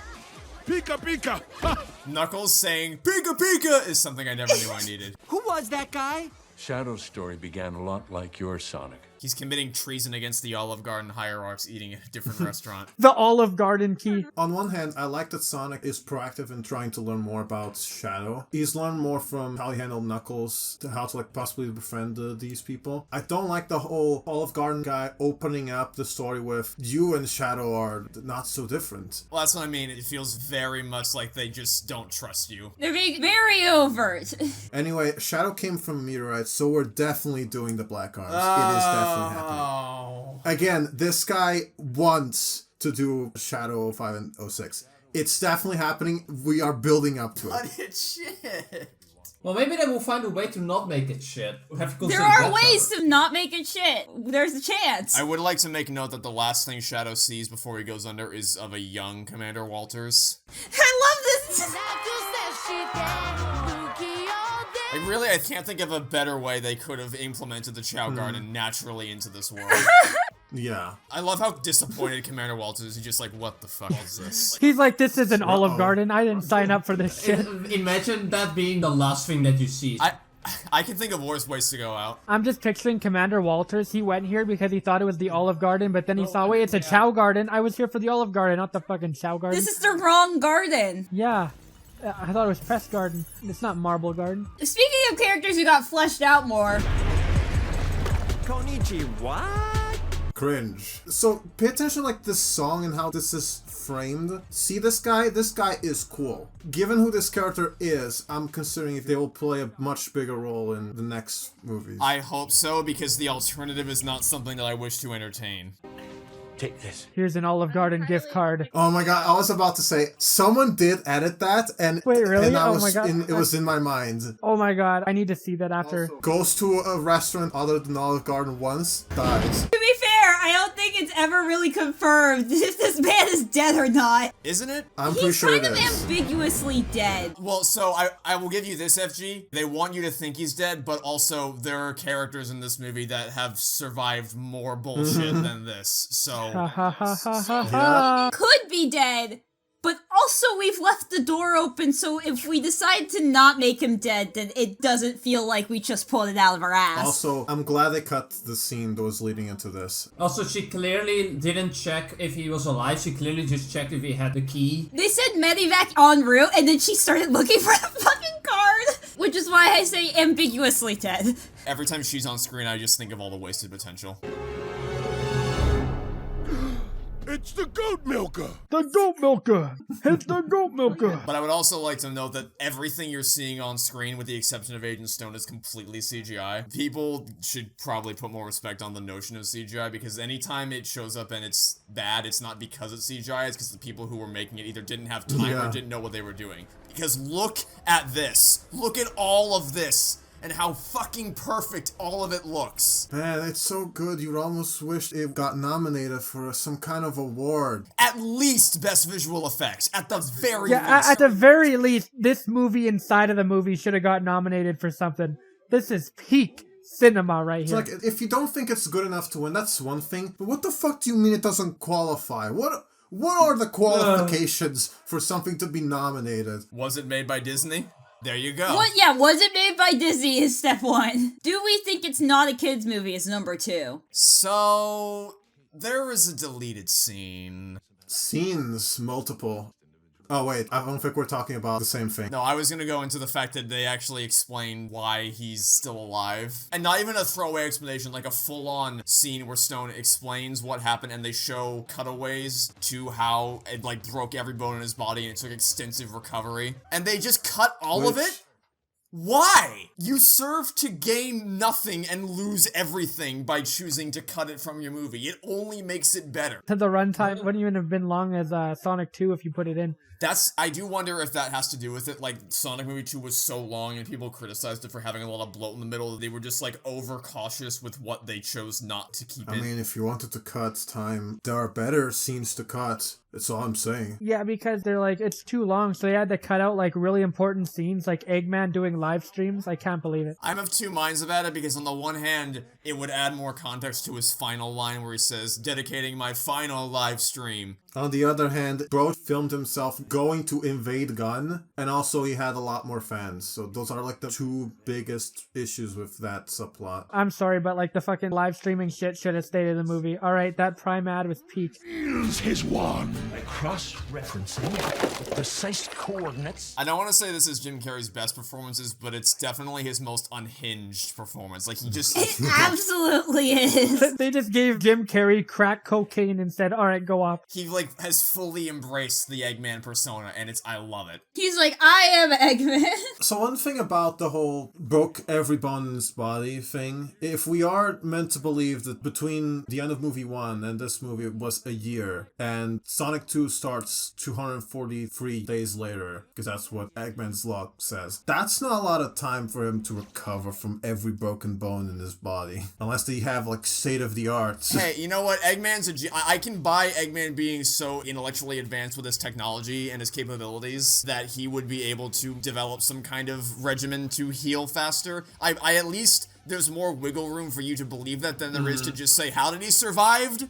I don't know. You should be dead. Think Elvis, circa 1976. Sir, I don't have the proper materials. Found some. Resourceful. Guitar riff! Such a good line. What we're about to watch, I can't decide if I want to make this claim definitively, but if not the best, it is at least among the best parts of this entire trilogy. Like, top 3 easily. Oh. So, the choice to tie Shadow's skates to Maria, another stroke of brilliance. It adds so much more It's so good. emotional depth to his commitment to just skating around with the ferocity that he does.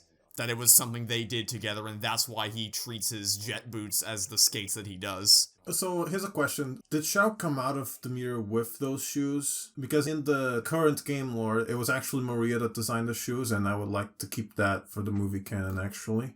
I don't think they ever told us. Yeah, it was. Shame. I love that she doesn't get scared. Yeah, and also it's not even like Maria just mimicking his scowl, but there's a brief moment, there's a brief smirk that appears on his face for like half a second. Hey, look, it's the original Sonic design, guys. She has no conception Right that Shadow is, like, potentially dangerous. She just saw, ooh, new friend. She hasn't said a word for this entire sequence. Like, as soon as she enters the room, she never says a word, and already she's, like, way more of an... Sorry, Sonic fans, but she's way more of an actual character with personality than she ever was in anything I saw from the games. Agreed. Well, it's all right, riding around in the breeze. I love how he just lights up when he sees Maria. It is adorable.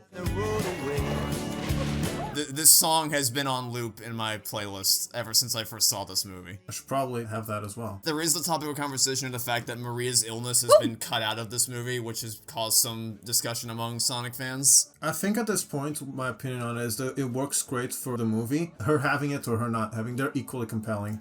Anyway, BioLizard. Yeah, BioLizard. I imagine people are not happy that BioLizard only shows up in a monster movie, but I mean... Iblis fans be like, that's how it feels! Yeah, literally. But also, truthfully, I don't think the average movie-going audience was ready for the BioLizard. Like, that was a way to pay homage to it without overloading people. It still gives a similar, well, maybe not similar, but still sparks the idea in his head that he's seen as different. It can take hundreds of years for the light of a star to reach Earth, and by the time we see it, the star might not even exist anymore. A light shines, even though the star is gone. Possibly the best line written in the whole trilogy. Yes. Everything about this is great. I love it. And when a star does die, it becomes a black hole, which is essentially, that's Shadow. He's just this catastrophically destructive and unstoppable force. It's such a smart line. Both just if you take it at face value and if you think about it more deeply than that.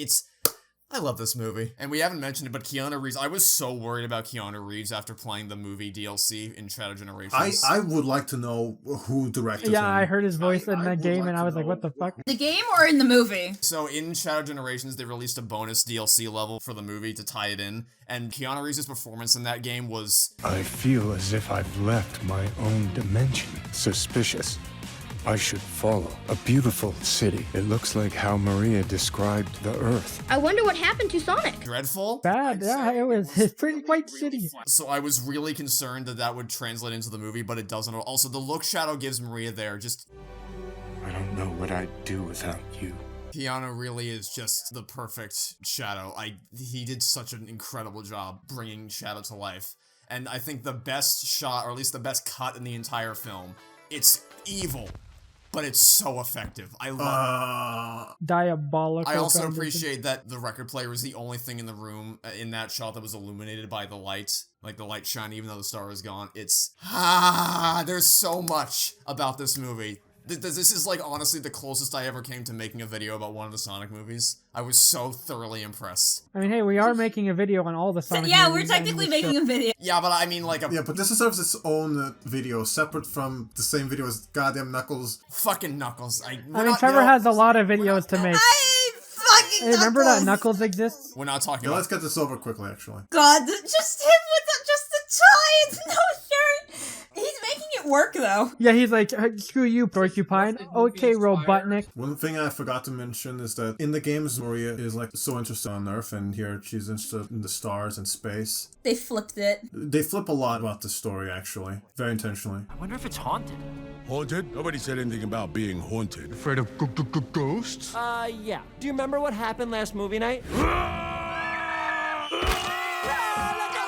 Oh God. And that's a good way to condense all of the ghost level stuff into this. It's a cute reference. Yeah, still waiting for a ghost pumpkin soup to show up in the Let movie. me go right. We could use some time together to work on your trust issues. They're reasonable trust issues, to be fair. They are very reasonable, actually. The pairings are really good, but also you literally just establish Knuckles' fear of ghosts and you leave him alone. I don't know about that. Yeah, it's an unfortunate because like pairing up the sidekicks together is perfect. Pairing up Robotnik and Sonic is perfect.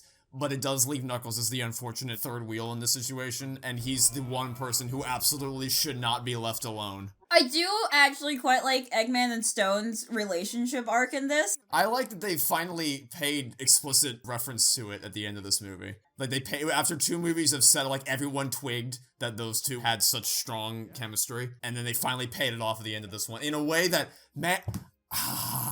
the things We'll I get have to it, say. Trevor, we'll get to it! We'll leave that for the end. I just looked down, descending in the background.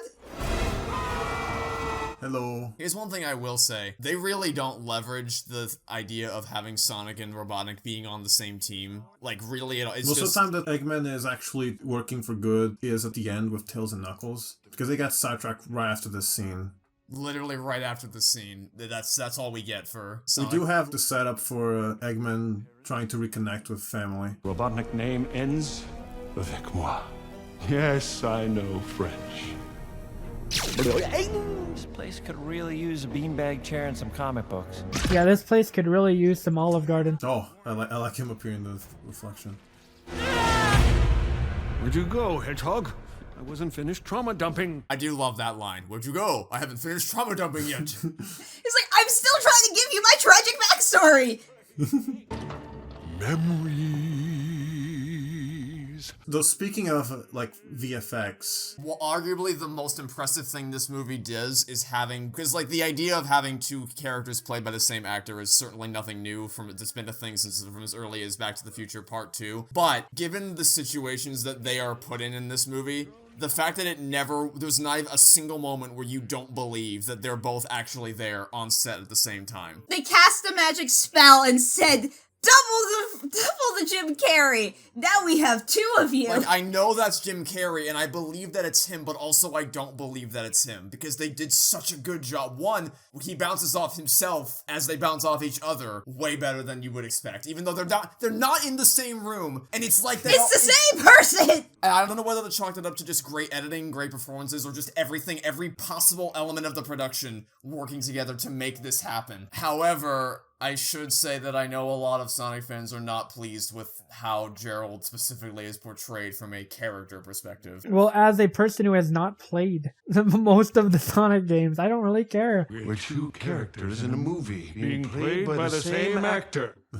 There's the real best line This in the is movie, the only Trevor. character who can get away with with saying that. If they held on that for longer, I probably would have groaned, but they immediately cut back. Anyway, you were saying about Gerald Gugonic? As a person who has played, I don't mind this portrayal for most of the film, because a lot of the film is him just playing along with Eggman, whether just that he wants to reconnect with a member of his family, or just to manipulate him. It's in the end where I start having issues with the Jim Carrey-ness of him. Should have been a bit more toned down. I think it should have been fully toned down, because there's a really great moment in that final battle where his true colors are shown, and you get the sense that the whole time it was all just a facade. It was all just him, like, playing into Ivo's sensibilities.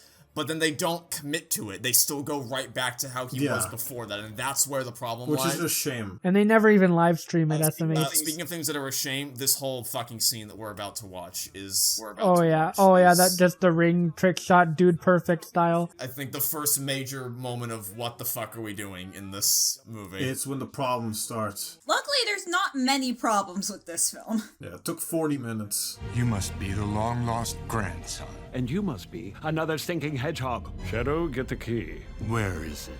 Ha!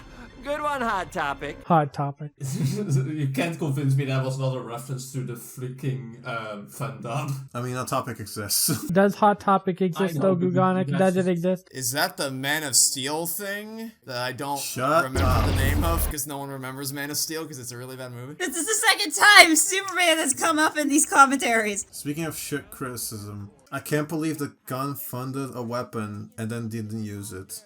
Someone fucking said this. What I would ask, though, I don't know why Gerald doesn't wait until he's out of earshot. Like, I know he thinks that they're all gonna die, but why risk it? Just wait until you're on the ship so that they don't know where the second key is in case some bullshit happens. Like, for instance, maybe they have a ring in their pocket. Which they didn't check. Yeah, they didn't check to confiscate. Do they have pockets? Tails' backpack, which they should have fucking confiscated. Mario Galaxy reference. It's a mini black hole. Going to suck in all the matter in this base. Well, it's probably a good idea to get out of here then, because otherwise it's a matter of time before you're all dead. I do appreciate Knuckles, like, there's a lot of instances of Knuckles getting to show off how powerful he is, but then it's immediately undercut with this fucking bullshit. God, what the fuck? Actually, like, dude perfect. I will defend him throwing the ring like that because of the way he was positioned. I will not defend his fucking attitude with like, haha, trick shot, this is gonna be easy, totally not a life or death scenario. But also, mechanically, why does it open there? Why? I don't understand how these goddamn rings work. Also, why doesn't it get sucked into the black hole? Yeah, Trevor, I would tell you how the rings work, but it's a secret. Can we please kick him from the call? I held up the commentary for like an hour and now you're just gonna kick me out. I feel like you're giving me more reasoning. Anyway, yeah, that scene is really dumb. It's nice that Knuckles has another moment of like, he's kind of like an older brother with his protectiveness over Tails and Sonic a lot of times, like when he caught the car earlier. But then you have, I just don't understand why the ring magically decided to open right in front of the black hole after bouncing around for 3 years. Because I don't, it's a consistent plot hole. You can't say it isn't. You're right, it's consistently inconsistent across this whole goddamn trilogy. I don't understand how these stupid fucking rings work. Yeah, we need to bring MatPat back to get on this. They decided that it did not matter. At some point, the producers decided they couldn't be bothered. This montage is perfect, by the way. It's a really smart way to use the reference. There's probably like a freaking author's note somewhere that explains exactly how these rings work, and we just don't know what it is. I don't think so. Yo, it's a Christmas movie, guys. Also, this montage is very funny, yes. But the ending of it sets up the subsequent arc very well. This. Poor guy. I honestly, like, I didn't understand people thirsting over Agent Stone for the first two movies, but now I get it. Now I'm, like, way more invested. You didn't get it, Trevor? I just didn't care about him, like, really at all, but now I do. Oh yeah, this is great. These people are very bored. While it is funny that they've done all this crazy shit, haven't they only been gone, like, a day from Green Hill? Possibly even less because time zones? Like, how long has it actually been? If you're really bored. Since they left? Maybe they got knocked out for a long time. They've been been gone for at most 2 days. No, for most 1 day. A day and a half. I am really happy, though, that Tom and Maddie are still characters in this movie. They struck a much more delicate balance with the Sonic characters versus the human characters without completely removing the human characters from the story. Yeah, I just wish they got better material. Yeah, it is unfortunate that they're stuck in the worst part of the movie, which, by the way, it's time. We're getting to. It's time. It's time. This is it. Gun headquarters in London. It should be noted, while this is the worst part of the movie, I still think it's better than the worst part of the worst parts of the other movies, simply because so it is more enjoyable. It's more shittily written. By the way, notice what happened with Sonic for crossing the barrier. That's important for later. What I would say about this scene is that it's more inconsistent than something like the wedding scene, but also it at least has more, like, when I'm watching the wedding scene, I'm like, just get back, we could cut this and lose nothing. It has nothing at all There are to do things with the in actual this movie. scene that I enjoy. Whereas this is, like, actually pivotal to the plot. Like, it has to unfold. Yeah. We have to do the infiltration in order to progress with the story, which is not something that I can say for the, You know what? I would equate it to the dancing sequence from Sonic Movie 2, because that is important for Sonic and Tails in that moment, but we need to rework how it happens so that it's not shit. And it's the same thing here. Okay, so the writers wrote this whole... There's a scene that isn't displayed in any documentation, just so we don't use rings to get here. They must have thought, we did it, Patrick. We fixed the script. We fixed the rings! Alright, here's how you do this in, like, minutes. You throw a ring to the USB place, you stick your hand in, plug the USB, and you deactivate the lasers, and Sonic runs to it. Bada bing, bada boom. It took max 15 minutes, depending on how quick Tails is attacking. Unrelated, but I appreciate that they used the Sonic Mania character select thing. That is cool. They're trying to distract you from how crap what they just told you was. It's working though, Trevor. That's the thing. I am very distracted. Well, I'm sure that the Master Emerald will be safe though, won't it? It will be with the bestest character in this universe. I actually don't mind it.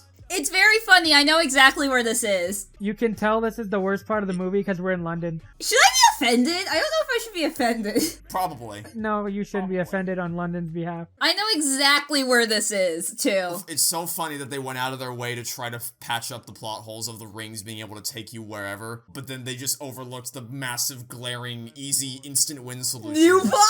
Exactly. At least they have a decent reason why Shadow can just go in and teleport to the place and immediately get it. Gerald quality time with his nephew. Revenge guac. That's a great line. Revenge guac. Also, in case you're wondering, yes, this thing is slow as fuck. Yes, it is. And also, yes, it does stop. So Sonic's sitting on this makes sense, because he's not going anywhere. I just went to the London dungeon instead. I went on it with my sister. It was a mistake. There's such a cool, iconic tower. I hope nothing bad happens to it. Shatter this glass like the jaw of a vile foe. In case of emergency. Pulverizing like the skull of a loathsome bright. The emergency is the important part. You could say this goes on for a while, but I like it. I like banter between. Like, the logistics of what they're about to do is horseshit, but there's a lot of good stuff in between the horseshit, which is another big reason why this rises up against something like the wedding scene from movie 2. Or the dance scene. The characters in this carry a lot of the slower parts of this. Even these characters! Your day of reckoning is at hand. Yeah, that's perfect. So, what is she, Papa John? The day of reckoning is upon us. I'm pretty sure the sound effect of them touching the little Tails hologram devices is the pause sound effect from 06. It is definitely a menu sound effect from 06. If they wanted to be really accurate to 06, they can make it so that when you push the button, it takes like 20 seconds for it to actually... That would have been so funny, Is this infiltration plot holy as fuck? Yes, but are the characters fun to watch? Yes. Just have a thing that says like now loading on their shirt. I also like how this was set up early in the movie. And technically, it's just an evolution of the hologram tech Tails had in movie 2. But obviously more advanced, because it can be used as disguise. But it is important to note that the little tail symbols do not disappear when you engage a different state. And start tippity type. Mario teaches typing. How dare you reference some Mario products in a Sonic commentary? Mario and Sonic are mortal enemies. Especially when Sonic, what was it called? Something school related. Some entertainment Sonic game. So here's a question. Why would you ever disengage your disguise? I was about to say, why the fuck would you do that? What if there are cameras? To change identities, I guess. You're right, FG. One of them would have to change in order to adopt Agent Rockwell. but like Tom didn't. Like, what is? I mean, the answer is because you need this joke right here where he keeps like changing into different stupid things. But like, he could have just stayed like that the whole time. Aye, Captain. Who are you? Bye-bye. Aye, Captain. I'm assuming Sign. the cameras aren't working because of something that's going to be revealed in a bit. Otherwise, I'll have massive problems. Right, but they don't know that, so that's not a risk. Exactly, which is why I still have the issue with them ticking. It's the plot hole. Oh, hello. But honestly, what saves this is the fact that I actually really like Tom and Maddie as characters. That's, I think, the only... Though I don't like the punch. No, that thing of him, like, gazing up and down someone, like, Agent Rockwell is so weird. I don't know why they had him do that. I really like the Tails USB drive. Yes, that's cute. Scientific evidence to support. Never mind, it worked. I love that they have Tails acknowledge it makes no sense scientifically that why that works. It, like, logically it should never work, and yet it always... But it did. Yeah, it always does. I question how this works perspective-wise. I can buy it, because, like, you probably aren't paying that close attention to your surroundings, but yes, perspective-wise, his head should be sticking out. If you're just walking past, you're not gonna... It makes their faces appear flat, maybe. Though, I mean, by that logic, just make it also disguise their faces. Okay, everyone shut up. Can only belong to Juan. Gabriella should kill them both. So true, Shadow. You're not wrong, Shadow. Dang, Shadow is based. When we're done, there won't be anything left to rule. Hello. What's this? Cheerio. I guess someone forgot to flush. Welp. Look at all that food that gets wasted. So, how much of an issue do we take with Tails doing this? Since it's kind of the whole reason why Shadow decides to intervene. I assume his reasoning is just he doesn't want to risk in case they're in on it somehow, like they're providing ground support from inside the crab. Yeah, or like they're to take it out. And also, I could also say that he wouldn't expect Shadow to be there as well. Because, like, he does show up on the screen, but I don't know if you saw them. I like how their heads are completely exposed. To create a field of laser-bending thermal distortion. Okay, a field. He designed it to create a field. Let's just assume it's the whole body, even though it doesn't... I'm willing to grant them that in good faith. Especially because this scene is awesome. The amount of edits that I've seen, and they all work, is the thing. Had a The thing is they all work. This scene almost makes me forgive them for not having the live stream. Every time I've seen someone edit this to a different song, it works every single time. I'm just thinking of the logistics of how they would have had to film this twice, and it still syncs up perfectly. That's unbelievable that it still looks this good. It reminds me of Charlie and the Chocolate Factory, where there's this one guy playing like 50 characters at once, and he has to dance a bazillion times in different positions. So an interesting thing to note is that before he started dancing, Gerald licked Shadow's quill. I find that interesting because one of the things that got cut was an explanation, like an implication that Shadow's chaos energy is the reason why Gerald is alive, because he himself says he's 115 years old and he's still very agile and mobile, especially in that whole dance scene. Another thing, I don't know why they cut it. Again, cutting through time... I don't get it. Speaking of cutting and time, all of this. Speaking of bad choices, Sonic is just like, yeah, I'm kind of just tired. Also, they cheat with his shots. They cheated. See, okay, this is what I mean. Like, they're frozen. Gugonic and I talked about this, and we weren't sure about this. He definitely still has his, like, ability to move so fast that time stops. So why didn't... You know what? And he doesn't do that. There's a lot of this that's pointless. The whole getting the USB drive thing, pointless because they just made it through anyway. And then in a little bit, we're gonna see a whole different level of pointlessness. But if I can give 2 points of praise real quick, I will say I like the visual of Sonic looping around the Ferris wheel like one of the loops in the classic 2D games. And I like, even though the logistics of it are questionable, Tails flying in to launch Sonic through like he would have done in Sonic Heroes.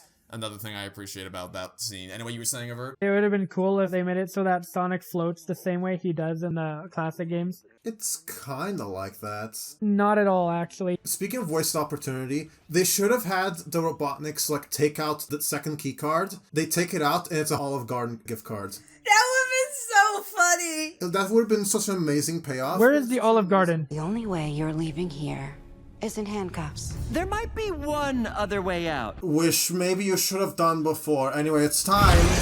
Break the Big The flames of disaster! The flames of disaster! It can just break through! What the fuck was the point of this whole fucking scene? He could have done that from the beginning! We could have skipped all of this! Also, did you really put the goddamn keycard inside an area like in the middle of the building with only one wall through it? Are you kidding me? We could have skipped literally all of this if he just did that because I thought the whole thing was that you couldn't touch the barrier or else it would instantly vaporize you. Which is what we were shown. But I guess the flames But it doesn't, because the flames of disaster. Nothing Vaporization. beats the flames of disaster. Hey, we needed a reason for the flames of disaster to exist, and apparently it's to punch through barriers you can't punch Just through. fucking throw a ring and have him show up through that. God damn it. You know where he is. Also, can we talk about how when it went haywire, the only one to change, except this one of course, was Sonic changing from green to red because they need Sonic to be on the floor for this. Otherwise Tom dies. It's Caterpillar die. Inchworm Eggman. Do the worm. I think we all found the design flaw with the red's spaces. Whoa, whoa, whoa! I will say, Avert, maybe not so much the classic games, but I do think them, like, floating over the tiles is reminiscent of Sonic Adventure 2 anytime you're over a gap and you're, like, tumbling out in space. Also, this girl took the long way around in order for Tom to catch up to her, which I'm willing to buy because he would know the schematics. What I'm not willing to buy is the fact that the tag is invisible. And the thing is, like, she's clearly suspicious of him because, of course, she saw his corpse in the I almost said Olive Garden. I do like that he has a thing, like, on his arm, which is a kind of foreshadowing, I suppose. But I do like to at least try with that. What I was going with that is that you'd think that if the Tails hologram was still there, she would have noticed that because she was already suspicious enough of him, so they hid it for that one shot and then made it visible again here, so it's time for Shadow to deck him. But first, also recognize him as Commander Walters. Even though the last time he saw him, he only saw him as young Commander Walters. He has really good facial recognition. I guess. Anyway, from this moment forward, I don't think I have any, like, major issues. Aside from the obvious, but, like, story issues. Except for the fact that Tom should be dead here. Or if they... Yeah. If But not, hey! People have survived worse in this film. if not dead, then at least severely injured and not what they actually show him to be the case here. However, I will say... I love that. So this... It's a match cut in both directions, because going back to Shadow's past, obviously it's a parallel to him with Maria, and it's a key moment for him understanding of his own volition without anyone trying to, like, lecture him about how awful he is. He's starting to understand that what he's doing is wrong. How awful he is? But then the other direction, it's also Tom being knocked out and Sonic having to be leaning over him and caring for him is a throwback to the first movie with Sonic, where Sonic was knocked out and Tom was the one who was carrying him back into his house.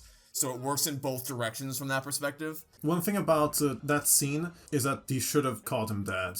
It would have made it a lot more impactful. And I think we should say this now, even though we aren't there yet. I think I want to get this out of the way so that we can just enjoy the rest of the third act. Except for the, you know, the part. But if you didn't want to kill him, you should at least have him sustain more severe injuries than a broken arm. Especially because he wasn't hit in the arm, he was hit in the body.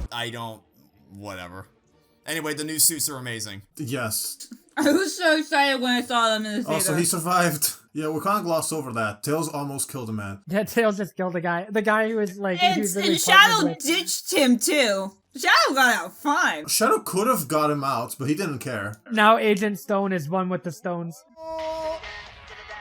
What do you want, Stone? If it was Live and Learn that was placed as a ringtone, that would have been... too on the nose. Awful, but Eggman's theme, that's fine. Consider this your notice of termination. No, no. Dang. Now Agent Stone is left to be one with the stones. You and I are done. I already lost you once. Unsubscribed, blocked, and reported.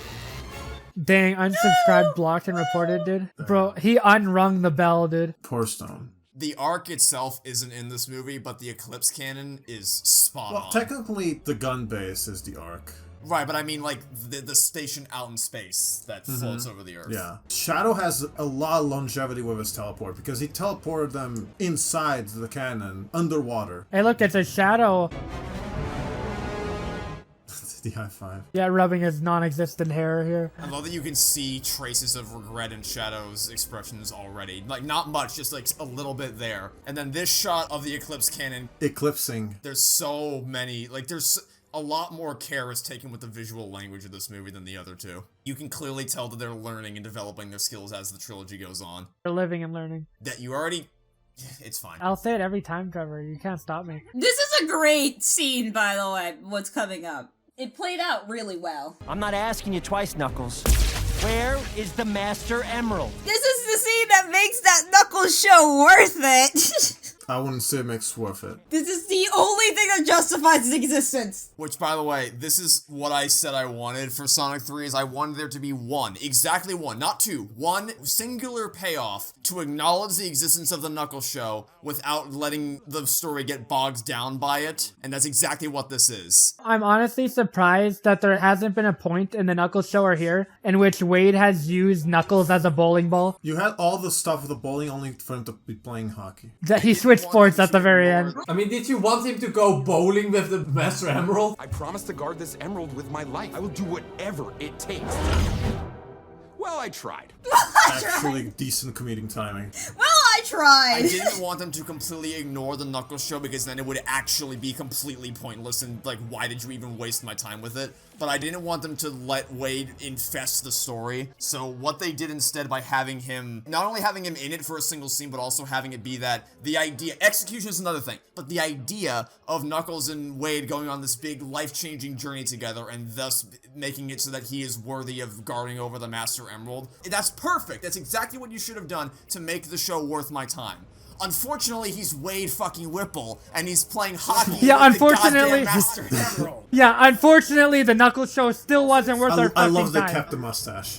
Thank you. Yes. Also, it works because who the fuck would think that Wade Whipple would have the Master Emerald? Kids, we have to go now!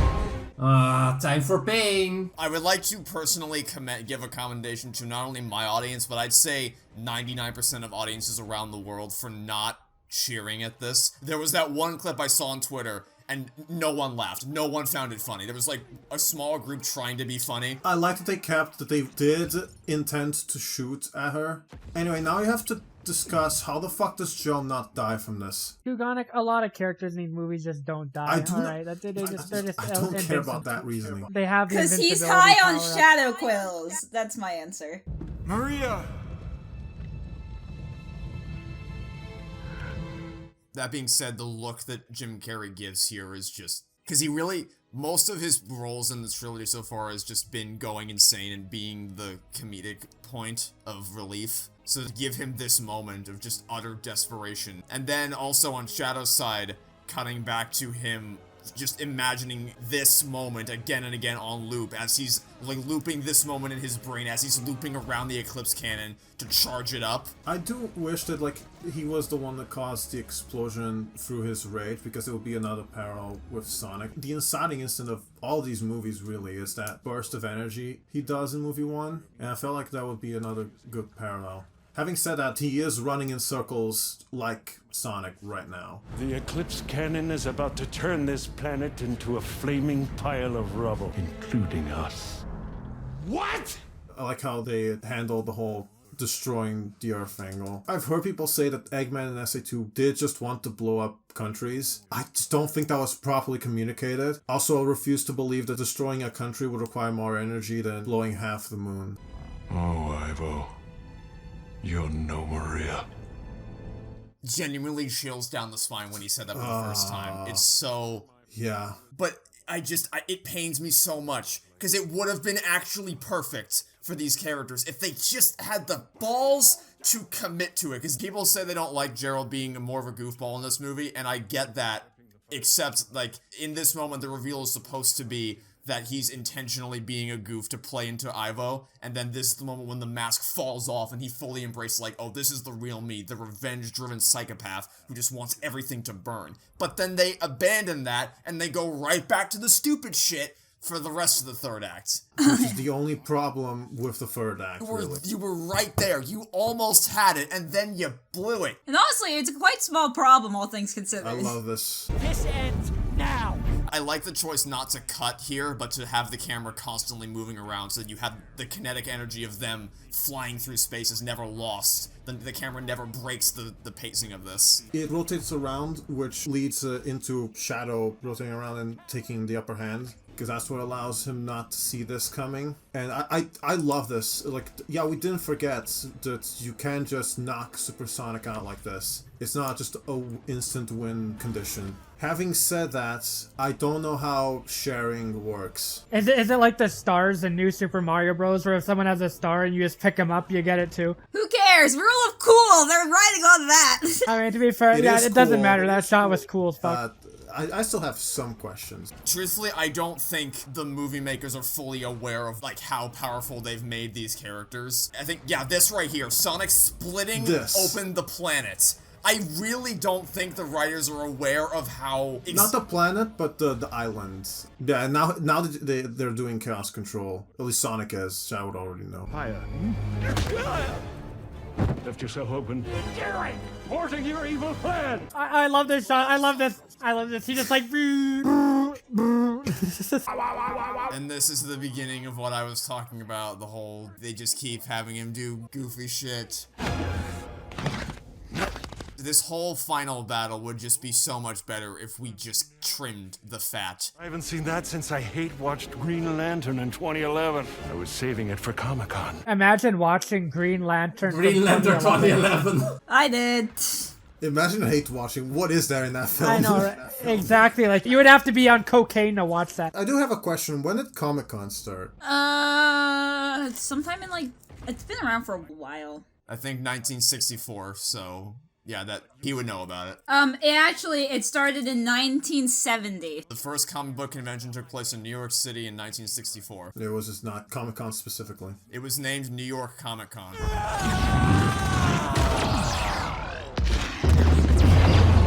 God damn. KO! I really like character-wise what they're doing here, with Shadow taking advantage of Sonic's state of mind, while also kind of gloating about how he couldn't be the better man. He also gave in. I'm right here! The fact that this whole turning point rests on him doing exactly that is... I'm okay with that. I just don't like that they play the flashback there. They didn't need to play the flashback. That also happened to him. Like, Marie also did that to his chest. Right, but that's sort of my point, is that that exact motion was used for both characters so that you can have this moment work. There are no winners with revenge. That's great. Last of Us Part 2 moment? This movie is better than Last of Us Part 2. This is not who I am. What are you doing? Take your revenge. There are no winners with revenge.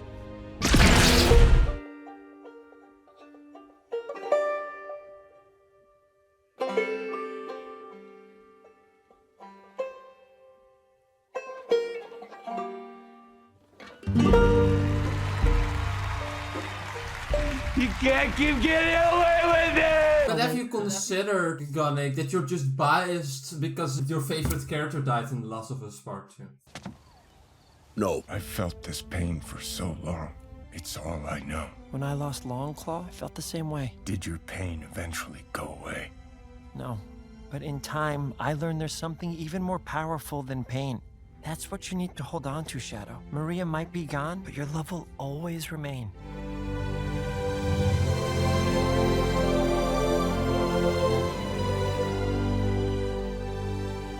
The light shines, even though the star is gone.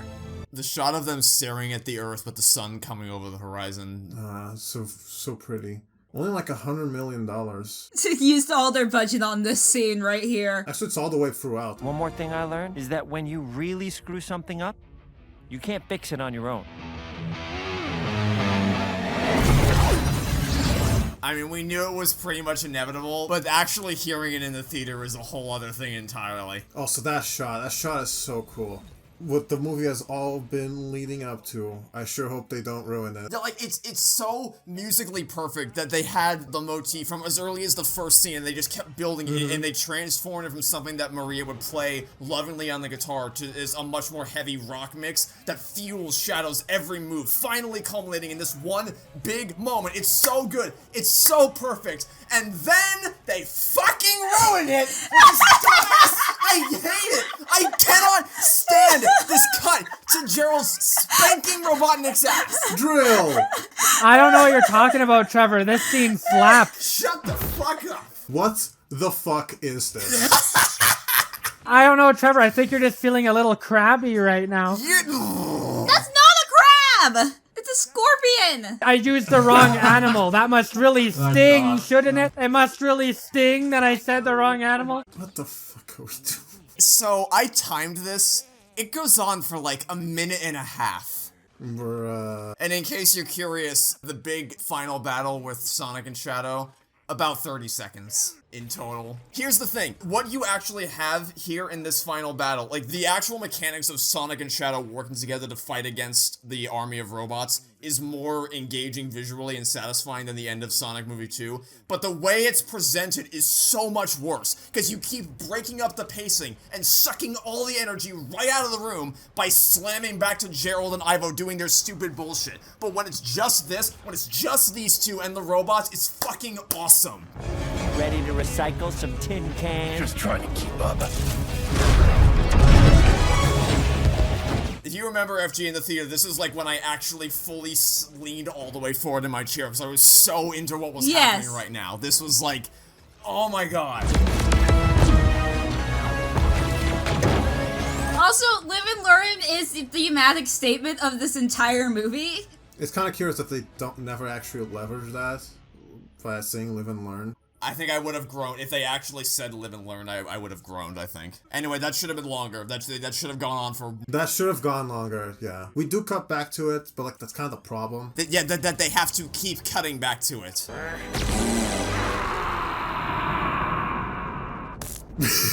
I love the way it's like a fucking electric fly swatter. So it's still funny as shit, but like, really? That's what you decide to do? I'm not... Bro died with a fucking fart joke? No, I like it. Just like fucking just vaporize electric fly swatter. I don't know. I'm of a mixed mind about how I feel about Gerald dying by being zapped out of existence. He deserves it though. I don't know. I think he just deserves that. Like, I want to comment on that scene, but like, then we get this. I'm like, so good. I think that's the reason why they get away with it, is because they keep just... They don't linger on it. No, I was gonna say they get away with it because they have all the bullshit, and then they cut away to this, so you're in mind like, okay, yeah, we're doing all right, we're good. We have Sonic and Shadow being I like awesome. how they copied the kind of cinematography of SA2 of them trying to lift the arc up, being fire all around because of the atmosphere, instead being them trying to defend the plant from the laser, and the laser is providing that color. To summarize what happened, for that to have worked, while Eggman was falling... I've come to make an announcement. Shut up. Like, at that exact same moment, Knuckles and Tails through a ring catch Eggman in that precise angle, and then they communicate with each other to throw a different ring inside the Eclipse cannon in like 8 seconds. Even if you buy timing-wise, it's still incredibly convenient they threw that first ring the moment they did. Otherwise, Eggman would be fucking dead. Because I do buy the angle because that's their point of view.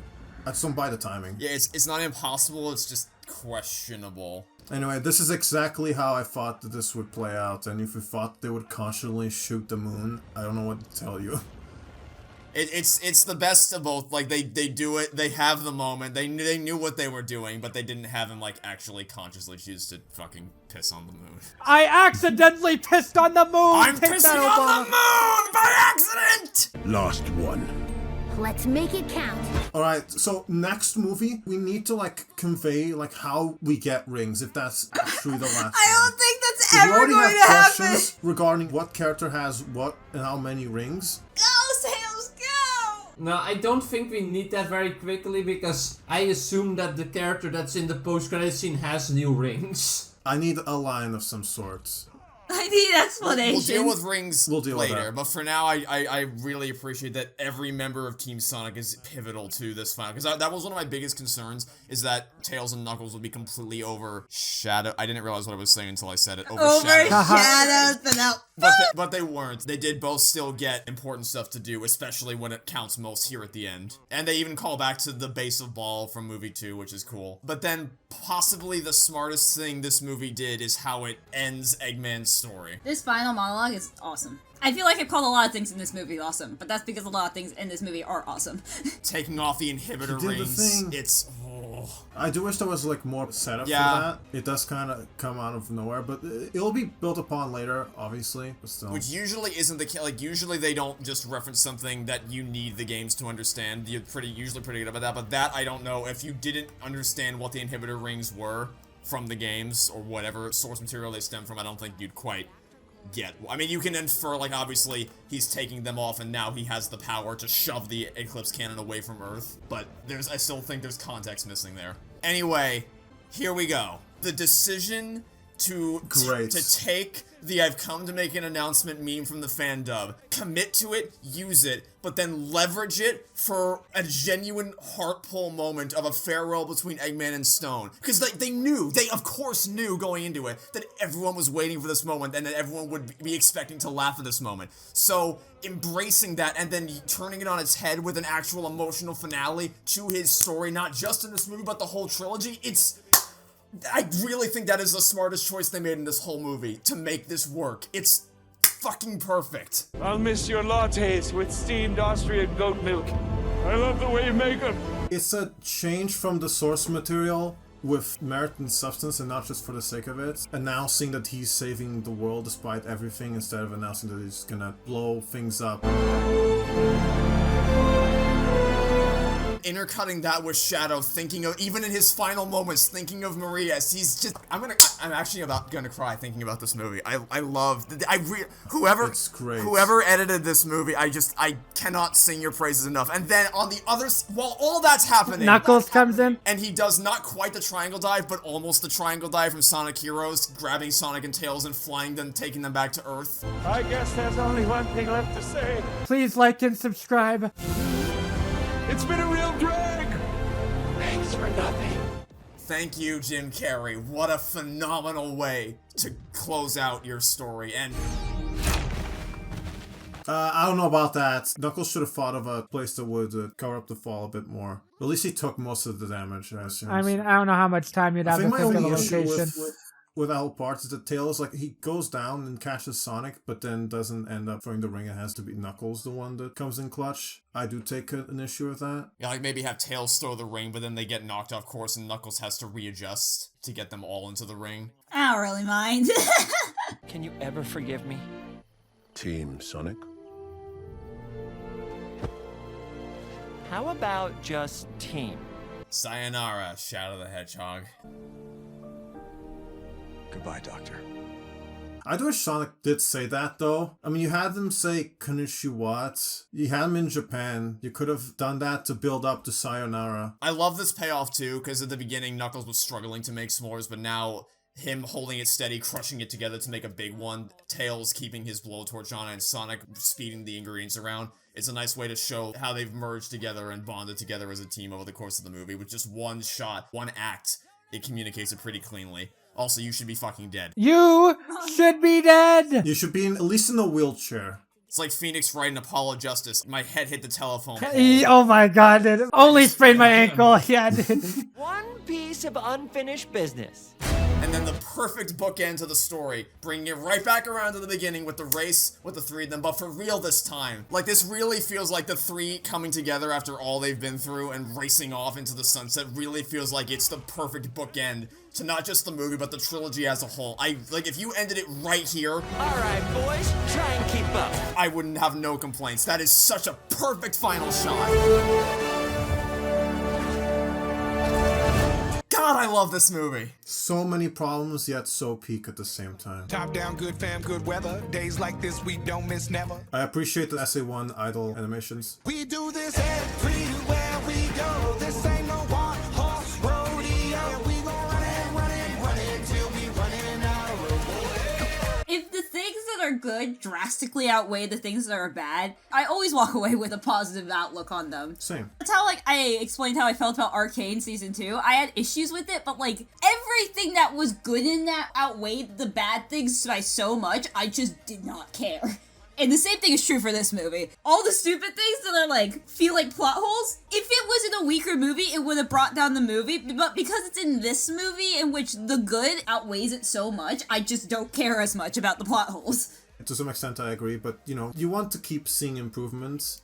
Yeah, And, but this is a vast improvement. They're only on the up, so they have to stay on the up, right? Have consistently gotten better, so just keep improving. Are we all here at least like a little bit scared about the fourth movie?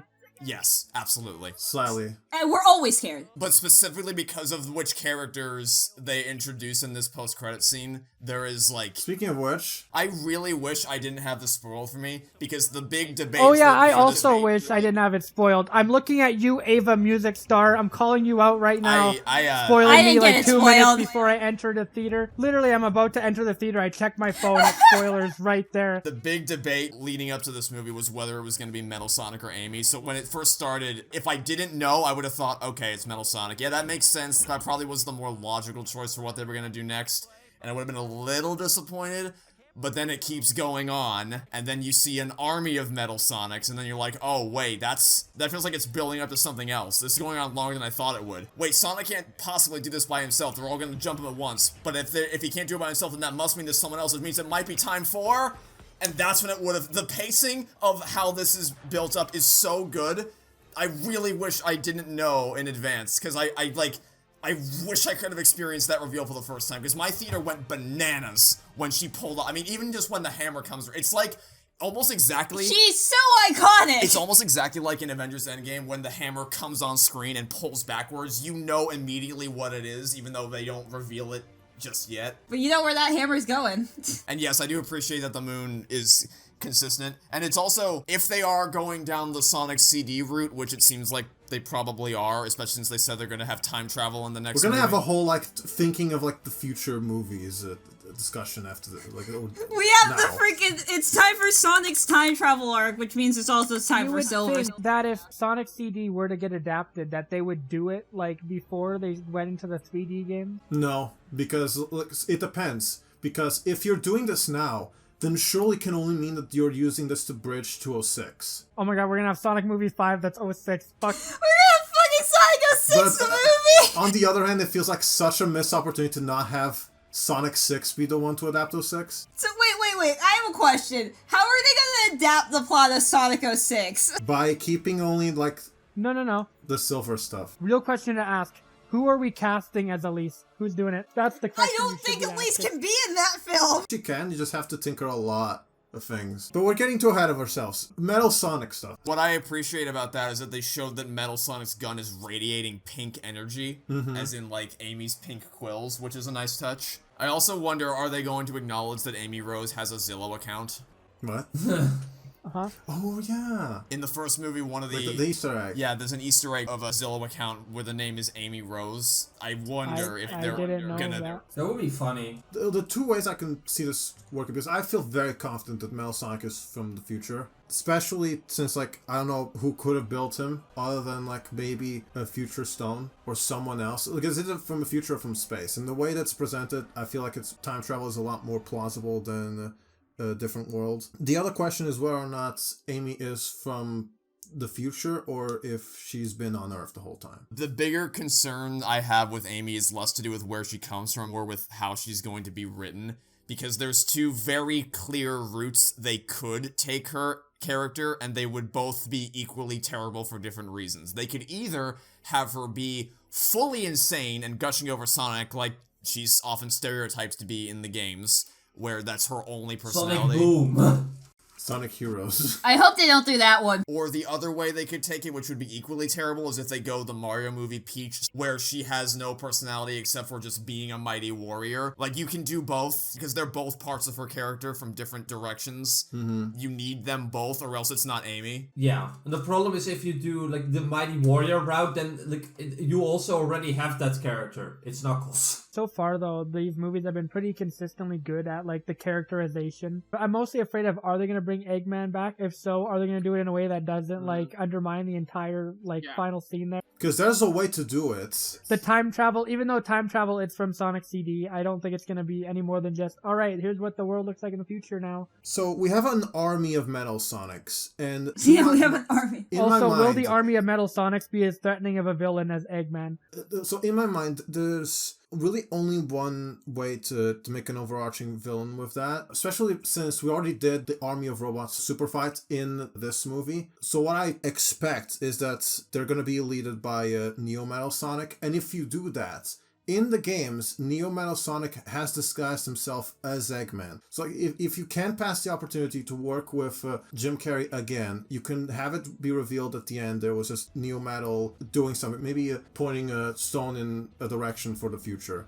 Or something like that. When did Escape from the City play? It didn't. There's like a brief... I've watched this movie 3 times and It's about as subtle as the underwater theme in Sonic 2. When Sonic runs to the shield thing, that's when it plays.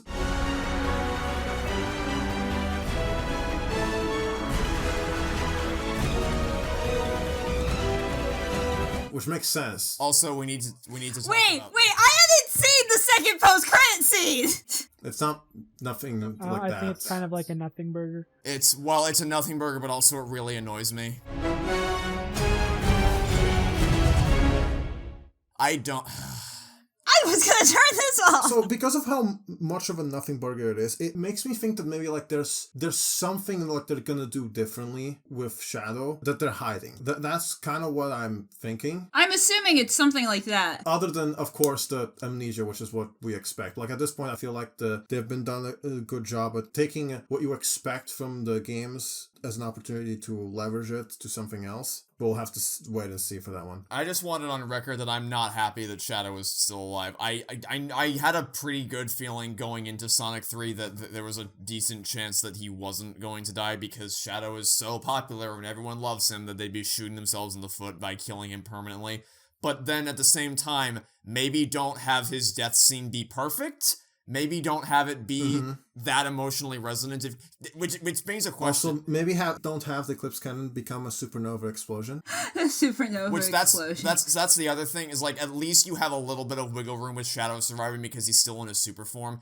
Eggman, on the other hand, is super. There's no fucking way. No. Eggman's definitely dead. There's no workable time frame. It exploded in his face. There's absolutely... While we were looking at him. No way. There is no way. That he can possibly survive. The only two options are time travel shenanigans, which please don't, and Neo Metal Sonic disguise, which... If you have to do it, please do that one. But I think it is more likely that they do the Neo Metal Sonic disguise because you have Amy and you have Metal Sonic, and that is what Heroes is like the whole disguise thing, right? For Metal Sonic tricking Team Sonic with the Eggman letter. So like that's how I would do it if you had to. I don't really...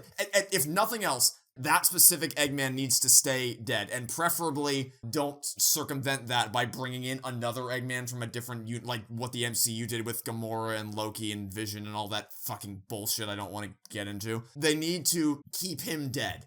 One, because there's no way he survived, and two, because it would completely cheapen a because Sonic Movie 2, his survivability is very much called into question, but it's not like the perfect emotional capstone to an arc or a journey or anything, so they're not really cheapening anything significantly by bringing him back in movie 3, but if they did it again, that would completely invalidate that beautiful final announcement scene. Okay, now I have a new fear. I'm kind of scared that the way they're gonna bring Eggman back is Sonic just like runs by a past sign and then goes into the past, and oh look at that, Eggman and Shadow are there now, and we can bring them to the future with the future sign. I don't think they're handling the time travel stuff like that. The question is, are they going to involve the time stones, or are they just going to have science mumbo jumbo? Because they're not touching like the whole using 2 emeralds in order to time travel. That's not happening. The question is whether if they want to introduce a new like Chaos Emerald type thing specifically for time travel or not. Yeah, it's gonna work like the rings. There's no time traveling rings. Like they already don't make fucking sense. We'll keep them inconsistent. So, I just find it really weird that we're adapting Sonic CD this late into the series. Like I'm trying to think of how they can top the third movie using Sonic CD as the base, and all I can think about is we're time traveling to the past to bring the characters to the future. Combine CD and Heroes is the only way you can do it.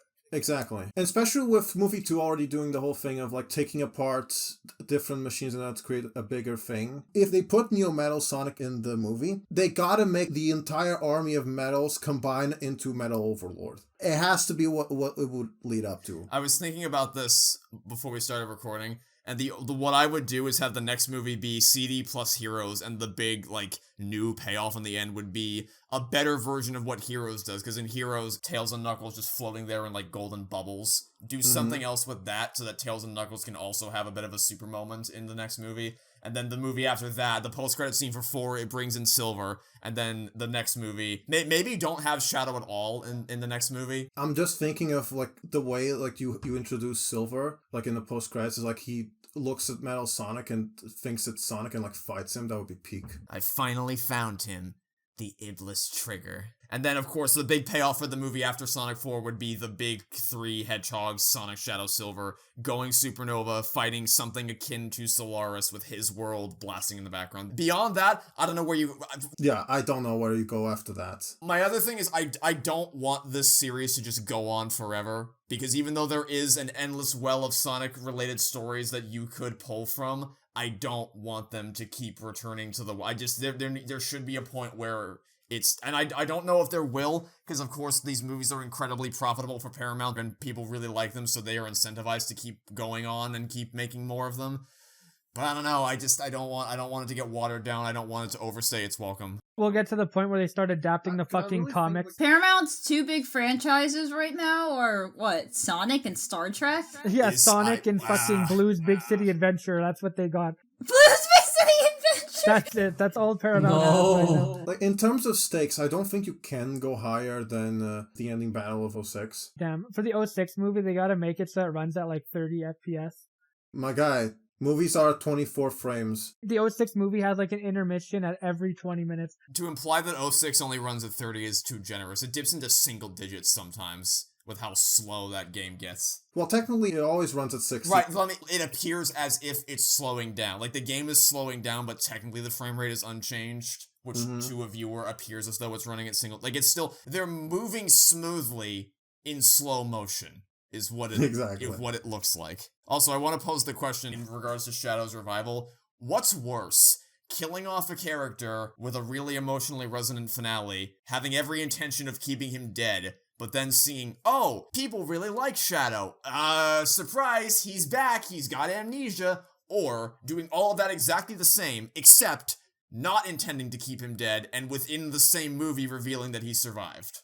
The first You know what's one. worse than that? Using the time travel to go back to where before he died, and then taking him back to the future. That's the worst outcome. One thing I found weird about that, like, last credit scene, the debris on the floor, it looks akin to meteorite pieces. Oh. When he hit the atmosphere, it just became a meteorite again. Right. God, that's the other thing that we didn't... So we talked about CD and Heroes in 06, but we glossed right over Shadow, which... Yeah, so here's what I think. Shadow the Hedgehog! There are two things I don't think are happening.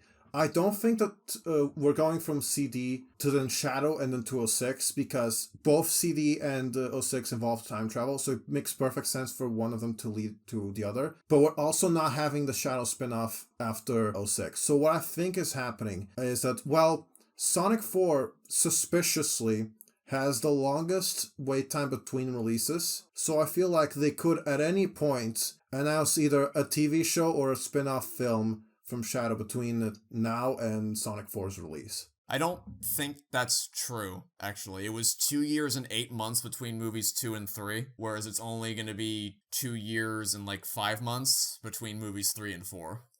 Huh. I guess it just feels because it's just like the numbers themselves. Yeah, So fair 2027, it's like, yeah, that feels like... So it's still not impossible since we did get Knuckles this year, so it's still possible to get somewhat of a Shadow spin-off in that time. I think we will as well. Because the other thing is, I'm not expecting Shadow to be in 4. No, me either, and honestly, I don't want him to be in 4.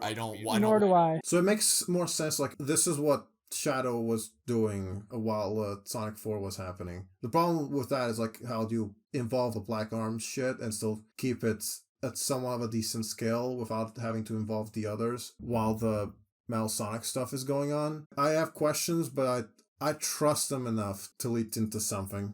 I think they've more than proven themselves by this point, but at the same time, it's hard not to have concerns considering, like, when it comes to adapting Adventure 2, I don't think anyone was really that concerned, because, like, they pretty much handed you Shadow and Maria's arc on a silver platter, and yet they still made it even better. But when you get into time travel, and Shadow the Hedgehog. It gets complicated. That is where you need good writers. You need to be really good at what you're doing. Thing is, like, Shadow's actual plot isn't that complicated. In fact, it has the opposite problem where not much is going on, actually. They have to bloat it with all the different choices and routes shit. Its actual plot should be way more workable than CDs and 06. It's much easier to fall into plot holes with time travel than it is with other plots, though. That is 100%. Yeah, I just hope they stay far away from, like, alternate timelines and that shit. But where's the fun in that?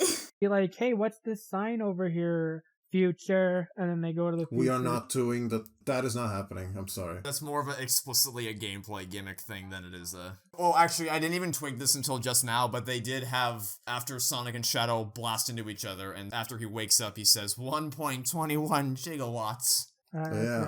Yeah, prepare for a lot of Back to the Future references in 4. Anyway, in conclusion, Sonic Movie 3 is amazing. Okay, well, I don't think it's amazing, but I do think it's really good, and it's the best in the trilogy easily. It's definitely better than Knuckles. Can we agree on that? It is absolutely... Yeah, but most things are better Anything is better than Knuckles. Root canal surgery is better than Knuckles. Mufasa's right there, okay, guys? So is the Lion King. And everything else we've watched. Let's just forget that exists. Anyone who made it this far into the commentary, a few things to comment. First of all, how do you think Sonic Movie 4 is going to play out? What do you think they're going to do? Another question, who do you think is going to be the voice of Amy Rose? That's another good question. And then when Sonic Movie 5 comes out, who is playing Elise? I need to know. All right, that's my next question. And also, you can comment, gotta go fast in the comments. All right. I think Kimiko Glenn should be the voice of Amy Rose. Who? What? Kimiko Glenn.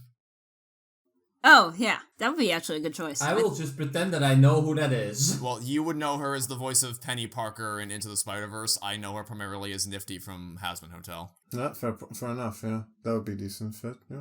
I saw some people say Anya Taylor-Joy because she played Peach. I'm like, we're just going to have like 5 No. For every video game movie ever. Jack Black as Metal Sonic. Yeah. Fucking get Chris Pratt as Metal Sonic and fucking, I don't know, Seth Rogen as Amy Rose. Just whatever at this point. Seth Rogen is Omega. No, Seth Rogen is Big the Cat. We're probably saving Omega and Rouge for the Shadow spin-off. Probably. I want them to bloat the movie with so many characters. But I also don't want them to never get a spot in the Sonic cinematic universe, if you will. Mm-hmm. Yeah, that's why I think that 06 will be like the final one where everyone comes in together. Because it kind of already is treated... Well, I guess Adventure 2 is sort of treated as like a final entry, and then it isn't a final entry. But 06 would be the good runner-up for that. As long as you completely rewrite 06. As long as you just... You just have to take 06 and just chop it up.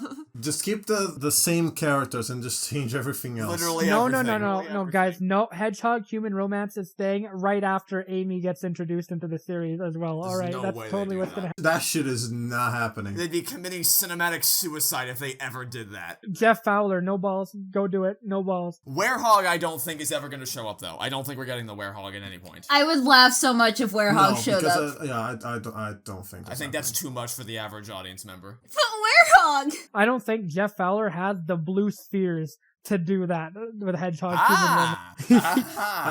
Part of me does think it might just end with 06 because that at least I think he was also involved with 06. Like, we did it. I worked on this. I did my vision. And then he fucks off. It's done. Especially if that is what actually gives us an 06 remake. Please.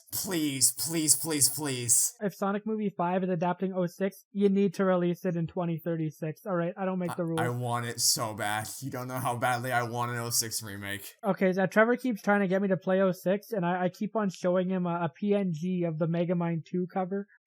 Anyway, yeah, in conclusion, best movie in the trilogy by a mile. Each movie up until this point has been stair-stepping closer and closer to the spirit of the games. They found the perfect balance for the humans and the Sonic characters. They didn't remove them entirely, but also didn't bloat the runtime with them. They still let them be used. They stuck them in the worst part of the movie, yes, but they still let them be useful. The score sticks out to me a lot more than the ones from the first 2 movies. The building of live and learn through the course of the movie, because it's starting out with it being something that Maria and Shadow would share together with her playing it on the guitar, then turning it into like a heavy metal burning reminder of what Shadow's fighting for, fueling every move he makes out of rage, to then turning it on its head one more time for the final battle into a highly energetic, like, just rock ballad of now fighting for a better tomorrow for Maria's sake. What it's doing is it's always keeping Maria in your head, even when she's not on screen, by having that motif run through the whole movie. It's so, and the effort they put into fleshing out Maria and Shadow's relationship, it really cannot be overstated. That's probably the best consistently good thing about this movie, is those two. It's the strongest emotional through line. And also Shadow's, like, how they redeem Shadow. They don't just have Amy stand around and be like, hey, you're kind of an asshole, Shadow. He figures it out for himself by gradually showing him with a bit more regret piece by piece, by first having him see a mirror image of what happened to Maria and what he did to Tom, starting to question Gerald with whether this really is what Maria would have wanted, and then coming to the big thing is that he comes to the realization by himself on the moon without anyone else that what he's doing is wrong. I'm really happy with how the movie looks. We talked a lot of the really smart editing choices, cutting between scenes, intercutting flashbacks, how the montages are strung together, and even just how shots are framed with how gorgeous a lot of the cinematography in this movie is from top to bottom. I'm even willing to go to bat for Gerald, or at least I would be if they didn't ruin it at the end. But up to that point. Yeah, up to that point. Having it be that Gerald is manipulating Ivo by appealing to his comedic nature, and then having the mask fall off and be like, oh, Ivo, you're no Maria. That's so good. And I wish they just cut it there and maintained that demeanor for the whole entire rest of the final battle. Because really, all it's missing is just cut out the stupid bug cosplay battle bullshit, and you have it perfect. It's actually perfect.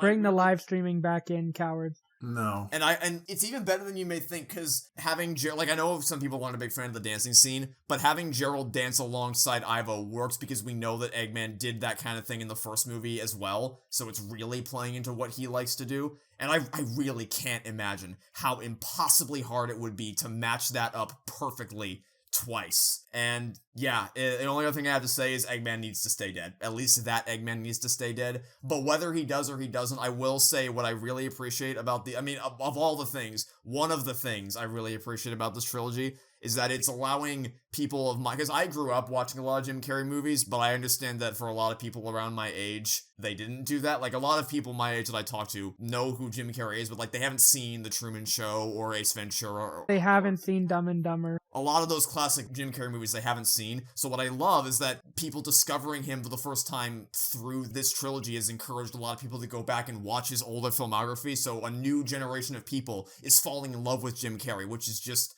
so cool. I don't even think it needs to be said, this is without question the best video game movie adaptation that we've seen. I will say this is, because I've seen Arcane, well, it's the best straight game plot adaptation, because Arcane does not adapt any of the actual, because League of Legends doesn't have a fucking plot. Yeah, there's like that fine line that makes it harder. Yeah, but this is from like a straight up game plot to movie plot. This is like the best there's ever been. Straight up. Well, I mean, if you're involving TV shows, there's also Last of Us Season 1. We're waiting around for Season 2. That hasn't... I haven't played The Last of Us, but I did enjoy Season 1 of the show. I did as well, but I wouldn't, there's things about that show that I'm not pleased with, but that's a topic for a different day. In terms of straight adaptation, I picked this. First movie is a 6 out of 10. It's fine, whatever. It's a Sonic movie. Has a lot of issues, but overall it's kind of, it exists, whatever. It's popcorn entertainment. Second movie's a lot better, 7 out of 10. Does the characters justice. I like how they adapted the classic games. Good stuff, although the wedding kind of drags it down a bit. Human characters in general. Then the third movie, I mean, I don't think the dancing's as bad as you guys do. I definitely think the wedding's worse. And then the third movie has peak dancing. Definitely the best of the three. Really good. I'd give it a 7.5 out of 10. And Trevor, I would ask his score out of 10, but he's allergic to those now, so we're not. And this was set up earlier because we had a whole conversation about this in the credits of Sonic Movie 2, so that's a callback. That's what that is right there. What I think would speak more volumes than me giving it a number score is saying that this as the capstone to 2024 as a whole year is what actually made me start actively being invested in Sonic again, because I really just did not care much for it at all for a while there. But playing Frontiers at the beginning of the year, seeing the Sonic Symphony Orchestra live in concert and hearing all that music brought to life on stage, and then playing Shadow Generations and seeing this movie, I have just been really almost unhealthily obsessed with listening to Sonic songs again and again and consuming as much Sonic-related content as I can get my hands on. I even replayed Sonic Colors, which was an experience. Yeah, that game's made. I've only played 2 worlds. Trevor, you know what Sonic game you need to replay, though? You know what Sonic game you need to Mania. replay? Yeah, you know what game you need to replay? Shadow Generation. I just played it like a month ago. I don't care. I've played it a billion times. So has Avert for Mania. Just play it again. Gugonic. Shut the fuck up. Thanks. Okay. Shut the fuck. Anyway, yeah. So again, comment in the comments what you think's gonna happen in movie 4. Who do you think is voicing Amy? And in movie 5, who do you think is playing Elise? And also comment Gotta Go Fast. Silver should be Zeno Robinson. It won't be, but it should be. That's really good, actually. Silver is gonna be Jack Black, and that's final, okay, guys? We need to end this fucking thing. The fuck do you mean end? What about the bonus feature? Oh, yes. Holy shit. We're not going anywhere until she experiences the peak. We're still Holy recording. crap. It's been 2 hours What? and 24 minutes and 47 seconds. You know what? You can wait a little while longer. This is more important. SA2. I have a school assignment due tonight. It is like 5 minutes. Come on. Trevor, is this a punishment for me taking too long to get the movie? Yes. I can't believe we almost didn't make her watch this. What am I watching? Did Sonic 2 not have a dub originally? Does this exist? No, it's just... It's basically an abridged. Oh, okay. But in real time. I can't believe you've never seen this, FG. It's actually unbelievable to me that you've never seen this. Why are you surprised? This shouldn't be this surprising. But, like, this isn't some obscure niche meme. This is, like, even non-Sonic fans know what this is. And you are a Sonic fan, at least kind of. I never went Allegedly. into the video games. We've established this fact. But I never played Sonic Adventure 2 and I still knew what this was. Oh, by the way, someone died. The YouTube video loading while I'm in the voice chat. I just can't do it. It can't be done. My computer simply cannot handle the peak fiction we're about to consume here. Alright, on go. 3, 2, 1, go. How much of this were you watching? Like 5 minutes, I think. Doesn't it look wonderful? Actually, not even that. It's more like... It's like free. 3 minutes, I think. I do think I think I may have seen part of this before. That would surprise me because you had no idea what the fuck I was talking about when I... You get where I'm coming from, right? It's like I'm marking territory. What? A sign of power, if you will.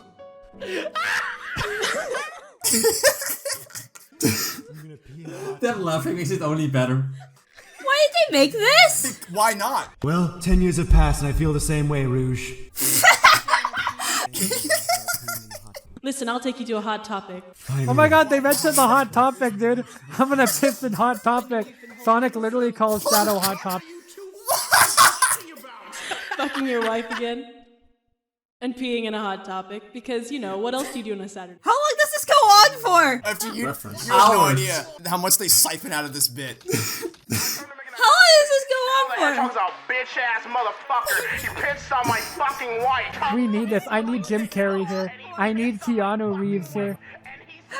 What is happening? And look, it matches up so perfectly with his hand moving out. Oh, I love the Ace Attorney ass text roll. Shadow the Hedgehog's a bitch-ass motherfucker. What is happening? His wife. Fiction is what's happening right here, FG. He took his hedgehog fucking quilly dick out. I love how he like takes his hand down. It's this big. He fucked my wife, so guess what? I'm gonna fuck the earth. That's right, this is what you get. My super laser piss. My super laser. How do you like that, Obama? I pissed on the... You have 23 hours before the piss droplets. He never breaks character at any point, and he rolls the R perfectly. I love the subtitles. Piss boom. I love it. I love that so much. It's so... God. It really... Is that it? Yeah. What do you mean that's it? He pissed on the moon! I need Jim Carrey to do this. Droplets. There was not a moment of stutter, and he perfectly rolled the R on the droplets. And like, I think he had only seen the cutscene one time before this, which makes it even more impressive. When they did the Sonic side, because he's like one of the few people that knew nothing about SA2 going in, which also led to the hilarious part where he said, as a joke, they were gonna blow up the island, and then the island blows up. I think what makes it even better is that I believe he doesn't come from like a voice acting background. He comes from a story artist background. and yet he still was just that flawless in his delivery the entire time. He was just like, straight face, don't laugh, keep going. Oh, I love how after that is done, he's like, pause, I have to take a break. Just in the background, he's like, please stop, please stop. Anyway, I think we're gonna need to wrap this up because Avert's audio has actually died now. So my bloated Avert's voice dying. is going We need to piss leave. on the moon. he can't hear us. I've tried to quell him. It's not working. So we're just gonna wrap this up. Thank you all for watching our journey through the Sonic movie trilogy, and also Knuckles, because we hate ourselves. What also Knuckles. What a wonderful, insane ride this was. I'm so glad that I got to revisit, because I hadn't seen the first movie since 2020. I hadn't seen really the second movie either since 2022. So I'm glad I got to revisit them all, have more definitive views on all the movies, and also I got to experience Knuckles for the first time. You know, that was a thing that I did. The show of all time. Anyway, yeah, I guess Avert's not going to be here for the ending of this, which is a shame. Get an F in the chat for Avert. He will not be joining us for the finale of this commentary. But thank you all for watching. Honor his wishes by commenting Gotta Go Fast. You know he would have wanted to do it. It's Avert's final wish for all the people on that planet. For all the people on that planet. Thank you all for watching this insane, massive commentary. Thanks for watching. Stay tuned for next time, and hope to catch you all soon for whatever it is you decide to watch next. Goodbye! Flames of disaster! I'm gonna murder you, Gugonic, with my laser pit. My super laser piss!